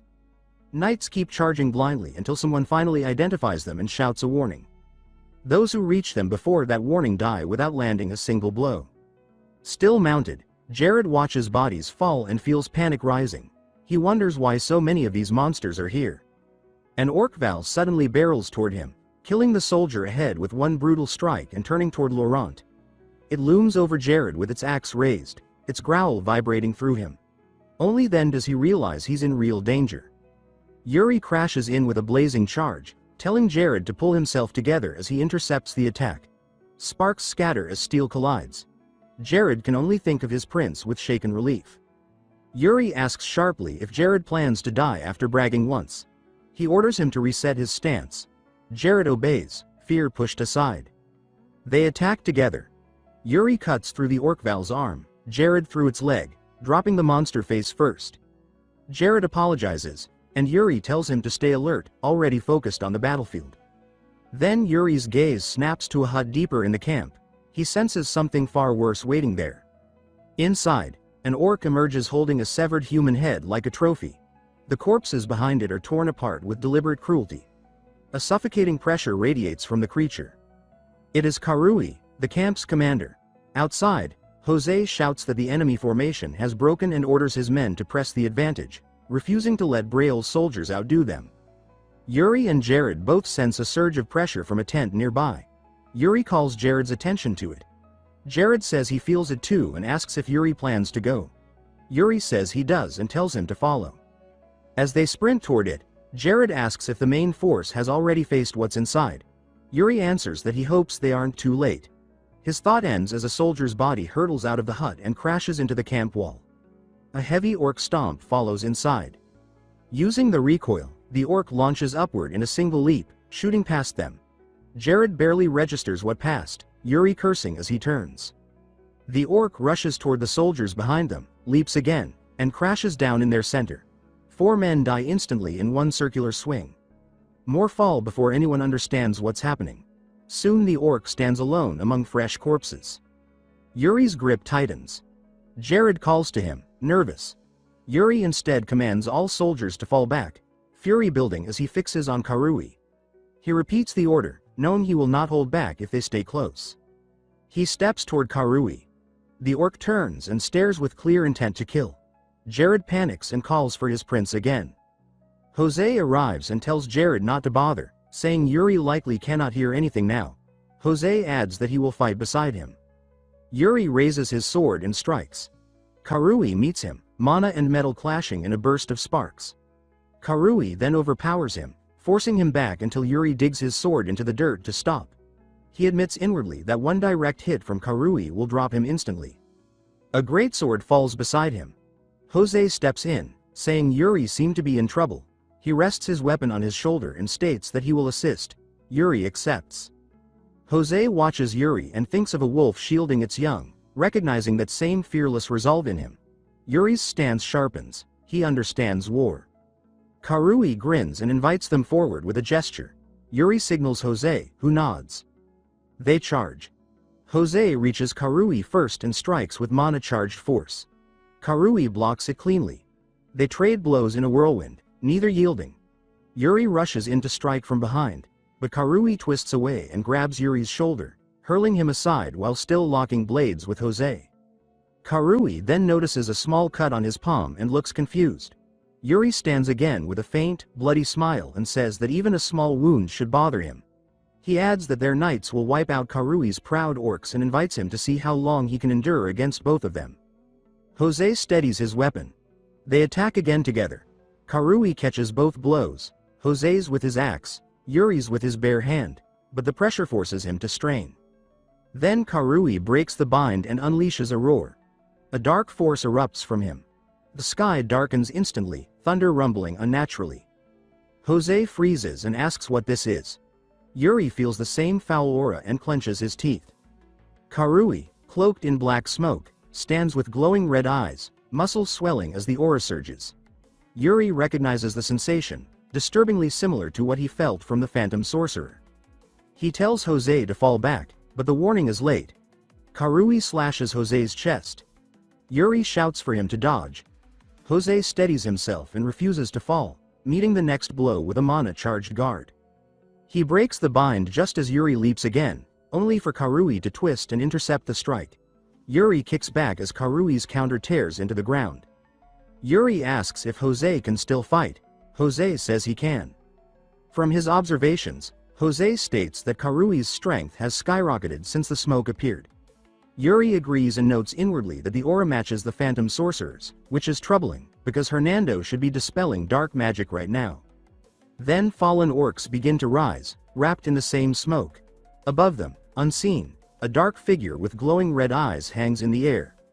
The atmosphere drops into something cold and vile, signaling the arrival of a deeper and unnatural force. From the shadows, a swarm of demonic soldiers emerge, their twisted bodies and glowing red eyes revealing their cursed origin. The leading creature let out a roar and charged, its massive frame tearing through the terrain as it closed in on the human lines. It landed with violent force near the knights, throwing debris in every direction. Yuri and Jose shifted positions immediately. One knight was caught too late and fell. The enemy's follow-up swing came fast, and Yuri told the knight to withdraw while he took the attacker head-on. He launched forward without hesitation. Yuri met the monster in a direct clash, blades grinding as sparks scattered. He held his ground under the pressure and forced the creature back for a brief moment, then shifted his stance and delivered a heavy slash. His strike dug deep, leaving a dark, spreading wound that made him stagger before dark mana burst out of him. Yuri recoiled in surprise and saw a dark silhouette step from the darkness inside the orc, its eyes glowing like embers. This new figure appeared far more dangerous. It drew dark energy from the fallen orc's body, its form twisting as power surged through its limbs. Yuri froze, stunned by the transformation. The creature was evolving, rising from death into something worse. Black tendrils burst from it, whipping through the air. One caught Yuri and dragged him closer. Shadows coiled around his arms and legs, tightening as he fought to stay conscious. The entity's voice echoed through the mist, calling his name and stating its intention to consume him. Yuri slipped into an illusion. Ghostly faces from his past surrounded him, family, comrades, fallen soldiers, each accusing him of abandoning them. Their voices rose, calling him a disappointment, their distorted faces pushing his guilt to the surface.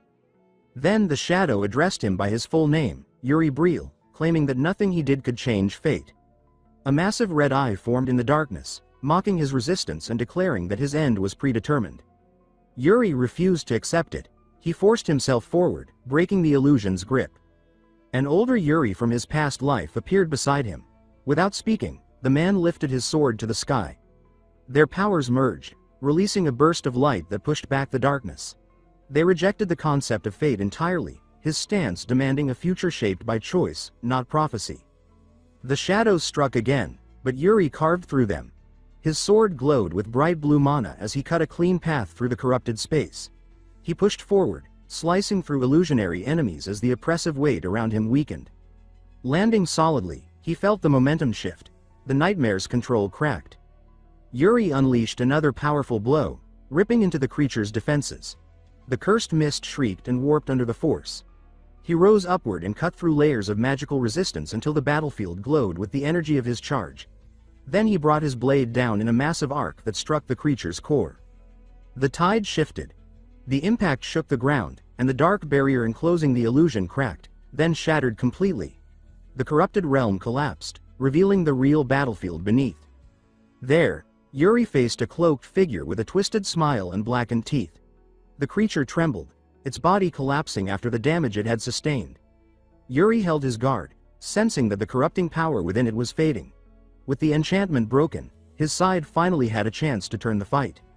He called out to the others, stating that it was time to retaliate. More enemies emerged in response, ready to resist. Led by Yuri and Jose, the human forces surged forward. Their battle cries carried through the air as steel clashed once more. Shields splintered, blades struck, and bodies fell, but the humans maintained their advance. A distant explosion drew Yuri's attention. The orc commander, still locked in battle with Jose, he leapt forward and crashed into Jose, overwhelming him instantly. The blow sent him rolling across the ground. Blood marked his face as he fought to stay conscious. Yuri saw him fall, but could not reach him in time. The orc was already moving again. It lifted its weapon, red energy coursing along its surface, preparing to finish him. Jose shouted at Yuri to stay back, but he ignored it. The orc turned toward Yuri, eyes burning with bloodlust. Yuri charged straight into the incoming strike. Blood splashed across the ground as he held his stance, refusing to yield. In his mind, he reaffirmed his conviction. Even if he died, he would not retreat. He would carry the weight of every fallen comrade to the end. Steel clashed, blood spilled, and the orc howled in pain as an attack tore into its arm. Its strength faltered. Yuri stayed upright in surprise. Another warrior approached, impressed by his resolve. The man smiled at Yuri and acknowledged him with clear respect, saying that he liked him. A new ally had arrived. With a single sweep, the stranger's blade tore Karui's arm from his body, blood bursting in a violent spray. He straightened, shook the blood from the steel, and watched as Karui collapsed to his knees. Karui howled, clutching the ruined stump, fury and agony twisting his huge frame. When his head dropped low enough, the stranger stepped in, grabbed him by the horn, and hauled his face upward. He told Karui to stop screaming and added, with sharp resentment, that Karui had not even bothered to feed him properly while holding him captive. Prince Yuri watched from behind, trying to place this man. The accent, the thick build, the unusual poise all stirred his suspicion. Then he noticed the way the man raised his sword for the final strike. The movement flowed with a foreign rhythm, nothing like their styles. Yuri recognized the technique, and the moment it clicked, he began to speak. Before he finished the thought, the stranger's blade cut a clean arc and severed Karui's head. Blood erupted in a gruesome fountain. The stranger turned away, calm and indifferent, Karui's head dangling from his hand. Watching that cold exit, Yuri realized he had finally found the man he had been searching for. A short distance away, the stranger stopped and looked straight at Yuri. The intensity of the stare jolted through Yuri's chest. The man turned fully and said that he had stepped in only because Yuri's actions were impressive, but those same actions had disrupted several of his plans. He started to explain what he meant, but Yuri bowed deeply and cut him off. Yuri thanked him loudly for saving his life. The man stared back, unsettled, while Yuri poured out praise. Yuri said the stranger had killed a commander in one blow, carried an overwhelming presence, and possessed both skill and appearance uncommon among warriors. The man tried again to speak, but Yuri pushed on, leaning too close, insisting he must be the famed foreigner ranked among the continent's strongest. The stranger narrowed his eyes and asked what Yuri was trying to get at. Yuri explained plainly. He said he knew the man had allowed himself to be captured by the orcs for a reason. With a small smile, Yuri claimed that reason must involve targeting Okwa, the orc king, and he proposed they work together. The stranger only watched him, amused, and murmured a quiet acknowledgement. After Karui's fall, the orcs broke. A massacre followed. Once the slaughter ended, Ragna fixed Karui's head atop a spear. In Yuri's first life, nothing close to such a victory had ever occurred. History had shifted. By evening, Yuri returned to his tent, armor soaked in orc blood, limbs heavy with exhaustion. Jared greeted him as Your Highness and complimented his performance before handing him a damp cloth. Yuri wiped his face and asked for the damage report. Jared said the numbers were still being gathered, though losses seemed manageable. More concerning, he added, were the many soldiers left mentally shaken after witnessing the horrors inside Karui's barracks. Yuri fell quiet, acknowledging the toll. His mind drifted to Sitter, to memories of human women imprisoned and forced to bear orc children while praying for death. If that place had been hell, then Karui's barracks might have been worse. With a grim breath, Yuri ordered Jared to care for the traumatized soldiers and keep their spirits from breaking. Jared nodded firmly. Yuri then asked about the foreigner. Jared said all his requests had been granted, but the man was unbearably troublesome. Always hungry, always complaining, always insisting something was too salty or too bland. He had eaten, bathed, shaved, then immediately demanded more food. He even flipped a table after receiving Salter's soup and refused to eat unless presented with 5 plates at once. Yuri could only sigh. He said he would deal with him personally and asked where he was. Jared guessed he was near the central fire. Under the night sky, Yuri found the foreigner sitting before the flames, surrounded by empty plates, chewing steadily. When Yuri remarked that he had finally found him, the man glanced back, then returned his attention to the fire. Yuri asked if the food was to his liking. The foreigner muttered that it was not bad. When he finally finished every bite, he tapped his stomach in satisfaction and said the meal had been good. Yuri waited, then began to speak, but the foreigner cut him off. With sudden sharpness, he demanded to know how Yuri had cut down the orc sorcerer. Yuri tried to answer, but the man stood abruptly and told him that since Yuri claimed to know his purpose, he would now explain everything truthfully. His hand drifted to his sword. Depending on the answer, he said, Yuri might die. Yuri swallowed and steadied himself. He answered honestly. He did not fully know how he had done it. His mana method had reacted, and the sorcerer had fallen. The foreigner asked if by mana method he meant an inner cultivation technique. Yuri did not reply with words. He released his mana, letting the aura flare around him. With calm resolve, he said this technique was inherited from his ancestor, Eric Bryal. The foreigner studied him in silence, then looked away and murmured that their meeting must have been fate. Yuri, confused, asked what he meant. The man explained that Yuri's technique and his ancestor's name were significant. Then he clasped his hands and bowed. He introduced himself as the last direct disciple and sect leader of the Changshang sect. He offered his respects to the descendant of their ancient benefactor, saying the sect had never forgotten the friendship of the heaven-crushing swordsman. Yuri could only stammer, barely forming the word benefactor. The man told him not to be surprised. It was all in the past. He explained that Eric Bryal had been known among them as the heaven-crushing swordsman and had joined forces with the sect to destroy the demonic cult. Yuri, still reeling, asked what the cult was. The foreigner said they practiced human sacrifice, and the Changshang sect existed to eliminate those who followed such a path. He added that he had come west to destroy an ominous star that had appeared. Yuri noticed again how fluent the man became whenever he spoke seriously. The foreigner then sighed, saying the sect had long since fallen. Yuri realized that this mission was the reason the man had been obsessed with killing Okwa in the previous life. Yuri decided he could not send such a valuable force off alone. He suggested they work together. The foreigner turned sharply, asking what he meant. Yuri explained that the Bryal family would grant him the title of honorary knight and allow him to pursue his mission within the allied army. The man grew quiet, thinking. Yuri pressed further, offering food, baths, comfort, respect. With knighthood, he said, no one would look down on him. When the war ended, he promised to secure a position for him in a major merchant union. The foreigner murmured irreverently, clearly captivated by the idea of such wealth. After a moment, he coughed and said that if Yuri insisted, he would accept, but he added one condition. He pointed at Yuri, making him tense, and said he had taken a liking to him. From now on, Yuri must call him teacher. Yuri stood frozen, barely shaping the word what. With bright confidence, the man announced that beginning today, Yuri would be the Changshang sect's unofficial disciple. Yuri could only stare, stunned and speechless. The foreigner pointed at Yuri with a self-satisfied grin and announced that, from this moment on, Yuri would become the sect's unofficial disciple.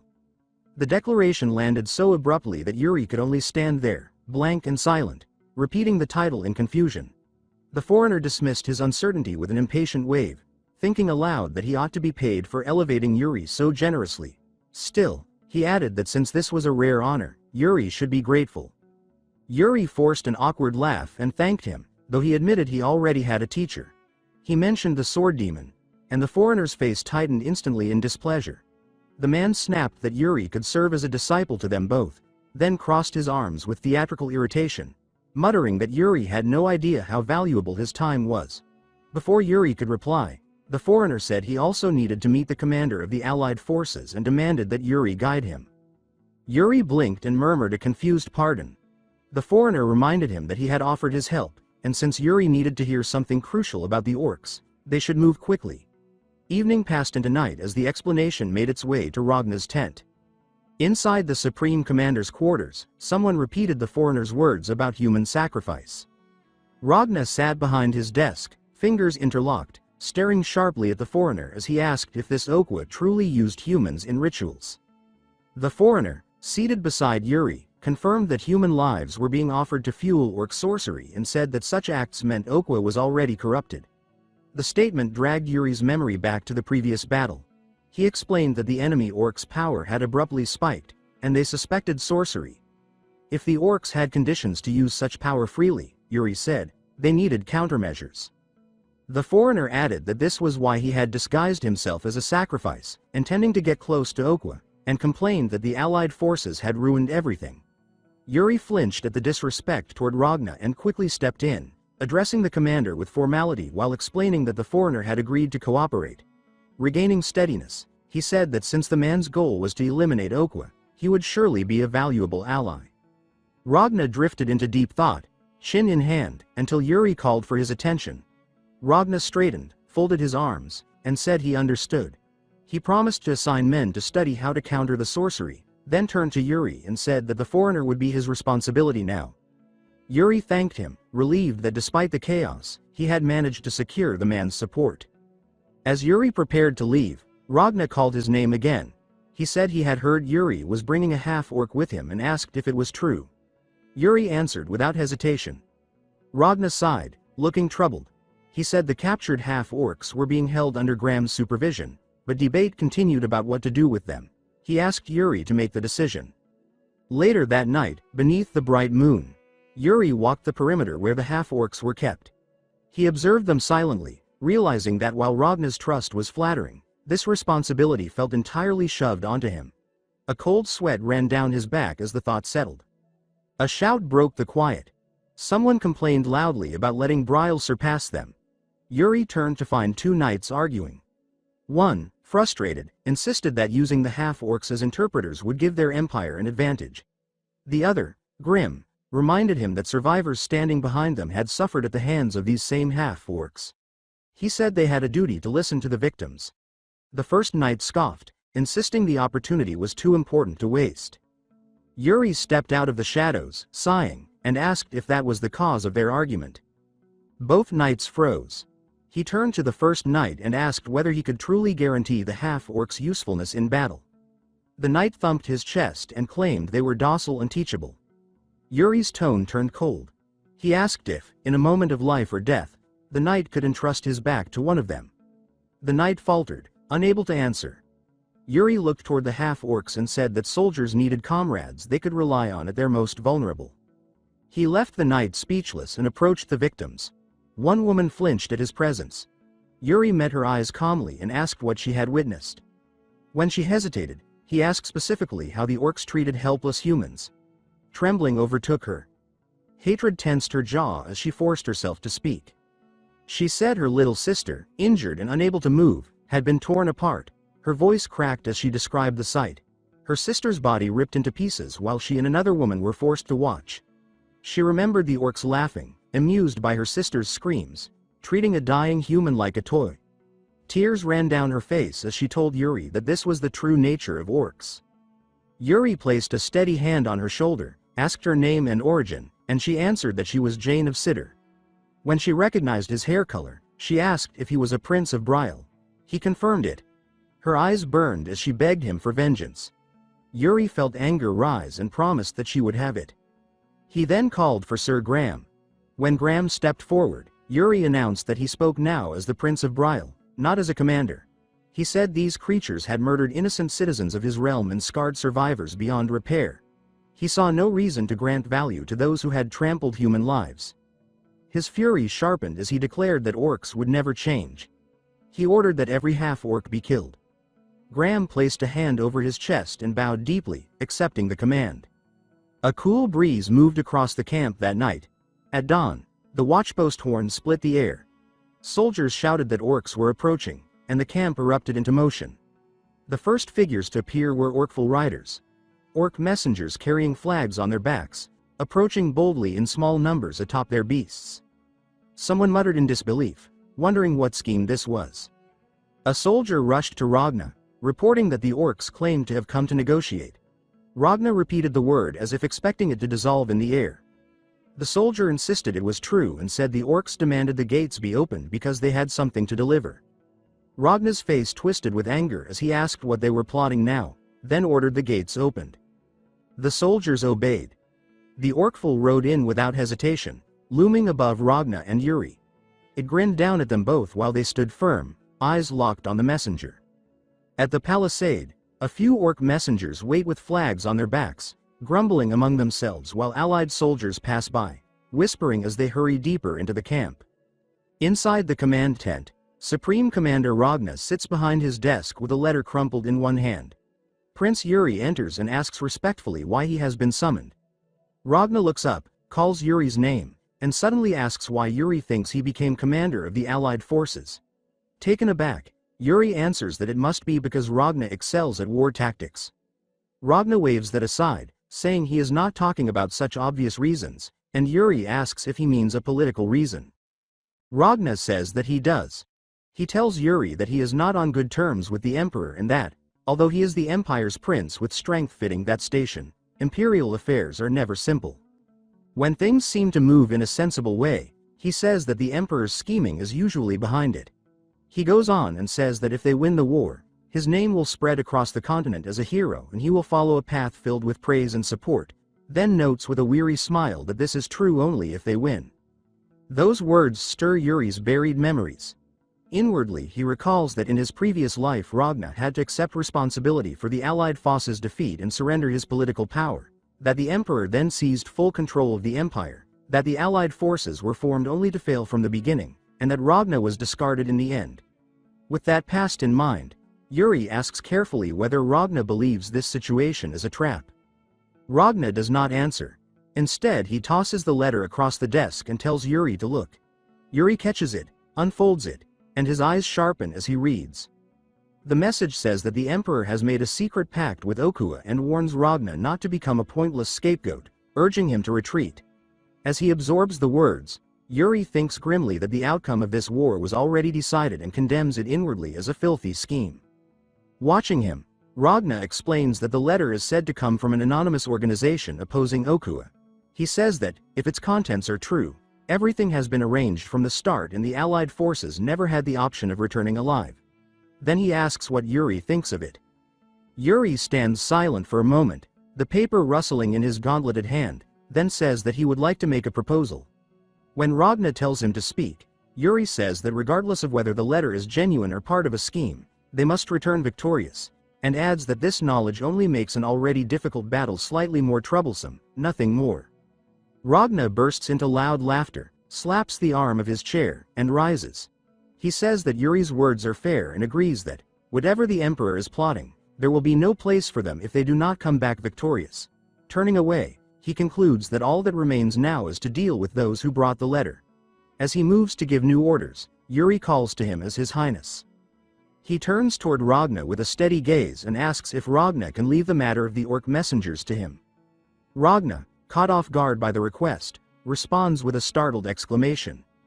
Outside the palisade, the hulking orc envoys stand near the stakes, grumbling and trading rough words in their own guttural language. One of them bares his teeth and barks something sharply at the others, but the sound dies as a dark presence approaches. Black smoke like aura coils around Yuri as he walks toward them, cloak trailing and armored boots grinding against the dirt. An orc shouts again in its harsh tongue, but Yuri's eyes narrow, and he cuts through their noise with cold fury, declaring that they should shut the hell up. In the next heartbeat he draws his sword, the blade carving a brilliant arc of blue light as he moves. Power surges from his swing. The sword stroke stretches out like a luminous path, slicing through the air and the orcs together. The impact tears across their bodies in one sweeping strike, blood scattering in the wake of the blue flash. When the light fades, Yuri lands lightly, back turned to the corpses as they collapse behind him. From a distance, Allied soldiers stare in shock. One of them exclaims that Yuri has killed 3 orcs in a single blow. Another murmurs that he never knew the Prince of Broil possessed such skill. Beside them, Ragna watches with narrowed eyes. He remarks that it is quite impressive, pointing out that despite these abilities Yuri is only 18.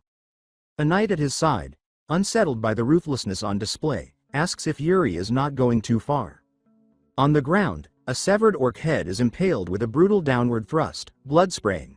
Over this grisly sight, Ragna comments that apparently Yuri has made a promise. As Yuri walks along the palisade, the stakes behind him are lined with orc bodies and heads, their banners drooping. Ragna continues and explains that Yuri has sworn to take revenge and make the enemy pay the price. Yuri's expression remains hard as he surveys the silent field. Later, under a blazing sunset, the army marches along a valley road. Ragna stands watching the endless line of soldiers and flags. Without looking back, he orders his men to bring Aizen. A knight answers respectfully that he will comply.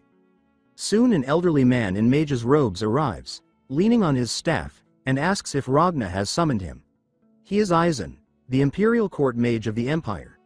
Ragna faces him and instructs him to tell him everything he knows about black magic. Aizen repeats the phrase thoughtfully, as though weighing old knowledge, and prepares to answer. Eisen explains that black magic was an obsolete magic that was once rumored to revive the dead, but such tales are now dismissed as superstition. He then reports that Okuwa is using black sorcery powered by human sacrifices. Ragna recalls the last battle, says they already felt that power, and expects the orcs to grow stronger. Eisen continues that, if the report is true, the orcs may have obtained a black magic tome. Ragna reacts, and Eisen says the plains still hide many things, like the vanished country Adihine and its black magic creation, the Death Knight Gert, one of the 10 strongest beings. Ragna asks what Okuwa would use such power for. Eisen answers that, though it is only his assumption, he believes Okuwa is trying to summon something.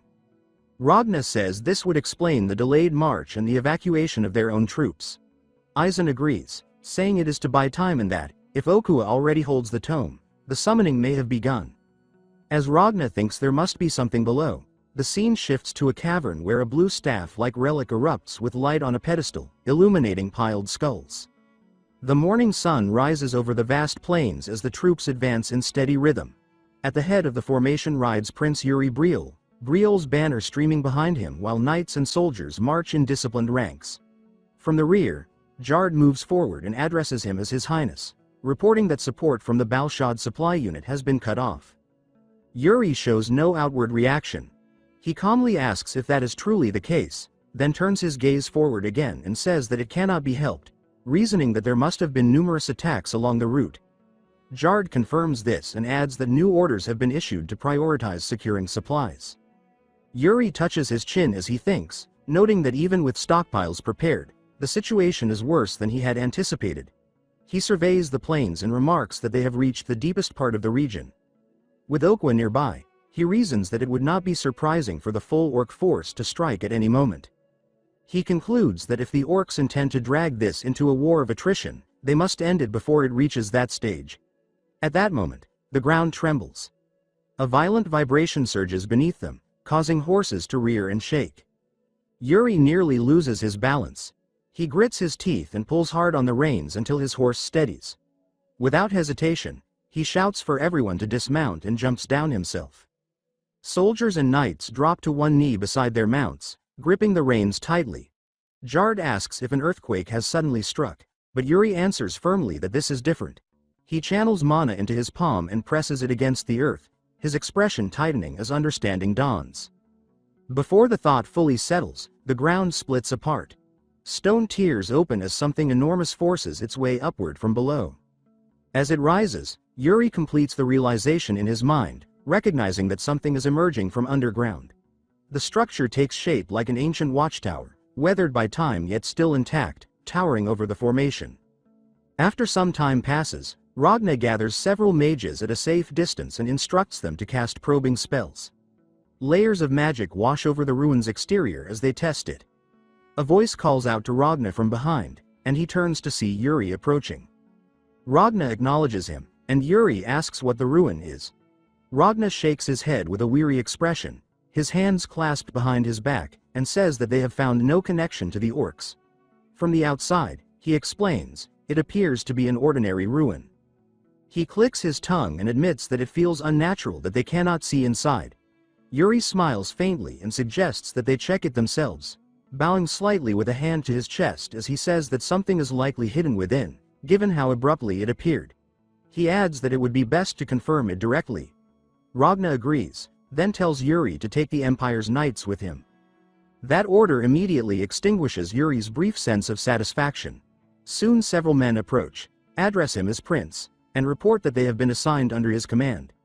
The knight leading them introduces himself as Rodane, saying that it is a pleasure to meet him and identifying himself as an Imperial Knight. As Rodane turns back to his men, Jard leans close to Yuri and whispers his reluctance, asking if they truly have to go with them. Yuri whispers back that he has no choice. Yuri reflects that he must obey, though he did not expect Ragna to attach Imperial Knights to him so directly. As he mounts his horse to lead the group, he hopes that Ragna has no hidden agenda. They soon arrive at the front of the structure and dismount once more. Yuri stands before a massive sealed door, with Jard on one side and Loran on the other. He remarks that this must be the entrance, but notes that it does not budge. Jard suggests searching nearby for mechanisms, while Loran keeps a hand close to his sword as Yuri steps forward. Yuri places his palm against the door and says that it is fine, explaining that he can break it slightly if needed. Even as he speaks, mana leaks from him, flows through his hand, and sinks into the stone. He focuses and presses harder, gathering his strength to force a reaction. A steady vibration spreads through the structure. Yuri's eyes widen as the sealed door begins to tremble, then slowly slides upward on its own. Everyone freezes in place. Jard blurts out in disbelief, asking what Yuri did, and Yuri answers honestly that he does not know. He peers into the opening and thinks that he barely touched it, yet it opened far too easily, as if the ruin itself had been waiting. Yuri does not rush forward. He studies the darkness beyond, thinking carefully, then steps ahead with Jard and Loran and declares that they are going inside. They move into the corridor, their footsteps echoing softly against stone. Someone mutters that it is too dark to see anything. Yuri stops and calls Jard's name, asking if he brought torches. Jard answers that he did not. Yuri glances back at the Imperial Knights and assumes they likely came without any as well. Turning back, he notices an unlit lamp fixed to the wall. Remembering how the door reacted, he channels mana into the lamp. It ignites instantly. Yuri stares in shock as light spreads outward. One by one, lamps flare to life down the corridor, illuminating a path that stretches deep into the ruin. Behind him, the knights ask whether he has been here before. Yuri answers immediately that he has not. Jard looks at him with awe and says that he is incredible. Yuri tells them that they are proceeding further and orders everyone not to lower their guard. Jard and Loran respond sharply in unison. The Imperial Knights follow in silence, watching closely. Rodane studies Yuri with open suspicion but says nothing. As they advance, Yuri's boot crunches against something hard.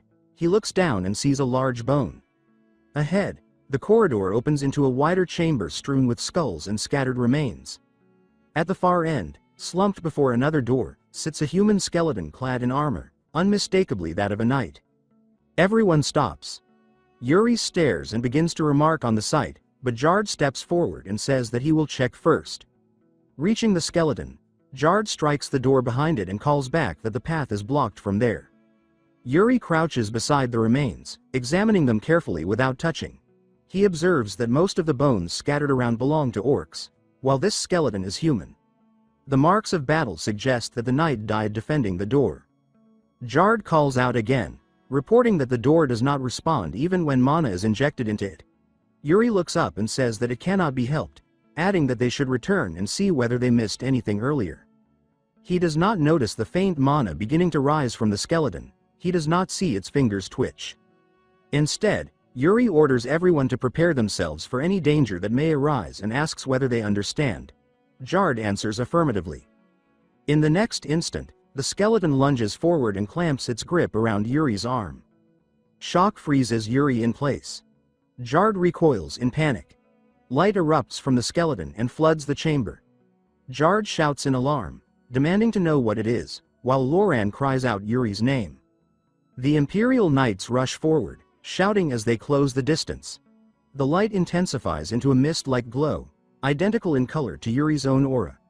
Yuri grunts, squeezes his eyes shut, and raises his free hand to shield himself from the glare. Still holding him fast, the skeleton speaks. Its voice resonates directly within Yuri, pleading with him to remember. The sound jolts him to the core. Yuri opens his eyes and stares into the hollow sockets as the voice echoes again inside his mind, telling him that this is their salvation. In a wash of blinding white, Yuri's vision shatters into drifting fragments. Blue sparks tear across his sight, and the world turns over, replaced by an unfamiliar sky. A towering structure of white stone rises beneath brilliant daylight, its surface wrapped in vivid bands of color. It is far too pristine to belong to the ruin they entered. The same thought lingers without words, repeating that this is something else entirely, and Yuri feels as though he has been suspended and dropped into another person's memories. A boy wearing a green cloak runs across an open field, calling out for his master to look. An older knight with a broad frame turns toward him, arms crossed, and demands to know where the boy has gone. The boy grins and explains that he has been reading, hugging a thick tome to his chest. As Yuri takes in the knight's armor, recognition strikes him. He wonders if he is witnessing the memories of the skeleton. He thinks that leaving something like this behind must have required immense magic. He watches as the boy slows his pace and stops beside his master. The master's voice softens as he asks whether the boy has something to show him, resting a rough hand on the boy's head.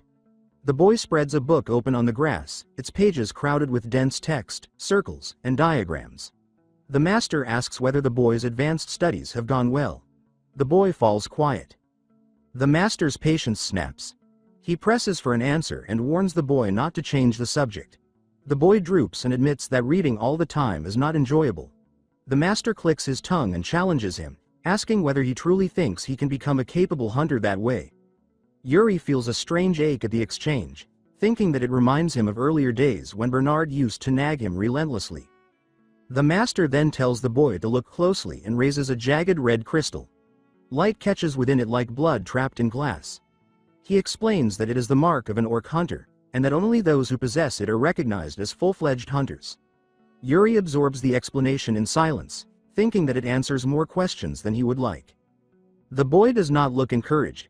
Instead, he speaks with frustration, saying that he does not understand why they must kill orcs and suggesting that negotiation should be possible. Silence follows. The master's gaze hardens, and he says that the boy asked for the truth. He orders him to listen carefully and states plainly that orcs are humans who were corrupted by black magic. Yuri's breath catches, and he reacts in shock, demanding to know what that means. The memory sinks into deeper darkness. The master declares that long ago, a noble obsessed with power slaughtered his own people. The vision shows a throne looming above a sea of bodies soaked in black and red. When royal decree forbade murder, a black mage approached the noble and twisted the law, arguing that the king had forbidden killing humans, not turning humans into something else. The noble rejoiced. A ritual chamber appears, lit by a single red glow like an unblinking eye. The noble began forcing black magic into people, and those who touched it transformed into non-human monsters filled with hatred toward humanity. The orcs known today, the master explains, are humans corrupted by black magic. Yuri's eyes widen as the truth settles in. He says that this means the orcs he has been killing are descendants of humans. The boy asks whether the black mage was punished. The master answers that he was not, explaining that by the time the noble's crimes were exposed, the mage had already vanished. He adds that no method was ever found to reverse the transformation, and that the kingdom eventually abandoned hope. The boy is left stunned. The master gazes up at the sky and says that hunters exist to reap cursed lives and grant them the salvation of rest. Yuri's thoughts sharpen as he wonders whether the black magic he once inherited is connected to the poison used by orc shamans and the human sacrifices the foreigner mentioned. The realization strikes him so hard that he jolts. The air ripples. Yuri senses the memory shifting. Bright towers and stone fracture and fade, draining into darkness as ruined corridors replace the open field. Yuri blurts out in disbelief, asking whether they are inside the ruins. The boy, now older, clutches the master's cloak and cries that he cannot accept this. The master snaps at him to let go. The boy demands how the master can face them alone, insisting that he will die. The master shouts back, asking whether the boy expects him to wait for reinforcements, then declares that this is the end of Adelbane. Yuri watches with a sinking feeling, thinking that this must be from 10 years ago. The name Adelbane feels familiar to him. In the distance, an endless wave of orcs surges through the darkness. The boy trembles and accuses the master of throwing himself forward as bait. The master hardens and says that they are already coming, and that if he does not act now, there will be nothing left he can do. He grips the boy by the shoulders and says that the boy must survive and carry their wish forward, because that is the role of the next generation. The boy swallows and replies that even if he runs alone, he will not get far. He then insists that he would rather leave the memories of the orc hunters here, within these ruins, and pass them down. The master mutters that the boy is stubborn. Yuri's chest tightens as he understands that this is the reason these memories were preserved here. Stone cracks under a heavy impact as a staff is driven into the ground. The boy declares that they will leave these memories for a future generation to witness. Blue light surges through the darkness as he raises a glowing staff. He states that what they are leaving behind is the secret of the orcs, along with the techniques and experience of the strongest orc hunter, and that even if they die here, the next generation will fulfill their wish. The master appears broken and trapped. The boy strains against the swirling blue current, his face soaked with desperation, and begs for it to work, pleading that their deaths not be meaningless. Yuri watches, staring at a pedestal bathed in blue light and the boy's slumped body nearby. He wonders if the boy within the memory is looking directly at him. A faint, urgent voice reaches his ears and warns him to watch out for the devil's grimoire. Yuri repeats the words under his breath, stunned, questioning what the devil's grimoire could be. Blue light shatters above the pedestal. The crystal fractures and explodes, shards scattering through the darkness like falling glass. A faint voice trails off, struggling to reach him before fading away. Yuri's eyes snap open beneath his helmet as he is violently pulled back into his body, his breath catching in his throat. Lying amid broken stone and debris, he lifts his head and asks where they are. One knight answers that they are still inside the ruins. Another reports that the skeleton erupted in light and then vanished, adding that everyone is relieved Yuri is unharmed. Yuri exhales slowly and says that he is glad they are all safe as well. As he gathers himself, Yuri thinks that the hunter's memories did not feel like living someone else's life. Instead, they felt like something buried deep inside him being dragged to the surface. He gestures toward the entrance and asks whether they were the ones who broke it, pointing out that the door has been completely destroyed. A knight laughs awkwardly and admits that it took quite a bit of effort. Jard asks what Yuri saw, and Yuri answers that it was something beyond ordinary sight. A deep tremor suddenly rolls through the stone beneath them. Someone calls out that it must be an earthquake, but Yuri immediately says that it is not. His words are cut short by the sound of heavy, pounding footsteps. Yuri states with certainty that the orcs are attacking. Jard panics and asks whether they were discovered and whether this was all a trap. Yuri sharply tells him to stop. He explains that this ruin was once an orc hunter base, and that the orcs would naturally rush to destroy the remains of an old enemy that had suddenly surfaced. Extending his senses, he judges the rhythm of the vibrations and adds that the attackers are riding Komodo drakes. After counting silently, he finishes coldly by stating that there are 10 riders. Loran urges that they retreat to the main force. Yuri agrees that it would normally be the right decision, but then orders everyone, including the Imperial Knights, to follow him. He declares with confidence that they will prepare for battle. When Rodain asks whether they are truly not retreating, Yuri replies that there is no need, adding that it is now clear how these orcs should be fought. Outside, the plains burn beneath a sinking sunset. Komodo drakes thunder forward as a wave of orcs surges across the land. One orc points and bellows just as red flashes erupt from the bushes, slamming into the horde. The orcs roar and charge through the haze, but as they draw closer, hesitation ripples through them when the red light intensifies. Yuri steps into view and shouts that the moment has come. At his signal, knights hidden in the brush surge forward. Steel flashes as the first clash lands. Jard cleaves an orc across the torso and follows through with a crushing blow. Loran decapitates his opponent in a single motion, while Rodain drives his blade through an orc's neck, the creature howling as blood pours down its throat. Yuri watches and thinks that it is working. His hand closes around the small red mark on his chest, and he finds it unbelievable that the hunter's mark could change him so profoundly. He realizes that he can read vibrations to count enemies and sense where traps should be laid, instincts he never possessed before. He understands that this is why the hunter showed him those memories. An orc charges at him, roaring. Yuri feels as though decades of experience rest within his bones. He sees the perfect angle and the precise point to strike. He darts forward, severs the orc's hand mid-swing, then follows with a blue-lit cut that ends the creature's life without the need for soul severance. The orc collapses, blood spreading across the ground beneath the fading sunset.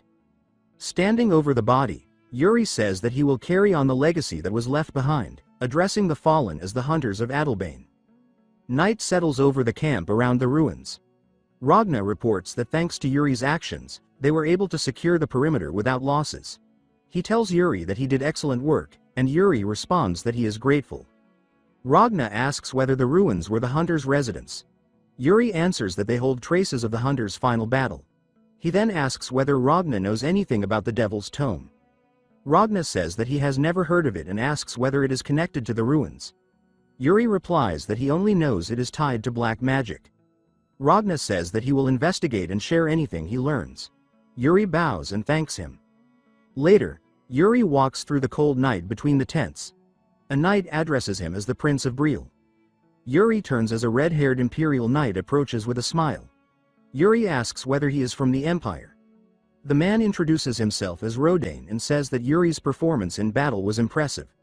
Yuri replies that Rodane fought impressively as well. Yuri asks whether Rodane usually smiles, noting how stiff he seemed earlier. Rodane answers that the Empire's military discipline is strict. He adds that most people freeze during their first battle, but Yuri fought like a seasoned veteran. Yuri tightens his expression, silently agreeing. Rodane jokes that Yuri must have left a lover back home. Yuri calls Rodane by name and asks whether His Highness Ragna ordered this conversation. Rodane stiffens and denies it. Yuri bluntly guesses that Rodane is here to assess the state of his romantic prospects. Rodane remarks that Yuri is clearly not welcoming the attempt. Yuri says that he would hate to be tied to the Imperial Princess. Rodane asks why, saying that everyone admires her and describing her as beautiful and kind. Yuri murmurs her name, Katerina, and thinks that with kindness like hers, she makes people feel as though they are special. Yuri abruptly ends the topic and says that he already has a girlfriend, which is, in truth, a lie. Rodane jerks in surprise. Yuri forces himself to remain composed and says that he is serious, adding that they care for each other deeply, though his eyes flick aside in discomfort. Under his breath, he apologizes to Sibylla. Yuri repeats that he has a girlfriend and says that this is all Rodane needs to know. Rodane replies that it is fine and says that it is good to hear, mentioning that he himself plans to propose to his own lover. Yuri snaps that Rodane should not say something like that on the battlefield. Rodane begins to respond, but something heavy snaps through the air with a sharp crack. When someone says words like that, something is bound to happen. Suddenly, a violent explosion rips through the rear lines. Fire surges skyward as Yuri and Rodane instinctively turn toward the blast. Yuri snaps that he warned Rodane to be careful with his words, while Rodane keeps his eyes on the unfolding chaos and responds that this is clearly an enemy attack. Screams tear through the camp as tents collapse into flames. Soldiers stagger back from the heat while others shout that the camp is on fire. Orders ring out to protect the supplies, and figures rush through drifting embers, hauling crates and barrels away from the spreading inferno. Hernando stands facing the blaze, his coat snapping violently in the heat. For a brief moment, he considers the possibility of an underground assault, but immediately discards the idea when he realizes that dozens, no, hundreds, of orcs have appeared directly inside the camp. His expression tightens as he understands that this is only part of the threat. He raises a hand and tests the air, eyes narrowing. His dispel fails to respond. This time, it is not an error. The resistance is intentional. Their magic is being countered and suppressed. Annoyance slips through as he clicks his tongue sharply. Yuri calls out to him, asking whether the dispel is malfunctioning. Hernando turns as Yuri rushes through the smoke toward him and reports that enemy sorcerers must have prepared in advance. Yuri answers with calm certainty that he will handle them. He orders Hernando to wait for the moment the dispel becomes possible and to unleash his magic immediately when that window opens, adding that he is counting on him. Yuri then sprints off through the ash as Hernando shouts after him, demanding to know how the sorcerer can even be identified. As he runs, Yuri answers inwardly that it is not easy, but there is still a way. A memory rises of the old master explaining that orc sorcerers often lose their sight due to prolonged exposure to black magic, which leaves them with an unnatural, unsteady gait. Yuri knows this method only works if the memory is accurate. He snaps back to the present and scans the battlefield until his gaze locks onto a single figure moving awkwardly through the chaos. Certainty settles in as he identifies his target. With a sharp exhale, Yuri draws his sword and hurls it forward. The blade cuts through the smoke like a black dart. The orc collapses instantly, clutching its throat. Yuri leaps after it and drives the sword in deeper with a brutal kick, ending it completely. He plants his feet and declares that the sorcerer is down. Then he notices the tightening ring of glowing red eyes surrounding him and remarks that he seems to be in trouble now. He realizes that this was only what they expected. As if on cue, Hernando raises his arm and forms a spiraling mass of fire. Yuri snaps Hernando's name as the mage hurls the fireball forward. The explosion rolls across the battlefield in a blazing wave. Yuri cuts into the spell mid-flight and redirects it toward the surrounding enemies. The flames split and recoil, pressed back as if by invisible walls. As the orcs struggle and burn, Yuri remains steady and asks whether they still believe they hold the advantage. They continue advancing regardless, their numbers swelling within the smoke. Yuri tightens his jaw and mutters that he brought this on himself, adding that there truly seems to be no end to them. He shouts for Hernando to fire again. Hernando's body jerks in midair, as if all strength has been drained from him. He apologizes urgently, explaining that there appear to be more sorcerers suppressing the field. Yuri curses loudly, anger flashing across his face. He turns fully toward the horde, sword lowered, and forces calm into his voice as he invites them to come, asking them to be gentle. Internally, he admits that charging alone into the center just to eliminate a sorcerer was reckless. He recognizes that he let himself get carried away. His grip tightens until the leather creaks. He steadies his breathing and reminds himself that he has already died once. Lowering his stance, Yuri grips his sword as embers drift around him. He declares his name and resolves that even if he dies here, it will not be in disgrace. Rising with a grim smile, he lifts his blade and provokes the orcs to advance. A calm voice answers from within the chaos, expressing approval of his resolve. A heavy presence crashes into the battlefield, sending sparks and dirt flying. A long-haired swordsman emerges through smoke and flame, carving a path with a single, fluid strike. Yuri's eyes widen as he shouts that it is his master. Without turning, the master tells him to give everything he has and leave the rest to fate. He explains that one who is prepared to die truly lives, while one who clings to life is already dead. He adds that only someone who reaches this state can be called his disciple. The master turns effortlessly and announces that he will demonstrate the sword of Chongsung. Drawing a quiet breath, he unleashes the azure cloud crimson glow sword art. Half-moon momentum. A massive crimson arc of fire and steel tears across the battlefield, carving a wide swath as the night flashes red. Yuri stares in awe, ash and sweat streaking his face. He realizes that this is the power he remembers, the strength that rivals the 10 strongest beings on the continent, the same overwhelming force his father once wielded. The master declares that he will take half of the enemy and orders Yuri to handle the rest.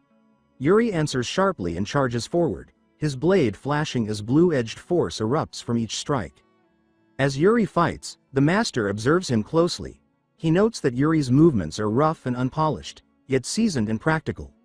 While Yuri clashes with a towering orc and forces it back, the master reflects that such talent never exists in isolation and inevitably draws others toward it. Surveying the battlefield drowned in smoke and ash, the master thinks of celestial forces thrown into disorder and a dark star spreading across the world. Yet he also senses a smaller star that still shines. He wonders whether this encounter itself is fate.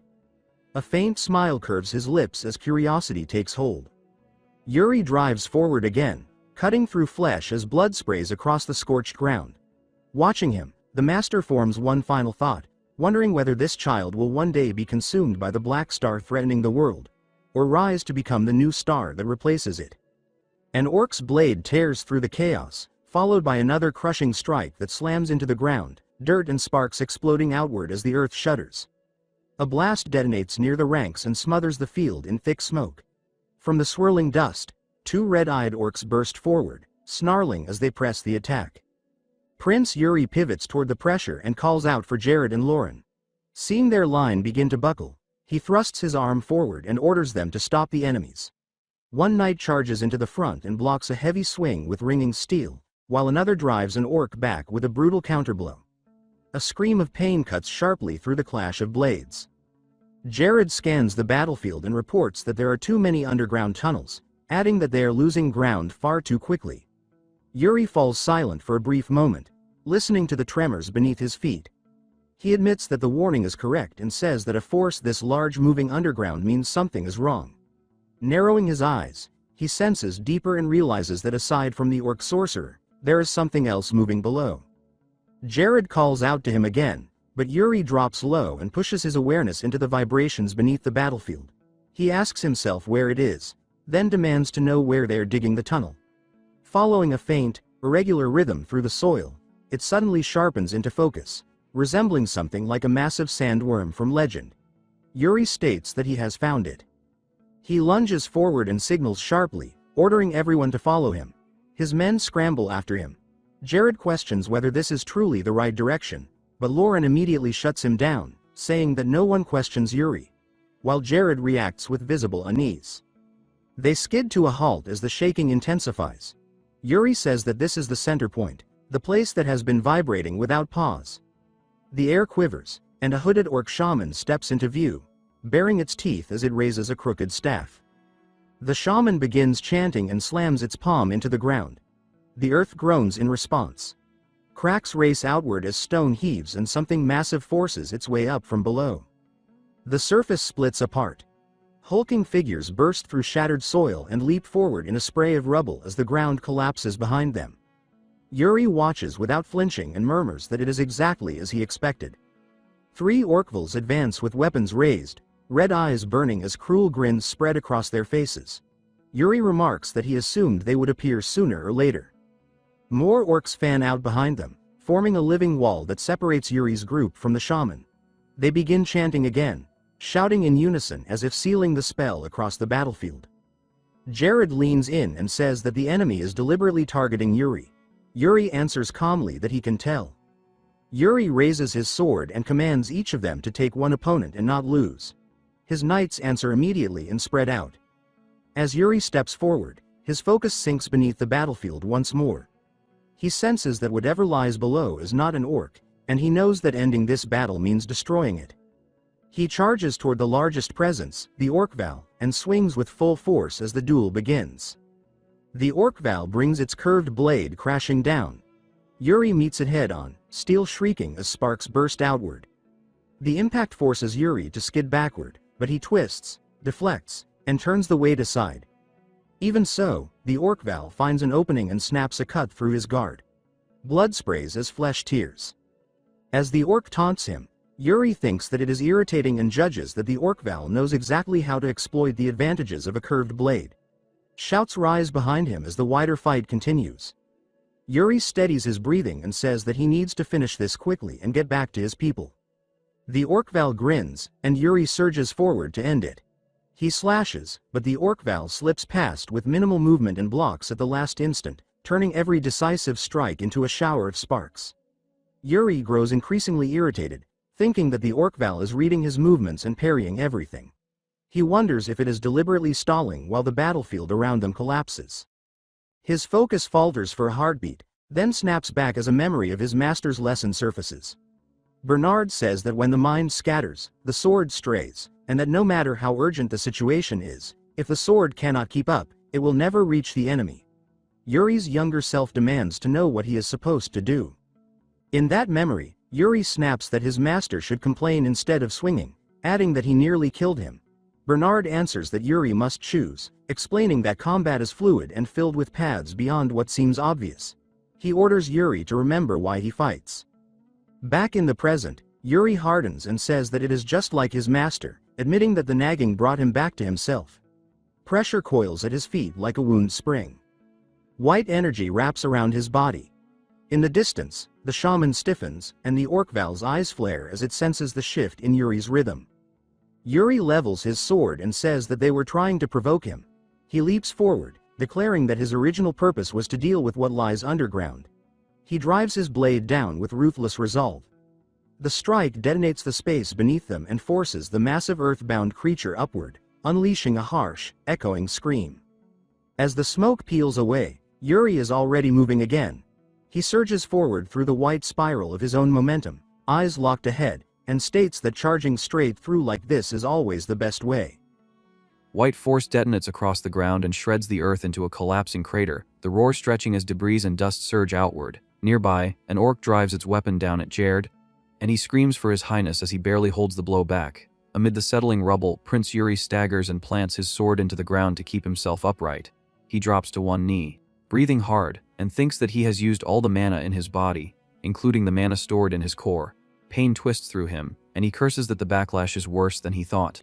He forces himself to breathe and thinks that he needs some time to heal, adding that with this, the underground tunnel should be dealt with. Before the thought can finish, the battle noise swells again and another strike flashes near Laurent, making his eyes go wide. The earth suddenly puckers and splits. Multiple gaping maws burst up from the ground like living pits, and Laurent's frantic warning rings out, telling Yuri to watch out. Yuri grits his teeth and spits a curse as the nearest mouth snaps toward him, Jared lunges in, yanks Yuri away by force, and drags him out of the bite zone as the ground erupts behind them. He hauls Yuri up and carries him while sprinting, then Laurent rushes in and cuts the threat to pieces. They crash down together in a safer pocket of ground, still shaking from the impacts. Yuri forces a tight smile and says that he is thankful. Jared, still tense, says that if Yuri is really grateful, then Yuri should tell him beforehand the next time he plans to do something like that. Jared asks if Yuri is able to fight. Yuri answers that he would love to, but his body will not move. Jared mutters that it is a problem. Heavy steps answer them. Massive bare feet land nearby, and the looming presence of the giant sandworm's advance presses into the air. Jared asks if they think they can make it back alive, watching the shadows of enemies gather, with a strange, overdramatic glow of resolve. Laurent says that dying with Yuri would be the greatest honor for him, while others nearby react as if he is starting again. Yuri answers that it does not mean they are going down without a struggle. He lifts his sword despite the strain and declares that they will take their lives until their last breath. Yuri shouts for everyone to spread out. His men answer that they understand. Yuri then vows that he will make the path and surges forward, forcing his battered body to move through sheer will. As he charges, a calm warning cuts through his momentum, telling him not to overwork himself. At the same time, golden light swirls up like a protective storm, and Yuri calls out in surprise, addressing Sir Graham. Sir Graham steps into view wrapped in radiant, swirling aura as he slashes at their enemies. He says that he has been ordered by Prince Ragna, and he declares that they will be helping from here, bringing support into the fight as the pressure shifts away from Yuri's side. Later, the camp settles under clearer light. Someone asks if the enemies ran away, and the answer comes that they did. Inside the medical tent, Prince Ragna listens as a report says that by the time they arrived, Prince Yuri had already taken down the giant sandworm. The report adds that the enemies probably concluded they had no chance of winning once their entrance was blocked. Prince Ragna clicks his tongue and says that it is a shame, adding that it would have been nice if they had captured them and interrogated them. He praises Sir Graham, saying that he has done very well. Prince Ragna looks to Sir Graham and says that he has done very well. He adds that they would have lost a core member of the Allied forces if Graham had been even a little late. Sir Graham lowers his head and says that he is thankful. Ragna dismisses him and says that he may leave now. Afterward, Ragna stands over Prince Yuri's bed and clicks his tongue. He says that Yuri always has to make a fuss. Watching Yuri lie unconscious, Ragna says that it feels like the entire Allied force exists just to highlight Yuri. Then he thinks that it is as expected, and he concludes that this is what it takes to be Yekaterina's partner. Yuri stirs and lets out a strained groan. Later, Yuri jolts upright in the bed with a sharp gasp, sweat on his brow. He curses under his breath and wonders what kind of nightmare that was. Clutching his head, he thinks that it feels like he has been foretold a terrible future. A voice from the doorway asks if he is awake. Yuri turns and says Sibylla's name as she steps inside. Sibylla approaches with a relieved look and Yuri asks how the situation is, demanding to know if everyone is safe. She tells him to calm down and says that the battle ended well. Sibylla explains that while Yuri was unconscious, the Allied forces moved for another 2 days. She adds that everyone has been considerate so Yuri can focus entirely on recovering. Then she asks how he is feeling and says that she reckons his mana is restored. When Yuri shifts and tests his body, Sibylla smugly says that he can thank her for that. She boasts that he does not get holy treatment from the Holy Kingdom's princess every day. Yuri exhales and says that, fine, he is thankful, addressing her by name. Yuri then asks where they are right now. Sibylla invites him to look outside and says that she is sure he will be surprised. She leads him out, sunlight washing over the camp as they walk side by side. Yuri freezes as the view opens, starting to say that it is while Sibylla watches his face and asks what he thinks. She points toward the distant walls and says that it is the Allied forces' final destination, Okua's fortress. She says that they are finally there. Yuri answers that they are. Agreeing without looking away, Sibylla turns serious and says that she has to thank Yuri first. Yuri reacts with a small, confused sound. Sibylla says that without Yuri, they would not have made it this far. And she adds that even if they had, they would have had far more casualties. She says that she feels so fortunate to have Yuri with them. And she thanks him again, her hand lightly gripping his arm. Yuri swallows, then asks if she is that grateful, could she do him a favor? Sibylla repeats the word, surprised, asking what favor. Yuri hesitates, then carefully says that if Sibylla is okay with it, he wants her to pretend they are dating. Sibylla blinks and demands to know what that is supposed to mean. Yuri scratches the back of his neck, tense, and says that he thinks Ragna's marriage proposal might come his way, and he insists that it is something he absolutely wants to avoid. He adds that it would not be so bad for Sibylla either, then asks if her brother would not try to marry her off once she returns to her homeland. Sibylla studies him for a beat, then relents and says that it is fine. Yuri's eyes widen as he blurts out that she really agreed. Then she raises a finger and says that there is a but. Sibylla smiles sweetly and says that there is one condition. Sibylla faces Yuri and says that she has a condition. She explains that since this is something done under her name, she cannot exactly do it without any stakes. With a bright smile, she proposes that they keep it clean and simple by using a wish token. Yuri stiffens and starts to say that it is a bit much. Sebela leans in, sharp-eyed, and asks what, then asks if he is scared she might ask for something weird. She shrugs with a sly grin and says that if he does not like it, he can look for someone else. Yuri averts his gaze, rubbing the back of his neck in silence. Then she asks who the marriage proposal is with that he has to go this far to avoid. Yuri answers plainly that it is the crown princess of the empire. Sibylla snaps in disbelief, and she immediately demands why he is not thankful for such an opportunity. He insists that he has no reason to be grateful, reminding her that he is a prince too. Yuri asks what she means. Sibylla explains that the empire has higher national prestige than the Brails, and she adds that the princess has beauty and a great personality. She says that the princess pretty much has everything, implying he should be thankful for it. Yuri folds his arms, face darkening, and says that he does not want to get married. He says that the princess's personality is just a mask, and he insists that he can see that. He turns away and says that, anyway, about the wish token she mentioned, he will postpone this and look for a different method. Before he can go, a loud call cuts in, and Yuri flinches at being addressed. Prince Ragna strides up with his escort and says that he was just about to report Yuri's amazing performance to the homeland. He laughs and says that he thought Yuri would be sleeping for at least 4 days, but he has already healed up, calling him incredible. Yuri answers politely that he is thankful to His Highness.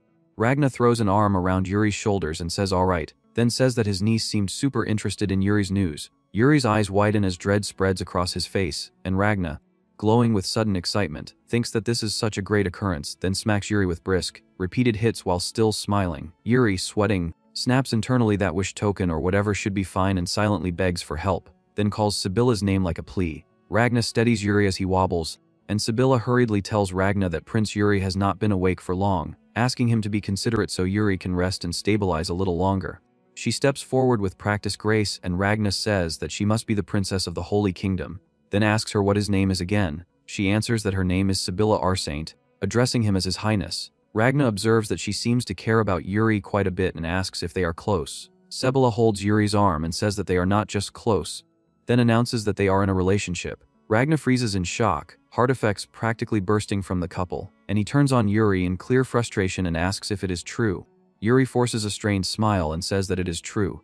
Ragna clicks his tongue, then awkwardly says that they look great together. He says they can talk more about it later, adding that he is sure both of them are already awake. He then says that they will be having a final battle against Okwa soon, but because of all the relentless battles and the long march they have endured, they are planning to advance forward only after taking some time to rest. As the camp settles at sunset, the soldiers listen while Ragna explains that they have to be fully prepared, because this is their long-awaited final battle. He adds that, conversely, the orcs will try to exploit their vulnerability in a new way. He shifts his tone and says, however, they have strong individuals from all over the continent, from the Empire, the Brails, and the Holy Kingdom, and he finishes by saying that they cannot lose to some orcs now. Prince Ragna stretches his hand toward Okua's fortress under the blazing sun, and says that starting now they will be exterminating those filthy creatures of unknown origin.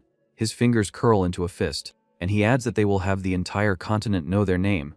Watching the horizon, Yuri thinks that with a single-minded resolve to undo the failures of his previous life, he joined the Allied forces and advanced all the way to the doorstep of Okua without suffering a single defeat. He thinks that it has been 5 years since he regressed to the 13th year of his life. He thinks that ever since then, he trained his body and technique, reclaimed the legacy of his ancestors, and kept those who would share his destiny by his side, bound by the fetters of fate, taking a course of action clearly improved from his previous life. As the sky burns gold, Yuri thinks that now that he has reached a level where he can stand shoulder to shoulder with the continent's strongest, only now has he come face to face with the very first culprit who brought about the Brails' fall. He states in his mind that his sole purpose is to stop the fall of the Brails, and he vows that this time he will make sure to protect his nation. Night falls over the Granzian Empire's imperial palace, and inside, wine is stacked and carried through a lavish gathering where nobles lounge and drink. As glasses clink, someone says that since they are talking about it, they should mention the news about the Allied forces. Another dismisses it and says that it is out of their interest, then asks if anyone heard anything interesting about them. A voice answers that they are about to have a final battle soon. Someone reacts with a gasp and says that is surprising. Another adds that from what they heard, the Allied forces are undefeated. Then someone praises that it is as expected of their highness and calls it incredible. Another person mutters that even so, His Majesty will not even spare him a glance. And a man laughs and warns that they should not be saying that in the imperial palace. A woman lifts her glass with a bored smile and says that they should move on from such a boring topic. She says that everyone must be aware of the third Prince of Bryle, who has been performing very well in this war, and she asks if that is correct. A reply comes that of course it is. The woman then asks if anyone has any news about him, while one attendee quietly admits they remember him because they like his appearance. A woman answers that from what she heard, he has been talking about a marriage proposal with the princess of the Holy Kingdom. Another reacts with an excited exclamation. From the far side of the room, a long-haired figure repeats Yuri Bryle's name as if confirming it. Someone gushes that it must be love formed in the battlefield, and another swoons that it sounds romantic. A calm voice cuts through the chatter and says that it seems they are talking about an interesting topic. The room stiffens as heads turn and people falter mid-sip, stammering and rising in a hurry. Attendants bow and say that it is an honor to see Her Highness. The crown princess steps forward, fanning herself, and says that about the news from just now, she wants to hear more. She fixes her cold gaze on them and asks them to tell her in more detail.